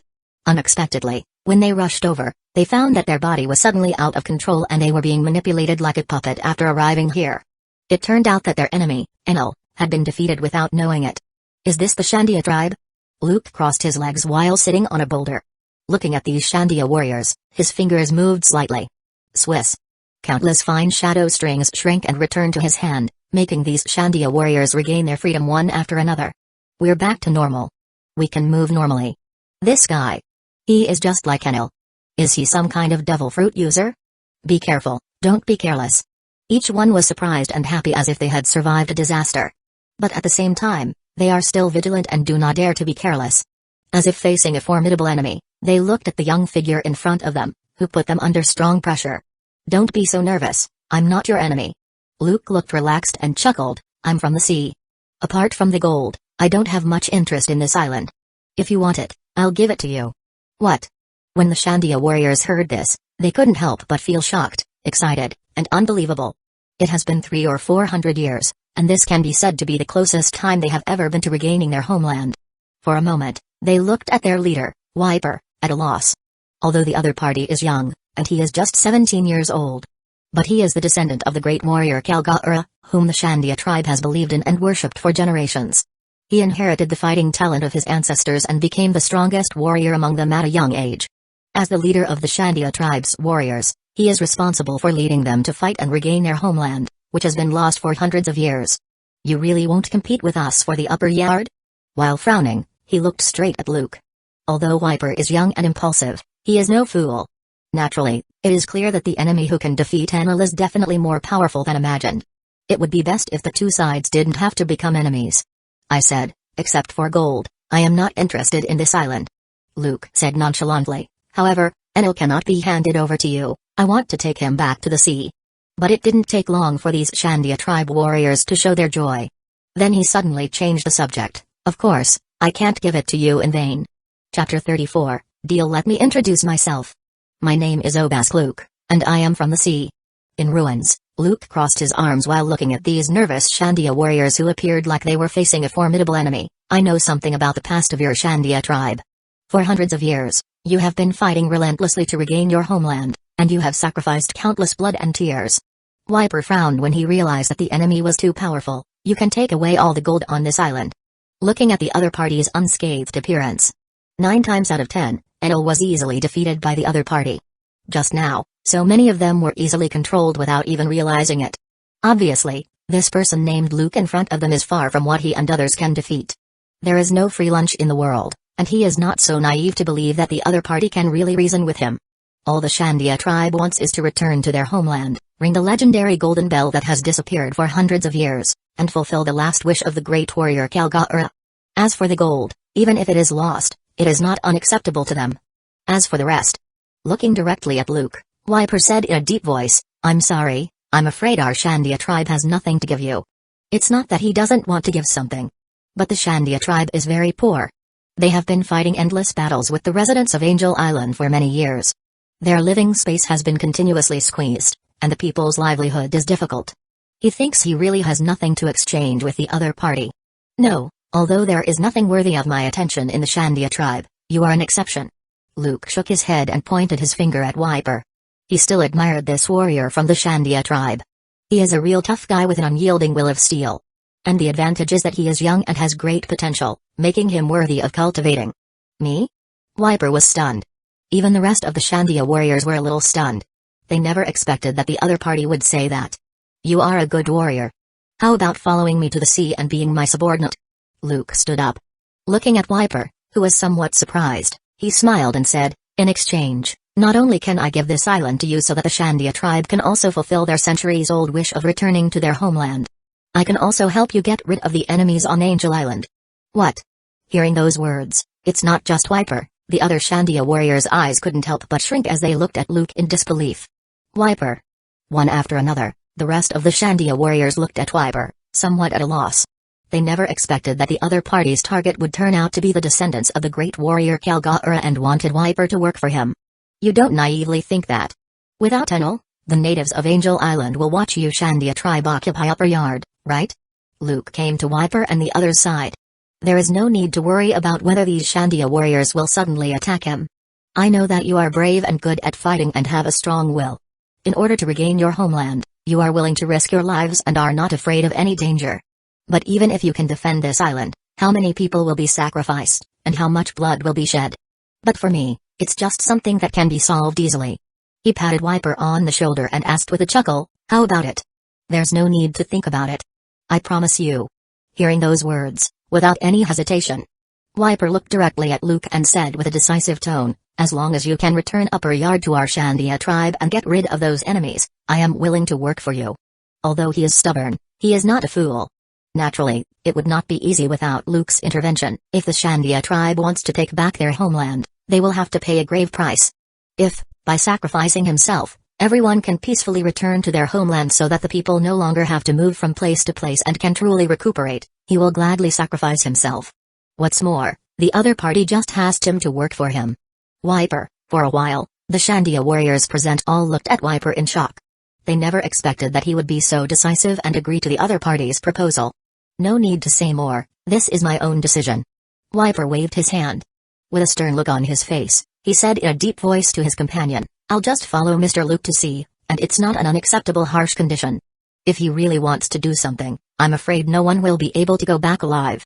If my sacrifice can reduce the casualties of my tribe, there is no better result than this. He saw clearly this man, who was similar to him in age but whose strength was unfathomable and unbelievably strong, really had no intention of targeting them. With the goal of the Shandia tribe, there is no conflict. Wise choice.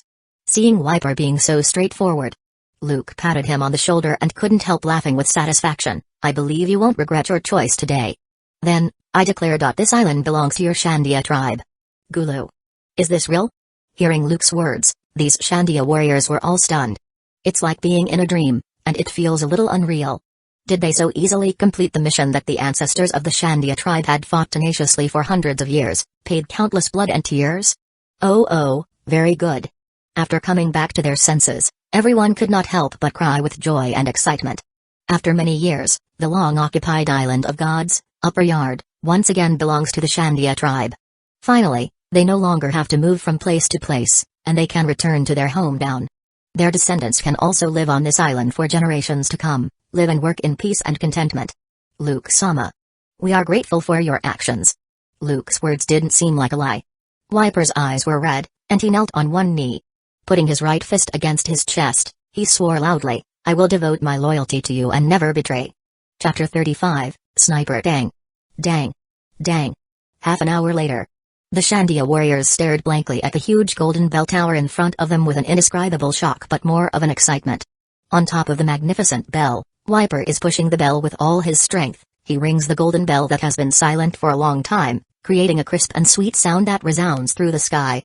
It seems to be able to cleanse one's soul and make people forget all their troubles and sorrows. Very good. Is this the golden bell passed down from generation to generation by the Shandia tribe? We finally fulfilled the last wish of the great warrior Calgar to ring the golden bell. A Shandia warrior on a side excitedly said while full of joy. Thank you very much, Luke. With excitement on his face, Wiper let go of the golden bell. He came to Luke and bowed deeply to him, full of gratitude. Thank you for helping us, the Shandia tribe. Ring the golden bell again and fulfill the agreement between our ancestors, the great warrior Kalga'ura and Noland. Since you are all my own people, it doesn't matter if I fulfill your wishes. Luke glanced at the stone inlaid with text on the golden bell tower. Luke crossed his arms and said directly, but I'll say this first, although you ring the golden bell, I can't give it to you.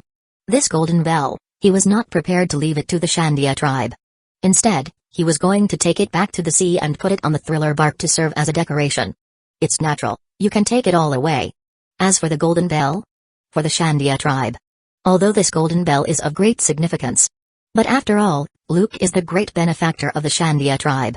They were very satisfied to be able to return to their homeland so easily without having to shed any more blood. It is still appropriate even if he is to take away the golden bell. Anyway, the golden bell rang again, and it had completed its mission. Regarding the Angel Island, don't be impatient. Luke said directly, you settle down your own people first. He planned to go to sea first and bring up Hogback and others, along with sea stone handcuffs. Enel had been tied up by him and soaked in a water tank. Only his head was exposed, and several warriors from the Shandia tribe were responsible for watching him, making it impossible for him to escape. Understood. Wiper nodded, he had Luke's back and wasn't worried about Angel Island. Woo! A pair of cool black shadow wings appeared on Luke's neck. In the odd eyes of the Shandia warriors, he flapped his wings and flew into the distance. Now, 10,000 meters below the Sky Island. Jaya Island, town of ridicule. Some buildings became dilapidated, filled with smoke and the smell of blood. Obviously, they had just experienced a fierce war. One after another, embarrassed figures were detained by zombies and sent to the thriller bark. These are all captured pirates. He. Perona's spirit is floating in the air while looking at the somewhat embarrassed Brook and others, then she puts her hands on her hips and says, you're too slow. Hey, don't fly too high, my back hurts looking up, Perona. Dr. Hogback, who was in ragged clothes and with a bit of blood on his body, was breathing heavily and responded unhappily, also, do you think we are all like you, with a hollow fruit ability? Under Luke's instructions, it's not just the zombie army led by number 1 zombie General Wangz that goes into battle. These cadres also participated in the battle to sharpen themselves. Oh, I have to say, the ability of the hollow fruit is indeed too powerful. Brook, who was holding a sword on the side, was filled with emotion. After Perona's spirit left her body, the main body hides in the castle while the spirit roams outside. In particular, those negative ghosts can easily subdue those pirates. Such an ability is too incomprehensible. Bang! Accompanied by heavy footsteps.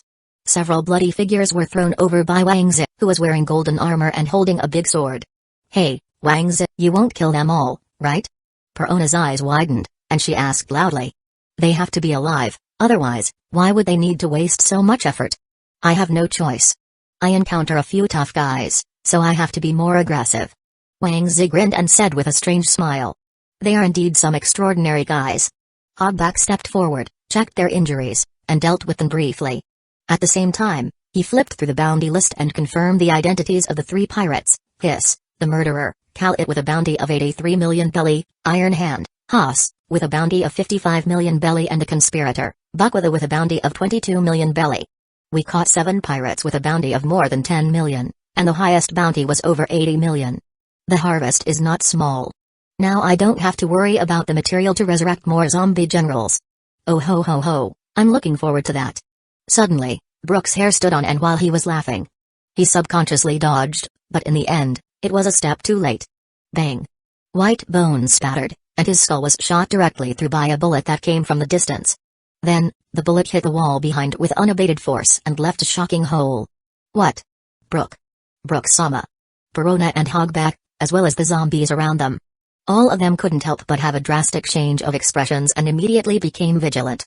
And the zombie general, Wangz, with his tall body, stood directly in front of everyone. Brush. Deep in the forest in the distance. A black figure flashed past. Over there. That damn guy. Perona was frightened, annoyed, and murderous. Relying on the invincible spirit state, she flew directly over. Damn, it was a sniper.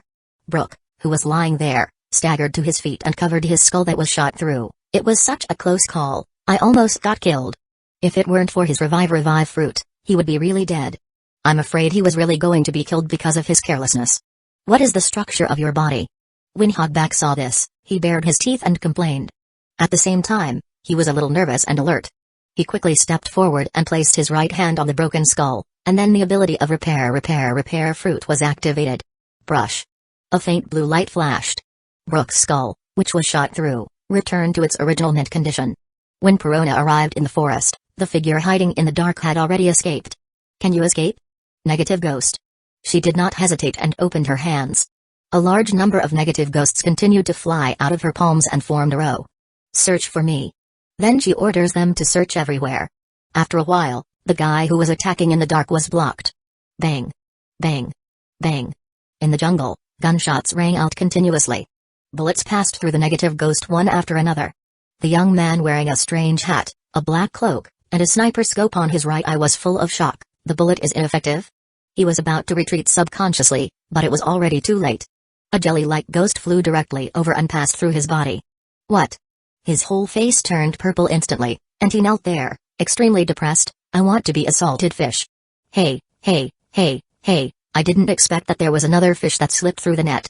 Perona floated over and looked down at the sniper, who was easily subdued by the negative ghost. But you are so arrogant. You didn't hide, but you still dare to provoke us like this. Chapter 36, Luke's recruitment. Is this the guy who attacked me? Not long after. Looking at the captured sniper who almost killed him before, Brook looked at him up and down. Perona, who was floating in the air, just as she was about to say something, caught a glimpse of the distant sky from the corner of her eye and saw a black dot going down. Yes. Luke-sama is back. Suddenly, everyone screamed in surprise. What? Come back so soon? Hogback and Brook couldn't help but be overjoyed. Well, the battle is quite fierce. Luke is very fast. He soon landed on the thriller bark and had a panoramic view of the smoke-filled and messy town of Ridicule. The pair of dark shadow wings shrank like silk and disappeared. Looking at Van Augur being escorted over, he was somewhat surprised. A sniper from East Blue and a future member of the Blackbeard Pirates, the supersonic Van Augur. Luke-sama, you're back. TSK, what does Sky Island look like? Perona, Brook, and Hogback all came forward and can't wait to ask. Luke waved his hand and did not rush to respond to the questions raised by Perona and others. Arriving in front of Van Augur, who was tied up and being escorted by zombies, he asked with a chuckle, "You're East Blue's famous bounty hunter, Van Augur, the supersonic, right?" Luke, do you know him? The 3 people were surprised.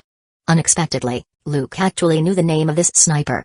I'm really honored to be known by such a big shot like you. Van Augur took a deep breath. Looking at Luke's young face, he laughed at himself. What a miscalculation. I didn't expect a big shot like you to show up here. He had noticed it from afar before. A strong man left the thriller bark and flew towards the sky. At first, he thought it was Gecko Moria who had left. Overconfidence and overestimating oneself, thinking that he can escape unscathed after sniping from afar, only then did he take the risk to sneak attack Brook. It's just that Van Augur really didn't expect it. The departing figure turned out to be the Black Prison Obas Luke, who had caused a scene in Anai's lobby 3 months ago, betrayed the world government, and was offered a bounty of 200 million belly. It seems that you also know me. Luke chuckled, then, I won't beat around the bush. He did not hide his appearance, so it was not surprising that Van Augur recognized him. After all, no matter what, he is still a big pirate with a bounty of 200 million belly. And it's only been a few months since the big scene at Inai's lobby. It can be said that it is still in full swing.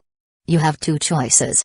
One is to become a prisoner of the netherworld pirate like them, imprisoned in a dark dungeon, suffering day and night, waiting for death. Looking at the somewhat embarrassed Van Augur, Luke said bluntly, the second one, join us. Our netherworld pirate also needs an excellent sniper. Although Van Augur's current strength is still a bit weak. But after all, it is a seed with potential, and there is still a lot of room for growth in the future, so he doesn't mind recruiting him. Luke-sama. Hearing what Luke said, Perona was surprised. Are you going to recruit this guy? Oh ho ho ho, if nothing else, this guy's shooting skills are really good. If I hadn't only had a handful of bones left, he would have almost killed me. Brook said with a smile. Hiss, are we going to have another member? Dr. Hogback laughed strangely. He believed in Luke's vision. And he has to admit that the opponent's marksmanship is indeed very powerful. It really shocked him into a cold sweat. Fortunately, he picked the wrong target. Netherworld pirate? Wait. I'm a little confused. Doesn't this ship belong to Gecko Moria? Van Augur looked at Obas Luke, who was recruiting him a little surprised, and said in a deep voice, you must have joined his command, right? He once collected some information, and it's clear that the owners of the thriller bark are Gecko Moria, a warlord of the sea. But judging from Luke's previous tone, as well as the attitudes of Perona, Brook, and others, it seems that the other party is the owner of this ship. This made Van Augur a little confused. Are you talking about him? Luke raised his eyebrows. The shadow under his feet stood up directly. In Van Augur's shocked eyes, it suddenly swelled. At a speed visible to the naked eye, it transformed into a bloated and tall figure. Is this Gecko Moria? Van Augur's pupils shrank sharply. Apparently, he recognized the famous warlord in front of him. I'm sorry, just over 2 months ago, Gecko Moria was killed by Luke, and even the devil fruit was obtained by him. Dr. Hogback on the side introduced with a strange smile, now, the owner of this thriller bark is Luke-sama. His hearing Hogback say this, Van Augur couldn't help but gasp. The dignified warlord was killed so quietly, and even the devil fruit was obtained by Black Prison, Luke. It's incredible. Hee hee. Hee hee. Hee hee, it's your honor to be favored by Luke-sama. Don't be ungrateful.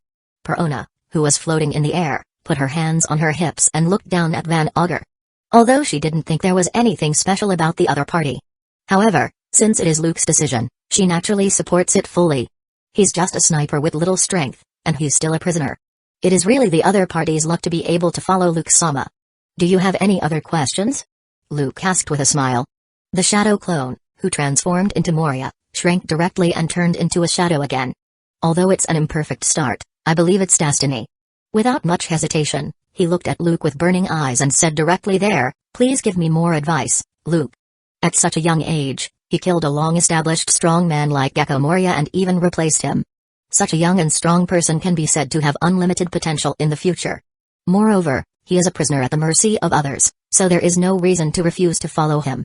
Welcome, I believe you won't regret it. Luke chuckled, and then he signaled the zombies to release Van Augur. Chapter 37, The Truth About the City of Gold. Wow, is this Sky Island? So amazing. Less than half an hour. Thousands of meters high in the sky.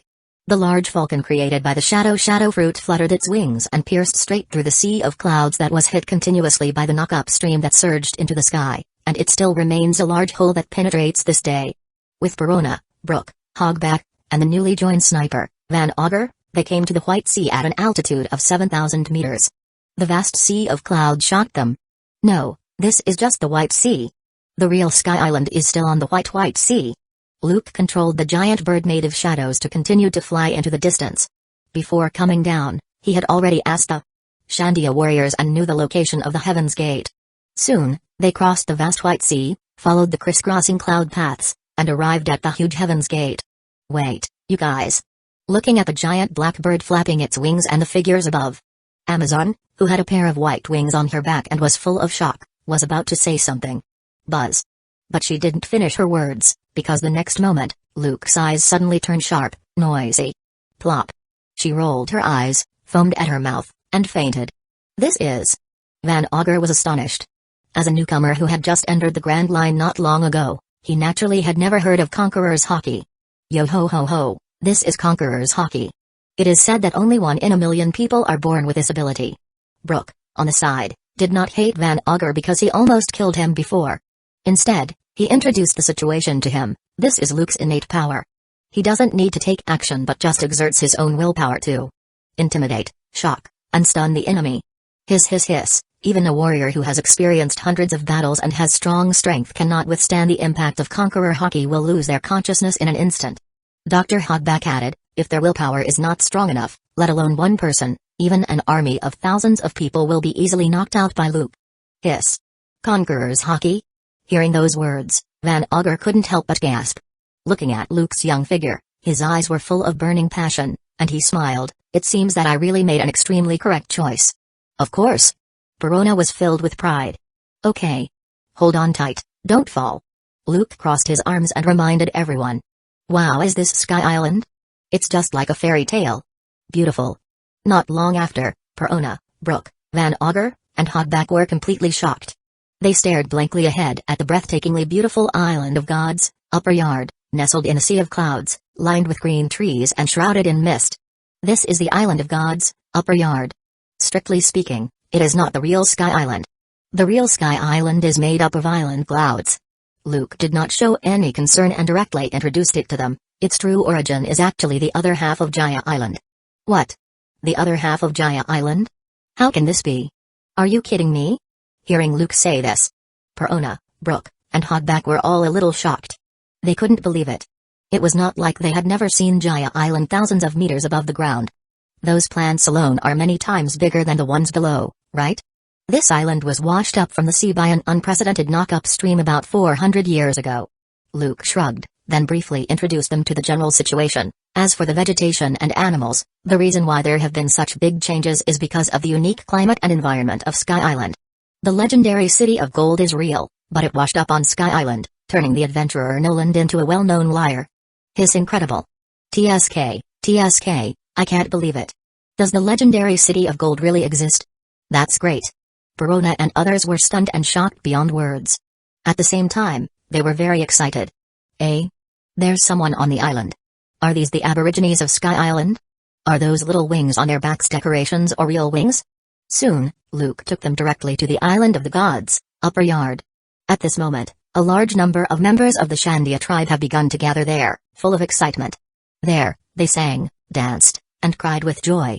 Upon discovering the arrival of the giant black bird, many people were subconsciously wary. However, the warriors of the Shandia tribe all recognized Luke, so they did not cause much panic. But they were all full of curiosity while looking at Luke, Perona, and others. Luke-sama. Wiper came forward. Then he pointed to the old man beside him and introduced Luke. This is the leader of our Shandia tribe. Hello, Luke from the sea, I am the leader of the Shandia tribe. The old chief leaned on crutches and bowed. Thank you very much for your help, allowing us to return to our homeland after 400 years of absence. And also rang the golden bell to complete the last wish between the great warrior Kalgaura and Noland. He did not expect something. This time, Wiper led the warrior on an expedition, but something like this happened. But this is obviously a good thing.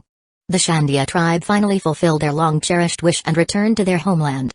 You're welcome, I just fancy Wiper's potential and want him to follow me. Luke said with a smile. No, it is Wiper's honor to be appreciated by you. The old chief said directly. It is really incredible that this strong man from the sea, who is similar in age to Wiper, has such great strength. Wiper following such a figure to sea may not be a bad thing. Mr. Luke, you and your companions have come from afar. Please let us, the Shandia tribe, entertain you. That we will be in your care. Goodwill from the Shandia tribe, Luke did not refuse and agreed to the banquet invitation with a smile. Perona and others were full of excitement and couldn't wait to explore the island to find the legendary City of Gold. By the way, Luke, that guy Enel has woken up and has been shouting and cursing. Wiper remembered something and asked directly, do you want to see him? Of course, I brought this thing here specially to entertain him. Luke chuckled, and he took out the sea prism stone handcuffs from his waist. Before that guy, Enel gave in completely, he was not ready to let the other party go. Chapter 38, Massive Gold. 3 days passed by in a hurry. Under the warm hospitality of the Shandia tribe, on the Island of Gods, Upper Yard, a bonfire banquet was held for 3 consecutive days and nights. During this period, Luke took Wiper and others directly to Angel Island and started a killing spree. Over at Angel Island, the white berets who were usually responsible for managing public security were directly slaughtered. It severely shocked the natives of Angel Island, who, after hearing that Enel was defeated, began to make plans to invite the expelled former god, Ganfall, back and clamored to take back the Island of God, Upper Yard. In the end, they were persuaded by their predecessor god, Ganfall. The Shandia tribe and Angel Island reached a peace agreement. However, this was a result of Luke's overwhelming power. But it has to be said that sometimes such force is still very useful. As for whether the two parties could truly coexist peacefully for a long time, Luke didn't bother to care. At the very least, he could guarantee that when he was still alive, Angel Island would never dare to act trashly again. Wow! Now, on the Island of God, Upper Yard. In front of a huge cave, Perona, Brook, Hogback, Van Augur. Their eyes widened as they looked at the exaggerated pile of gold in front of them like a mountain. Among them, the golden bell tower was transported down. Even if they have seen it more than once, they can't still help but feel a little deeply shocked. Awesome. We're rich. Perona lay down on the mountain of gold. Her eyes turned crescent, and she showed an extremely satisfied smile. Gulu. It feels like a dream. Even Brook, the musician who was reduced to a skeleton, couldn't help but breathe quickly and his eyes gleamed. It's not that they are money-crazed, it's just that these golds are too exaggerated. I'm afraid they can easily buy a country. TSK, this is the first time I've seen so much gold. Van Augur took a deep breath and couldn't help but sigh. He really can't calm down. These days, all the gold on Sky Island, in addition to the gold that has been collected by the gods of Sky Island in the past, as well as Enel and others. Other ancient ruins buried in the white clouds that cannot be easily discovered, as well as the scattered gold jewelry inside. Luke easily found them all with the power of the shadow fruit and gathered them all here together. It's not just this gold. Luke sat on the stairs of the huge golden bell tower and said with a chuckle, Enel tried to use this gold to build an arc maxim that could fly and collected a large number of extinct jetdile, all of which are also real treasures. Especially with the blueprint of the arc maxim, we can also hire a shipwright to build a flying warship. He's not ready to abandon the thriller bark, though. Luke also planned to build a large warship capable of direct flight. Moreover, although gold has excellent electrical conductivity, except for some special necessary devices, there is no need to use so much gold in building a ship. Other conductive materials can also be substituted. Luke-sama, is that a ship powered by electricity? Van Augur asked. That guy, Enel, won't agree to join us easily, right? Of course, they have all seen the god imprisoned by Luke. The opponent turned out to be a rumble fruit user, which really surprised them. But even if he is reduced to a prisoner, he still has that arrogant attitude. It makes Van Augur, Perona, and others speechless. Don't worry, he will give in. Luke shrugged. If Enel is really unwilling to give in, he doesn't mind trying to figure out if he can find the dark fruit and get the rumble fruit from his body. However, Luke currently has a bold idea. But without first verifying it, he was not sure whether it would succeed. Luke-sama, it's been 3 days. Perona grabbed a gold crown, put it on her head, and asked, are we leaving here? After 3 days at Sky Island, she has almost finished visiting this island and Angel Island. Mainly because of the hatred, awe, and fear in the eyes of the native people on Angel Island, she found it really boring. She just bought some Sky Island specialties and various styles. Well, the things promised to Wiper have been completed. All the gold has almost been collected, and the rare dials have also been collected. Luke smiled and nodded. It's almost time to leave. I am also ready and can leave with you at any time. At this time, Wiper, with a strong breath, came over. Crossing his arms, he said in a deep voice, speaking of which, I'm also very curious about what the sea is like. Then just leave this afternoon. Luke nodded. Just in time, he was ready to make his next plan. Wapal, the king of the Drum Kingdom, had the Paransha, Munch-Munch fruit. Luke was not prepared to let him go, even if Munch-Munch fruit's ability was not as powerful as expected. It can easily synthesize memory alloys and other rare precious metals from a variety of metals he swallows. Capturing him as a toolman and opening a rare metal export company can make the Netherworld pirate make a lot of money. Coupled with the massive gold obtained on Sky Island, even if there was an accident at the Golden Emperor's side. The Netherworld pirate no longer needs to worry about the funds needed for development in a short period of time. Hey, Luke, I have a question. Brook asked curiously, how can we take so much gold with us? Hearing this, Van Augur and others couldn't help but look over. If they can't take this much gold with them, even if it can be temporarily stored on Sky Island, it's also a bit regrettable. Simple. Luke raised his right hand slightly. One after another, subtle and tough shadow strings visible to the naked eye emerged from his fingers. Use the shadow strings to interweave and trap them into a net and hang them directly from the sea of clouds. Shadow fruit can easily imitate most of the string fruit abilities. The weight of this gold is not light, and it is bound to sink directly to the bottom and pass through the thick sea of clouds.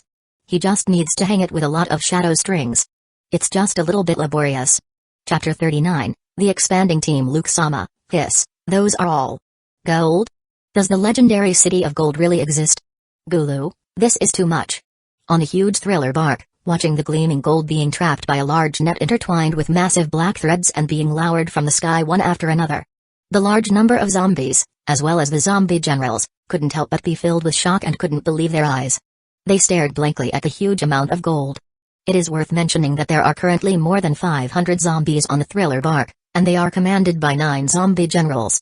Before taking Perona and others to Sky Island, in order to prevent someone from invading the thriller bark that he regarded as his home base, Luke deliberately plundered the captured pirate shadows and once again created 8 zombie generals to use as a combat force. Every zombie general is at least capable of confronting or even crushing pirates with bounties worth around 100 million belly. Especially the zombie general number 2, Captain John, and the zombie general number 3, Silver Axe. These two were notorious pirates in their lifetime and once belonged to the Rocks pirate. Their strength is not inferior to that of zombie general number 1, Wangz. However, the Demonors, whom he regarded as a special zombie, and the corpse of swordsman Ruma. Luke still has it, and there is no rush to resurrect them. Bang!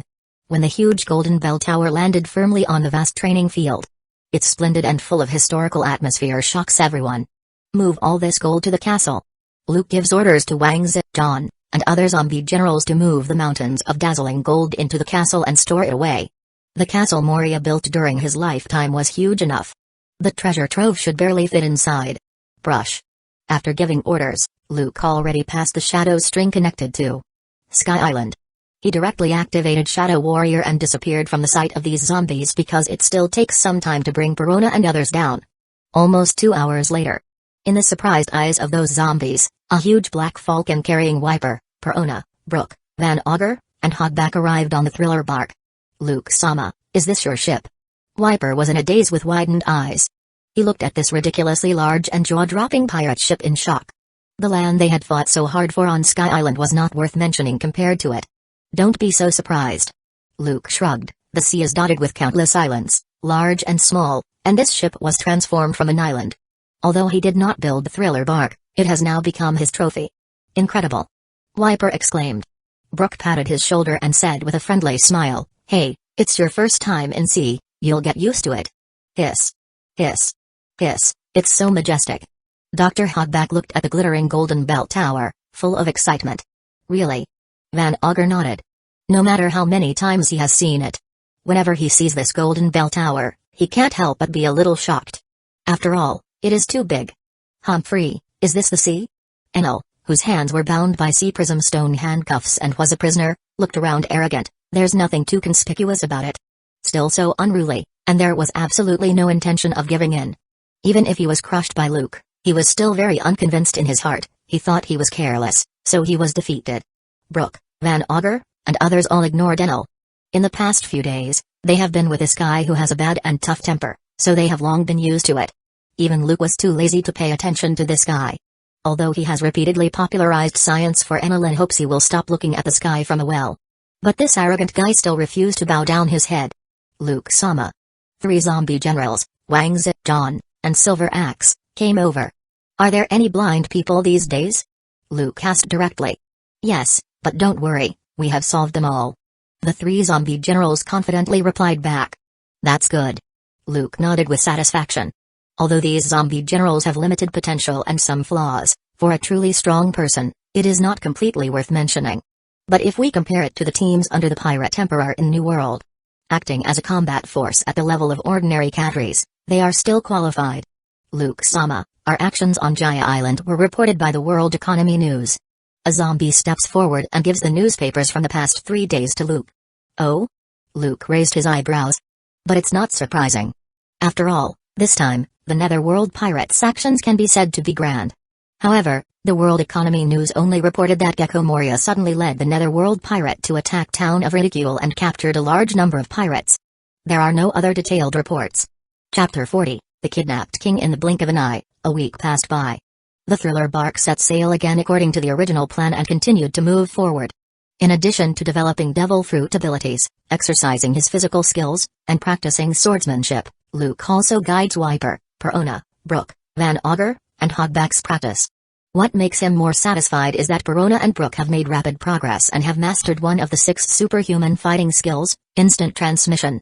The reason why Brook came from behind is not only because of his own strength, but also because he only has a handful of bones left and his body weight is relatively light, so practicing instant transmission can be said to be twice the result with half the effort. Wiper showed his tenacious will during this period and let Perona, Brook, and others marvel. Luke-sama, this is the eternal pose of the Drum Kingdom. This day, at noon, when Luke and others finished their training and began to enjoy their meals, a zombie respectfully handed over an hourglass-like device with only one orb in the middle. Luke-sama, aren't we going directly to Little Garden? Hogback was surprised. According to Luke's plan, they will go to a prehistoric island, Little Garden, and then to Bucklow Island, located at the entrance of the Grand Line, to retrieve Captain John's treasure. Then, go to Twin Cape to fulfill Brook's wish. Well, the course remains unchanged, but I may have to leave for 2 days. After swallowing a piece of meat and the bone, Luke said nonchalantly. Next, he is going to visit the Drum Kingdom and capture Wapol. After all, if he doesn't have such an interesting ability in hand, it would be a waste of money to let that guy waste Munch-Munch fruit's abilities.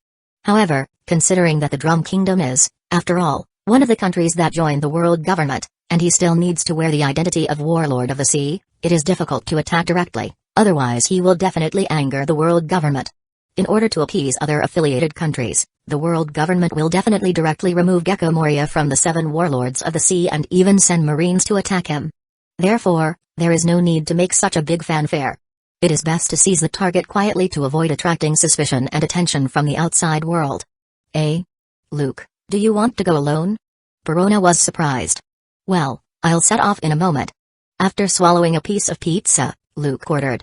You just stay on the boat and continue on your way. I will meet you again then. Whoa, not long after, under Wiper, Perona, Brook, and others' eyes, after finishing his meal, Luke didn't waste any more time. He took some dry food and the eternal pose of the Drum Kingdom and flew directly towards the distance.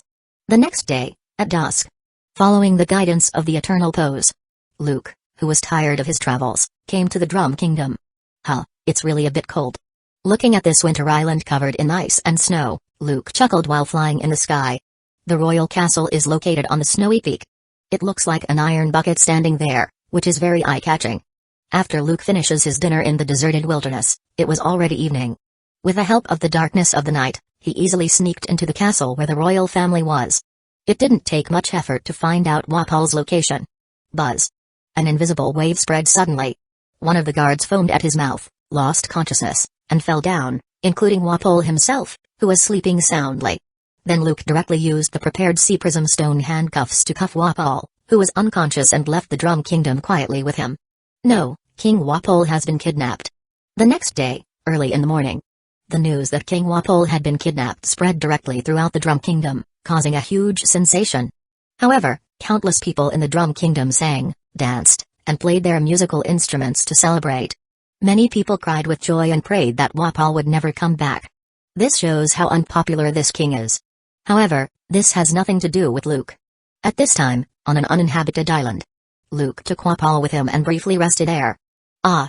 Who are you? Wapol, who was full of fear and panic, struggled desperately. However, he is bound tightly by the dark shadow strings, and he can't move at all. Moreover, his hands were handcuffed with sea prism stone. In the past, with the blessing of the Munch-Munch fruit ability, the mouth that could be opened extremely wide and easily crush steel was ineffective at this time. I am the king of a country that has joined the world government. If you don't let me go quickly, the world government will chase you to the end of the world. Wapol speaks loudly with a stern voice. Shut up. Luke, who was eating a piece of beef jerky on the side, glanced at him. The ability of the shadow fruit was activated, and a black substance condensed on his hand, and he flicked it casually. Woo! Woo! The black substance was like tape, sealing Wapol's mouth firmly. He couldn't speak anymore. Suddenly, Luke's eyes narrowed. Looking at the sea in the distance, a black spot grew bigger and turned into a ship. And it's also a pirate ship. Pirate ship. He took out a list of bounties and flipped through it. After comparing the increasingly clear pirate flags above, he quickly found the relevant information, making Luke's eyebrows raised. The Trump Pirates? Captain Bear King, with a bounty of 11.6 million belly and the Parimsha user of the Cookie no Mi? The bounty is low, though. But as a devil fruit user, his strength is obviously more than that. Looking at Wapol, who kept struggling, Luke smiled. Just right, you can give it a try. Chapter 41, A Bold Attempt. Captain, there seems to be someone on the island. On the pirate ship that was approaching slowly, a lookout was using a monocular telescope to observe the island ahead. He reported loudly to the tall, rough-looking man who was wearing a cloak below. Ha, I've been almost bored to death these days. Finally, there's some fun. Bear King got interested, and he took the monocular telescope and noticed two figures on the coast of the island in the distance. He couldn't help but grin and said, "Push the cannon up and fire directly at them." Yes, very quickly. Several pirates from the Poker Pirates pushed out the cannon, began to adjust the muzzle, and aimed at the island ahead. Fire! Bear King ordered loudly. However, after loading the shells, the gunner, who was holding a torch and preparing to ignite the cannon, suddenly froze in place. Ah! Captain! I can't move. Me too. What's going on? Damn! A pirate screamed in fear as he tried to struggle but found that he couldn't move no matter what he did. Damn it! What's going on? Bear King's face changes drastically because he also finds out that he can't move either. String? His pupil shrank sharply. He noticed that there were faint black strings in the air that were difficult to see. However, they were not attached to their bodies but to their shadows. Bear King was shocked, angry, and even a little panicked. Is it a devil fruit user? Clang. Clang. Bang. Bang. Ah. Ah. No, stop. I can't control it. My body is moving on its own. Help. Woo. In Bear King's terrified eyes, pirates from the Trump Pirates screamed in panic while they raised their swords, guns, and other weapons and fought each other there. Damn it, stop. Soon, Bear King himself uncontrollably pulled out the pistol from his waist and continuously shot at his subordinates. Bang bang. Ah. The screams continued. In just a moment, one after another, figures fell in a pool of blood. Not long after, the approaching pirate ship landed on the uninhabited island, and Luke jumped lightly to the deck. Standing there stupidly, unable to move, was Bear King, who was full of panic, anger, unwillingness, and despair. It's you. Black prison, oh bask Luke. It seems that I'm quite famous. Luke chuckled. It's not surprising that Bear King recognized him. After all, he is also a big pirate with a bounty of 200 million belly. At least in the first half of the Grand Line, for those little pirates who have not even been to the New World, he is already an absolute big shot. Black strings surged back to Luke's fingers, making Bear King regain his freedom. Ah! Bear King almost stumbled after he found that he could move. Damn bastard, die. His face became ferocious. His fists suddenly turned red while emitting amazing heat. Then he slammed it into Luke's body fiercely. Don't overestimate your ability. Shadow bind. Luke's face remained unchanged. Facing the hot red steel fist, he did not dodge or evade at all. Swish. It was as if time had stopped. Bear King, who rushed over, froze in place while his fist emitting high temperature was less than 10 centimeters away from Luke's face. The amazing heat wave came towards him. What? Feeling his body being out of control again, Bear King was shocked. A black shadow extended from Luke's feet and connected to his own shadow. A futile resistance. The next moment, Luke hooked his left index finger. A shadow string that was almost invisible to the naked eye flew out. Wrapped around by armament hockey, it became darker and shone with cold light. Rip. In an instant, blood splattered. A bloody arm flew up. Ah! Bear King, who was struggling but unable to move, screamed miserably. His eyes bulged out, and his face distorted due to extreme pain. At this moment, he was sweating profusely. Swish. The black shadow string, like a fluid, instantly covered Bear King's entire body. And Luke walked directly into the cabin. He soon found his target in the kitchen. Carrying a large bag of various fruits, Luke returned to the uninhabited island with Bear King, who could not control his body. Shadow puppet possession. In Wapol's horrified eyes, The shadow on Luke's feet stood up and slowly sank into his body at a speed visible to the naked eye. The next moment, his body shakes all over. Bang! The sea prism stone handcuffs were untied. Luke also removed the shadow strings that bound him. Try it. Luke threw the big bag of fruit directly over. At the same time, on his right hand, a shadow tentacle emerged. It turned into an extremely sharp spear, and it instantly pierced Bear King's heart. Then Wapol suddenly opened his mouth wide. He swallowed the whole bag of fruit, and the next moment, he actually pounced directly on Bear King, who was just killed by Luke. The exaggerated and eerie big mouth kept expanding until Bear King fit his mouth. Not long after, a bloody corpse was spit out. Bang! At the same time, there was a fruit with strange patterns. Did it succeed? Luke's eyes condensed, and he couldn't help but smile. Chapter 42, Clear Fruit and Rumble Fruit Crash. Early in the morning, Luke took Wapol and followed the guidance of the Vivre card back to the Thriller Bark. Luke-sama. Who is this guy? When they see Wapol, who's tied up, Wiper, Perona, Brook, Van Augur, and others are full of surprises. Hiss. Hiss. Hiss. We all saw the news in the newspaper, saying that the king of the Drum Kingdom was kidnapped. Wapol looks a little familiar. Hogback raised the newspaper in his hand and said in surprise, "Did you do it, Luke-sama?" In the newspaper headlines, it was written that King Wapol had been kidnapped. Well, he is the Munch-Munch fruit user. Luke nodded and chuckled. Not only can he synthesize the things he swallows, but he can also fuse them with himself. He can even directly synthesize special rare metals from a variety of metals he swallowed. This ability is of immeasurable value. TSK. I see. Hearing Luke's introduction, Perona, Van Augur, Hogback, and others could not help but marvel. No wonder Luke made a special trip to the Drum Kingdom to kidnap the other party. However, the truly amazing ability of Munch-Munch fruit is more than that. The corners of his mouth turned up, then Luke chuckled, "Later, I will open your eyes." Hearing this, everyone was surprised.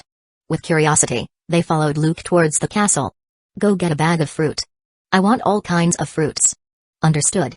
Not long after, at the underground prison of the castle. Bang! Looking at Absalom spit out by Wapol and a strange fruit beside him. Wiper, Perona, Van Augur, Brook, Hogback, and others were all stunned, and they couldn't believe their eyes. Gulu. Perona swallowed her breath. Is this really possible? Absalom's clear fruit has been recovered?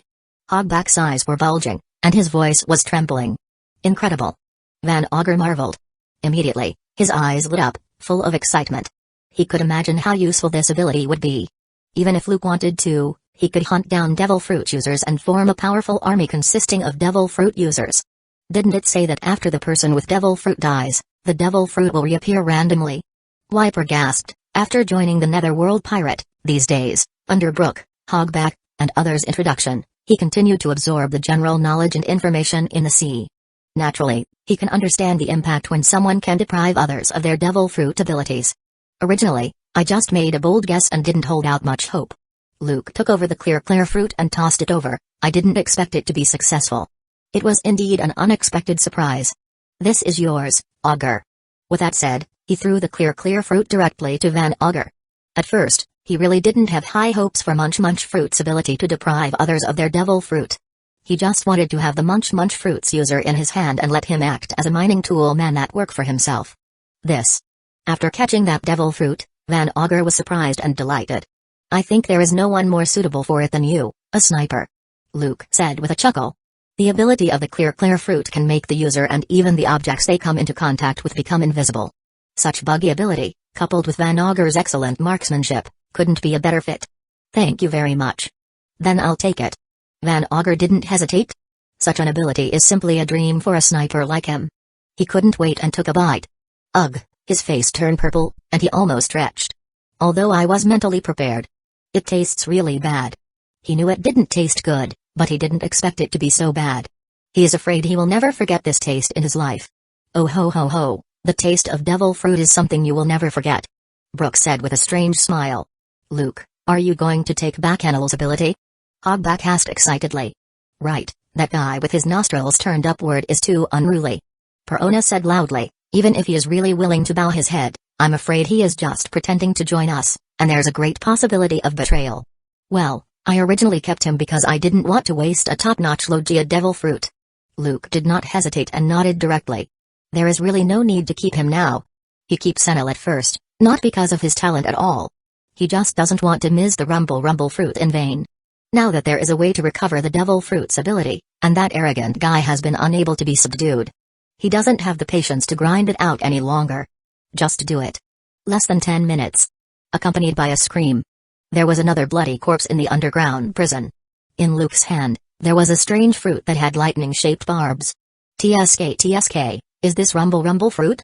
Brook, Perona, Hogback, and others were all curious. They had heard Luke mention how exaggerated this devil fruit was. It may be controversial to say that rumble fruit is the strongest, but it is definitely one of the top devil fruit abilities in the sea. If nothing else, just look at Marine headquarters, and you will know. The 3 admirals, who represent the highest combat force of the Marine headquarters, are all top Logia devil fruit users. However, since most of them are already devil fruit users, they don't really have any ideas. Wiper, it's yours. Playing with the rumble fruit. Luke thought for a moment and threw it directly to Wiper. No matter how powerful the devil fruit is, there must be someone who can match it and bring out its true power. At first, he was still thinking about whether to give the other party the rat fruit, model, scythe weasel that he snatched from the world government. But now that there are better options. Instead, he can use it to train other strong subordinates. After all, if he wants to challenge a behemoth like the world government, which has profound foundations and many powerful people, relying on him alone is not enough. Luke-sama, isn't his too excessive? Wiper was stunned. He subconsciously catches the thrown devil fruit. While a little excited, he looked at Luke hesitantly. Unexpectedly, the other party would give such a powerful devil fruit directly to him. I am not stingy about cultivating my own people. Luke patted him on the shoulder and said bluntly, these days, I think everyone has witnessed your performance. You passed my test and are worthy of this devil fruit. Unlike Enel, who remains unruly after receiving various information on the sea, Wiper, who was still somewhat arrogant in his heart, has understood how vast and wonderful the world is. He no longer sits at the bottom of the well and looks at the sky, but he realizes his own insignificance. In order not to hold others back but also to protect the Shandia tribe. It can be said that he worked harder than anyone else and was not willing to miss any training time. Luke naturally noticed this. Compared to Enel, the arrogant guy who sits at the bottom of the well and looks at the sky, believing that's all there is to it. Wiper definitely deserves this rumble fruit more. Oh ho, Luke is right, I am quite convinced. Brook said with a smile because he had already seen that Luke valued Wiper far more than anyone else. It can be said that he was trained as his right-hand man in the future. The requirements for Wiper are also more demanding and severe than everyone else. If it were Brook himself, he thought he wouldn't be able to hold on. There are still differences between people. Not bad, at least it's more pleasing to the eye than that guy, Enel. Hiss, it looks like our netherworld pirate will have one more Logia fruit user. This is also destiny. Even Perona, Hogback, Van Augur, and others have nothing to say. Although they are already a devil fruit user, they are still envious of top devil fruit like rumble fruit. However, they had no objections to Luke's decision. For the past few days, they had often trained with each other. So, they fully understood why Luke was so fond of Wiper, a warrior from the Shandia tribe. Even the rather arrogant Van Augur and Perona couldn't help but feel a little ashamed of themselves. Under Luke's guidance, the other party practiced to the point that he risked his life, and the amount of training was simply exaggerated. Every day, he trains until the middle of the night or at 4 in the morning. He gets up to train on his own, and his efforts are at least 10 or 20 times greater than theirs. No matter how tired he was during the training, he never complained, and he never even said a word that he was tired. He always completed the training tasks assigned by Luke without saying a word. And it was still overfulfilled. It makes people convinced. Luke-sama, I will not let you down. Holding the rumble fruit tightly, Wiper looked at Luke with gratitude. His eyes were full of fighting spirit, and he was determined to work harder. He wants to keep up with Luke's footsteps as soon as possible so as to not let him down. One day, he will become the strongest spear and shield in his hand. Chapter 43, A Small Test of Skills, Luke vs. Netherworld Pirate. A week passed in a hurry. Wakal's disappearance, the king of the Drum Kingdom, caused a lot of sensation. But this has nothing to do with Luke. The thriller bark continued to sail on the sea, heading towards the little garden. During this period, they also encountered many pirates who had no eye. Especially attracted by the huge and eye-catching golden bell. However, these pirates paid the price for their greed. They became a prisoner, had their shadow taken away, and were imprisoned in the underground prison. Then, Luke-sama, we're going to take action. On this day, the sky was clear, and the wind was gentle. In the spacious training ground of the thriller bark, Wiper stared at Luke in front of him, his eyes were full of fighting intent. Not just him but also Brook, Van Augur, Perona, and Hogback. It doesn't matter, just go boldly. Luke laughed, let me see your progress these days. Not to mention, Perona and the others, even those zombie generals, could not threaten him. This is the self-confidence of the strong. Lightning flash. Hearing this, Wiper talks no more nonsense. His right wrist turned into lightning and pointed directly towards Luke. In the past few days, Luke had already introduced to him one by one the series of moves and principles developed by Enel on the Rumble Fruit. It allowed him to gain a lot from the development of his own abilities. A lot of detours have been avoided, and time has been greatly saved. He follows Luke's directions and practices a few of those moves developed by Enel to have a better grasp of his Devil Fruit abilities. Sizz. Sizz. The electric light shines, and an astonishing lightning bolt comes to Luke. But Luke didn't dodge and just kicked out violently with his right foot. Tempest kick, riot. Call out a fierce light green blade shot through the air. It collided fiercely with the incoming lightning bolt. Boom. Boom. Boom. There was a serious loud explosion. The dazzling lightning and smoke filled the training ground. But at the same time, whoosh! Van Augur moved. His whole body disappeared from Luke's sight at a speed visible to the naked eye. Almost at the same time, a gunshot echoed in an instant. Bang! Bang! Bang! The air seemed to have invisible ripples, and bullets invisible to the naked eye were fired towards Luke. The bullet targeted Luke's head, showing no mercy. Paper arts. With the help of his powerful observation hockey, Luke's entire figure was like an extremely thin piece of paper, easily dodging the 3 bullets that came. Then, the bullet continued unabated, leaving 3 shocking holes in the wall not far away. Instant transmission. At this time, Perona stepped hard and, at an astonishing speed, flew in front of Luke. Her right palm suddenly swiped, negative ghost. Swipe. Swipe. Several negative ghosts flew out and rushed directly towards Luke, but it didn't even touch a single strand of his hair. The next moment, Perona felt a sharp pain. Bang. A punch landed on her abdomen. Her delicate face was distorted, and she was about to vomit out.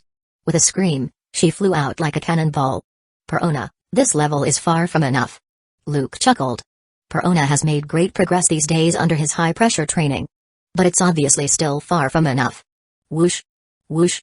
Luke's body shook as if he felt something.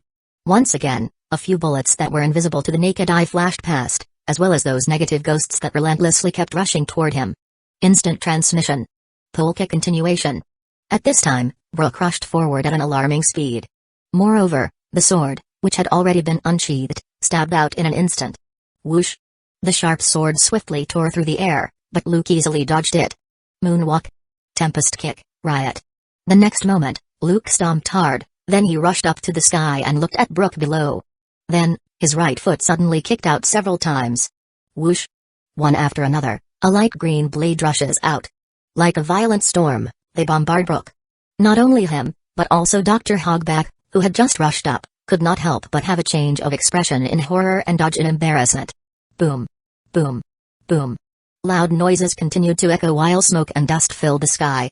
The earth was blasted into a mess. Brook is a little better. After Luke's guidance and training, both his swordsmanship and overall quality have been greatly improved, but he is just a little embarrassed. Moreover, he was strengthened by the power of Munch-Munch fruit.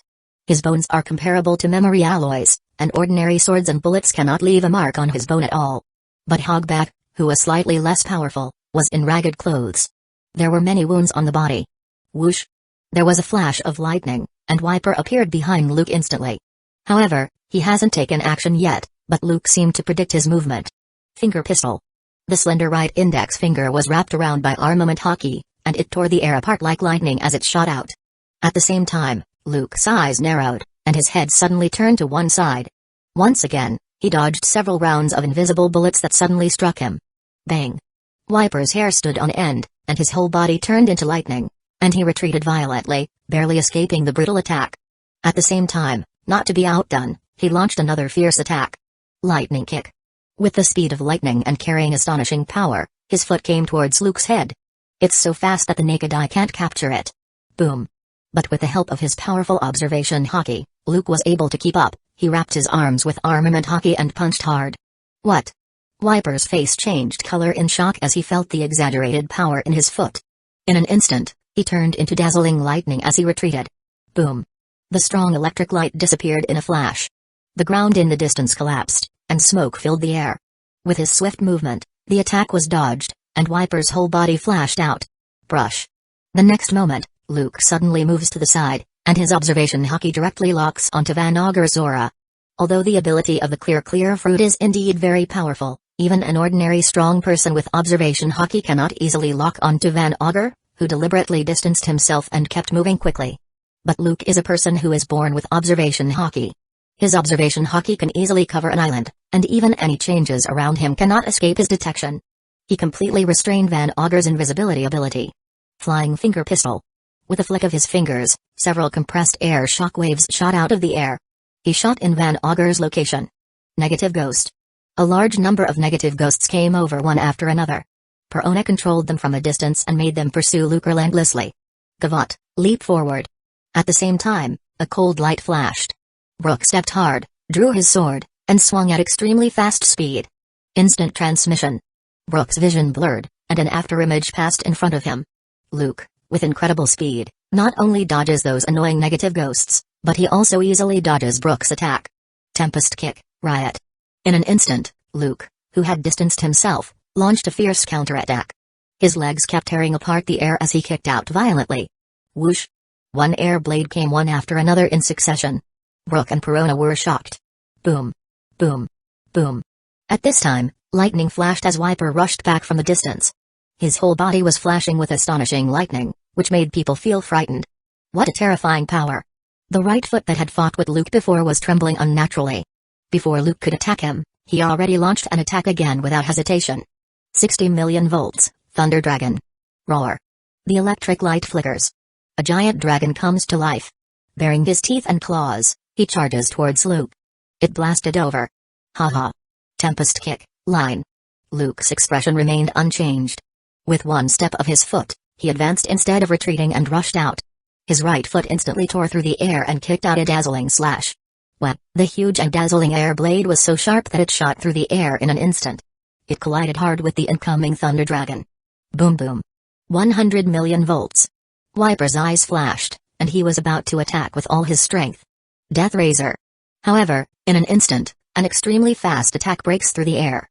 Wiper's pupils shrank sharply, and his hair stood on end. But it was too late to dodge. Kai. He felt a blur in front of his eyes, and before he had time to react, his head was already decapitated. But with wisps of lightning, his severed head attached itself back to his neck. Hiss. Wiper was dripping with cold sweat and couldn't help but gasp. If Luke had used armament haki just now, his head and body would really separate. Chapter 44, Shadow Split Whoosh. On the spacious training ground, Luke did not stop his attack. Brook, who had just been blasted away and was about to rush forward again, suddenly felt his hair stand on end. What? He blocked with his sword, and sparks sputtered everywhere. Brook, who could barely block the fatal blow, had no time to breathe a sigh of relief. Whoosh! A sharp kick swept over. Even though his bones had been strengthened with memory alloy, there was still a burning pain that made him gasp. The next moment, he flew out like a cannonball. Death Razor. In midair, dark afterimages kept passing by the training ground. The speed Luke showed was as fast as a bolt of lightning. After more than 3 months of continuous training and hard work, his strength has obviously improved to a higher level. On the basis of the original 6 superhuman fighting skills, it was once again innovated. With the combination of instant transmission and moonwalk, he used an extended technique, Death Razor, which allowed him to travel at a jaw-dropping speed. Everywhere he went, all obstacles were ruthlessly torn apart and cut open. Moreover, it is as fast as lightning, causing the target to be torn apart before it can react. Bang! Bang! Bang! In the blink of an eye, whether it's Dr. Hogback, Van Auger hiding in the dark, or Perona. One after another, they were hit hard, and each one of them flew out of the training ground. There was a flash of lightning. Wiper's whole body recovered as before, unscathed. But he raised his hand and resigned helplessly, as expected of Luke-sama. We lost, Luke-sama. Damn it, I lost so miserably. After getting up in embarrassment, Perona, who had some bruises, was full of unwillingness. Oh ho ho ho, Luke is really getting more powerful. Looking at the somewhat embarrassed Brook, they felt inexplicable. Because the skeleton was modified by Munch-Munch fruit with memory alloy, it can be said to be indestructible and invulnerable, so there is no serious problem at all. It hurts me to death. Hogback bared his teeth and said, we're no match for you at all. My ability has been completely seen through by Luke. There was a shocking, bloody hole in his shoulder. Van Augur, who was slightly injured after being hit by Luke's flying finger pistol, was full of helplessness while carrying his beloved gun. Luke completely saw his clear fruit ability. There is no threat at all in front of the other party. They are making continuous progress these days. But Luju also did not stand still and made faster progress. Without even using his devil fruit abilities, he could easily crush them all with his physical skills alone. If I can be threatened by you so easily, wouldn't I be a failure as a boss? Luke chuckled. After speaking, he clapped his hands. Okay, that's it for today. Come with me to the ice warehouse, and let me open your eyes. After such a long delay, the legendary Devil Ors really should be resurrected. Luke directly announced the big news. He is ready to resurrect the most powerful zombie, the Devil Ors. Eh? Devil Ors? Luke-sama, are you finally ready to resurrect it? Hiss hiss hiss, the strongest zombie? That really sounds awesome. Hearing this, Perona, Van Augur, Hogback, and others' eyes all couldn't help but shine with expectation. Luke, have you found a suitable shadow? Brook was a little confused. Didn't Luke say that ordinary shadows are not worthy of the strongest zombie, so they still have to wait? No need. There is a better choice. Luke's mouth curled up. He walked straight towards the castle. Huh? Hearing Luke say this, Perona and others were confused. However, seeing that Luke had no intention of saying more, they could only follow quickly. Clang not long after. In the huge ice warehouse, the heavy door opened. The group followed Luke with confusion and expectation. Coffins, which were arranged in order, were displayed everywhere. But the most eye-catching one was the huge figure sitting on the side. After Dr. Hogback's unremitting and perfect restoration, Or's body was completely lifelike without any decay. Hiss.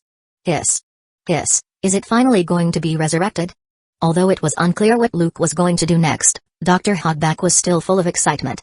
Every time I see it, I feel so shocked. Looking up at the extremely tall and visually impactful behemoth in front of him, Wiper was full of emotion. He remembered that a few days ago, when he first saw Or's body, he was deeply shocked. Unexpectedly, there are such huge humanoid creatures in this world. It's really incredible. I'm really looking forward to it. Perona, Brook, Van Augur, and others couldn't help but look at it with burning eyes. Shadows split. Luke walked forward slowly, and his eyes suddenly turned sharp. Under everyone's gaze, the shadow under his feet suddenly struggled and trembled. Swish. The next moment, it split apart at a speed visible to the naked eye and turned into two human-shaped shadows that were exactly the same. Swish. Swish. The next moment, two identical shadow clones directly stood up. What is this? Staring at the scene blankly, Wiper, Brook, Van Augur, and others' eyes couldn't help but shrink. The second shadow clone? Perona was full of surprise. They all saw how powerful Luke's shadow clone was. If he could control two shadow clones to fight, they can imagine how amazing it would be. However, what does this have to do with creating the strongest zombie? Could it be? Luke-sama, you succeeded? Thinking of something, Hogback, who was full of shock, cried out. He naturally knew that compared to plundering the shadows of those strong men to create a powerful zombie. In fact, Luke has always wanted to use his own shadow to create the strongest zombie. He has been trying, but he has not succeeded. But he didn't expect that the other party would finally succeed, and it was so fast. Hiss. Hiss. Hiss, worthy of Luke-sama. For a moment, Hogback was full of excitement. How powerful is the zombie created with Luke's own shadow? He has already seen it a long time ago. Well, I can barely split my shadow into two. Luke nodded. As Van Augur and others watched intently, Luke pressed his right hand directly on the forehead of the new shadow clone and pressed it against Or's huge body. In my name, I grant you a new life, an independent personality, and make you my clone. A strange red light flashed in his eyes, and Luke directly activated the power of shadow fruit and made a contract there. You will offer all your loyalty, serve until death, and never betray. The next moment, the shadow clone, who did not move at all, sank into Or's body. As my most loyal servant, revive with the strongest vessels. Zombie King. Devil Ors. Chapter 45, King of Zombies, Devil Ors. Boom. Boom. Boom. The roar, like a drum, kept echoing. In the huge ice warehouse, the stiff and huge body gradually began to revive, and his powerful heart started to beat. The exaggerated heartbeat makes people feel a little frightened. Gulu. This depressing aura. Is he finally going to be resurrected? The legendary devil. I heard that it often moved its favorite islands away during its lifetime and was called Ors the Continent Polar. Brook, Perona, Hogback, and others' eyes were blazing and full of unspeakable expectations. What kind of power does Ors, the legendary continent puller, have? Brush. The huge fingers began to move, and Ors suddenly opened his eyes, then, his horrifying, bloodshot eyes stared at Wyber, Perona, Brook, and others in front of him. The palpitating aura made them all feel numb. From today on, you will be the zombie king who rules all zombies, Devil Ors. Luke folded his arms and spoke calmly. I am the zombie king. Devil Ors. The blank stare gradually becomes clearer. Looking at Luke's tiny figure in front of him, Or's exaggerated body suddenly moved. Bang. Bang. The huge ice warehouse swayed because of its actions. It made everyone break into a cold sweat and worry about whether the castle was strong enough. Master. Ors's voice was like a bell, and with his ridiculously huge body, he knelt on one knee. He lowered his huge head, full of piety towards Luke, his master. From now on, call me Luke. Luke said directly. Unlike other zombies, Ors is the strongest zombie created from his own shadow. It is the most advanced and perfect zombie, equivalent to his own clone, with an independent personality. Not only has he perfectly inherited his fighting instinct, but he also has excellent wisdom and learning ability and can continue to grow. Although the strength of the body has basically locked its upper limit, there is still a lot of room for improvement in general, especially in terms of hockey and physical skills. In particular, it doesn't have as many weaknesses as other zombies. Yes, Luke-sama. Bang. Bang. Not long. The earth rumbled and trembled. An unbelievably huge red figure, much bigger than Dory the Blue Ogre and Brochi the Red Ogre, crawls out of the castle. It blocks out the sky and the sun, which is quite daunting. That is. Gulu, isn't that the legendary devil, or is the continent puller? Has it been resurrected by Luke-sama? Countless zombies, including Wangz, John, Silver Axe, and other zombie generals, were shocked. Looking at Ors, who Luke truly resurrected, and feeling his terrifying aura shocked those zombies beyond words. Boom. That afternoon, the thriller bark docked at an uninhabited island. The island trembled, and smoke filled the sky. Ors left the thriller bark and set foot on the uninhabited island. It caused countless birds and beasts to panic and run around. Let me see your power, Ors. Luke brought Wyber, Brook, Perona, Van Augur, and others to the coast of the thriller bark. But he had no intention of landing on the island. The next moment, his shadow clone walked out of his shadow and flew over to the uninhabited island. Bring it on. Good. Looking at the tiny shadow before him, Or's eyes became sharp. The next moment. Instant transmission. It stamped its feet and disappeared in an instant, showing its extremely terrifying speed. Suddenly, it appeared in the sky above the shadow clone. The exaggerated right leg is like a huge sword. No, it should be said to be like a giant warhammer violently rubbed against the air as it blows down brazenly. Boom. The ground shook, and a loud explosion shook the sky. Debris flew, and smoke spread everywhere. The entire island seemed to be shaking. The ground, with a radius of 300 to 400 meters, collapsed directly, showing huge cracks like spider webs. Woo-hoo-hoo. Crash. The fierce wind pressure swept away countless sand and stones. One after another, the towering trees were crushed while the sea surface even set off huge waves. This is the 6 superhuman fighting skills? So fast. I can't see it clearly at all. Gulu. What a power is this? How can such a huge body possess such exaggerated speed? This horrific scene stunned Perona, Brook, Hogback, and others. They just feel their scalp turning numb. If it were them instead, I'm afraid they would turn into a pulp in an instant. Whoosh. A large number of pitch-black bats kept flying and gathered together into a human-shaped black shadow. Shadow revolution, complete enlargement. The shadow clone suddenly swelled up and turned into a giant about 20 meters tall. Flexible snake. The exaggeratedly large black shadow fist pierced through the air. Moreover, it was directly blessed by armament hockey as it crazily blasts towards Ors. Boom. Boom. Boom. Ors didn't dodge, and he was hit continuously, making his body keep falling backward. The ground under his feet cracked, making smoke and dust fill the surroundings. Hey! It doesn't hurt or itch. The shadow giant's fist is no less than that of a real giant warrior and can be said to be huge, but it does not pose much of a threat to Ors at all. In particular, it is a zombie itself and cannot feel pain at all. Look at my flexible snake. Looking at the shadow clone, who was hundreds of meters away, Ors bared his teeth and smiled. Immediately afterward, in Wyber, Perona, Van Augur, and Hogback shock's eyes, it brazenly raised its exaggerated fist and waved it wildly. Moreover, the fist turned as black as ink as armament hockey wrapped it. Huh. Huh. The next moment, The ridiculously large fist shot forward, but what's even more exaggerated is that Orz's arms, which were already 30 or 40 meters long, actually stretched out again as it bombarded the shadow giant. Boom. Boom. Boom. There is no suspense. The shadow giant, about 20 meters tall, was directly crushed and blasted to pieces. It turned into countless black mud and splashed everywhere. Chapter 46, Little Garden Hiss. Too strong. What a power. Hiss, so this is the Zombie King's strength. On the thriller bark. After witnessing the battle between the Shadow Clone and Doors, Wiper, Brook, Van Augur, Hogback, and others were all shocked.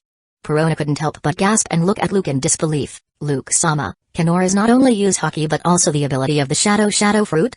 After I gave it an independent personality and completely integrated it into the body of Devil Oars and became a zombie, it can use the Shadow Fruit ability but with some restrictions, and it can only change its own shadow. Gazing at Oars, the overwhelming display of power on the uninhabited island, and easily suppressing the Shadow Clone, Luke said nonchalantly, in other words, it can only use the Shadow Revolution to assist itself in the battle. The current Oars is equivalent to a Gum Fruit user. Just in time, we will soon be able to fully verify Oars's true fighting power. Luke couldn't help but chuckle as he thought of his next destination with his eyes full of expectation. He used his shadow to create the strongest zombie. Will he be weaker than the two former leaders of the world-famous giant warrior pirates? Listen, from today on, Oars is your king. All zombies, including the generals, must obey his orders. Luke's irresistible voice echoed in every zombie's ear. Yes. Luke-sama. Oars-sama. Oh. Oh. Oh. One by one, those zombies shouted loudly. Even those arrogant zombie generals lowered their heads. Compared to Oars, the gap is too big. There is no thought of challenging him at all. Luke-sama. We have arrived in the little garden. 2 days later. On the vast and endless sea, the thriller bark moved forward slowly. An island with dense vegetation is visible in the distance. Great. We're finally here? Perona, who was sweating profusely from training, jumped up excitedly. She couldn't wait to look at the islands in the distance. Hiss. Hiss. Hiss, Luke-sama, are there really giants on this island? Hogback's eyes were shining with expectation. They all already knew the reason why Luke came to this uninhabited island. Here, there are 2 giant warriors. It is said that there's also the former captain of the giant warrior pirates. Giant warrior pirates 180 years ago, the world government placed a bounty of 100 million bellies on their heads, showing their unbelievable strength. It is an excellent material for creating powerful zombies. Of course, my information will not be wrong. Luke said calmly. Yo ho ho ho, apart from Oars, there's an even other ancient giant. I have never seen a real giant before. Brook said. He was born in a certain kingdom in West Blue, although there are also giants in that sea area. But those giants were relatively reclusive and rarely interacted with humans, so he had never seen a giant before. But obviously, relatively speaking, the appearance of the giants is closer to humans. Devil Oars is more like a giant monster in human form. I see, it's really big and intimidating. Van Augur jumped to a high place and looked at the islands in the distance. With the sniper scope in his right eye, he saw the giant on the island. Since they are the leader of the giant warrior pirates, they must be very strong, right? Wiper, who was holding exaggerated dumbbells and squatting up and down, sweating profusely, subconsciously looked over. Boom. Boom. At this time, there was a sudden explosion on the island. Volcanoes erupted, and smoke filled the sky.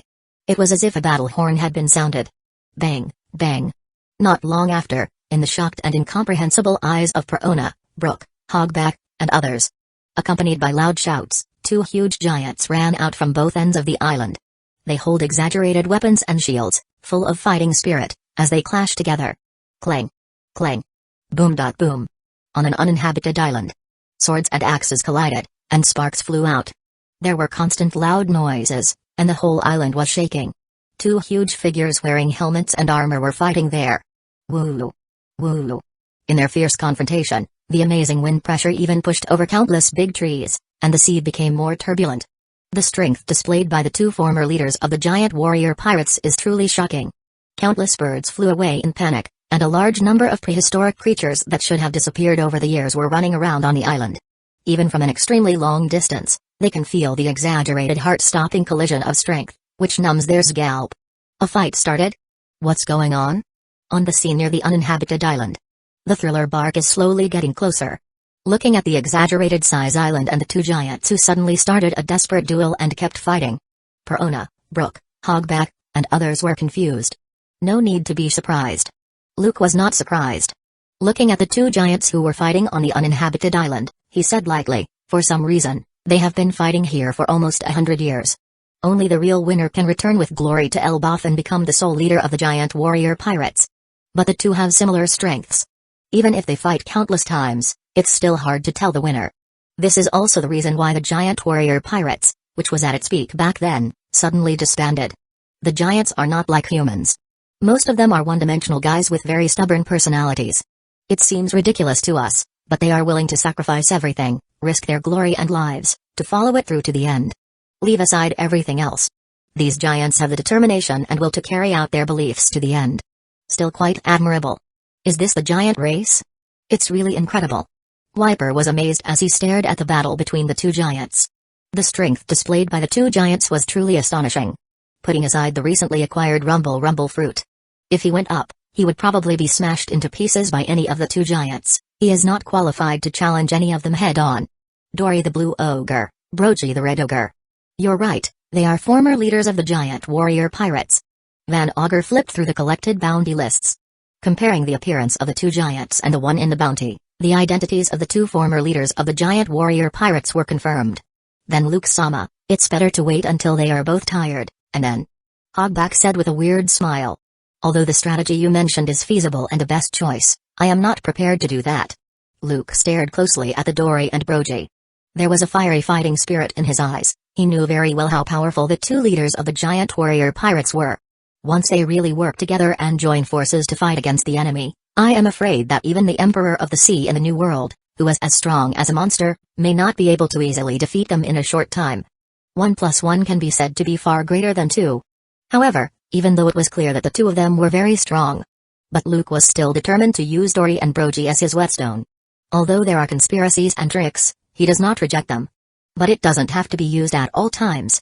If every time he encounters a decent and strong enemy, then he just plays some conspiracy and uses any means. Sooner or later, after immersing himself in it, he would unconsciously lose his indomitable spirit. And if he wants to become a truly strong person, just hiding and practicing behind closed doors is not enough. Only by constantly fighting and defeating those strong people and tempering himself between life and death can he grow the fastest. Of course, he wants to challenge the strong, not seek death. In a one-on-one challenge, Luke is still very confident. If he goes on 2-on-1, he is going to die directly. How? But there is Ors, acting as the trump card, so he is very confident. Chapter 47, Dory the Blue Ogre and Brogy the Red Ogre King. In the center of the prehistoric island, on the green plain, the two giant swords collided as they gave each other hard blow. Oh! The powerful wind kept raging, making it difficult to open one's eyes. The next moment, the two of them seemed to feel something, and they separated. They all looked at the sea in the distance because they all felt an unusual aura. Ja. Watching the giant ship coming slowly into the sea. Dory the Blue Ogre, who had a long beard and was holding a long sword and a buckler, bared his teeth and smiled. It looks like we have a guest. Gabba. Then the duel between us will come to an end today. Brogy, the Red Ogre on the opposite side, couldn't help grinning. He was huge, somewhat bloated, with exaggerated nostrils and a big yellow beard. Looking at the huge giant ship, he was a little surprised. It's so huge. Is it a ship transformed from an island? This is the first time I've seen one. Wait, is that ancient giant?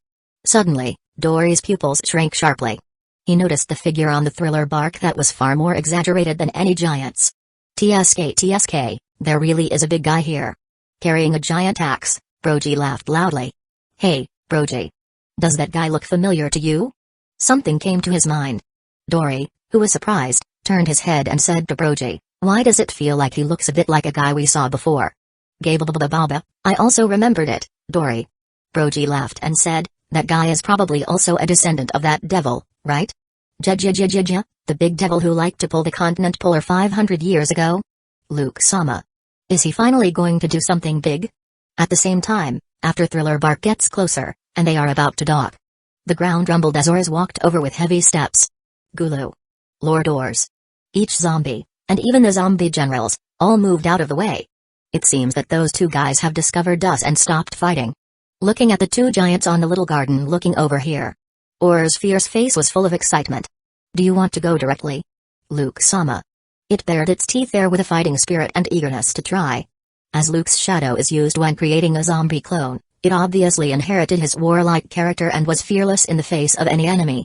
However, Luke doesn't know if he was affected by Aur's body, but he is actually much more arrogant than himself. On weekdays, no one except Luke, his master, would he obey. He did not take Brook, Van Augur, Hogback, and others seriously. Then come over and say hello. Luke laughed. The blood in his body has gradually begun to boil. Only by constantly fighting against the strong can one make progress faster. Luke jumped suddenly, and then shadow wings spread behind him as he soared into the sky. Then he landed directly on top of Aur's head. Yes, there is nothing more interesting than fighting. Aur's terrifying eyes were full of excitement. He beat his chest, made a sound like a drum, and blew up a fierce hurricane. Bang! He couldn't wait and stomped his feet on the ground. His figure jumped up high under Perona, Van Augur, Hogback, and others' watchful eyes.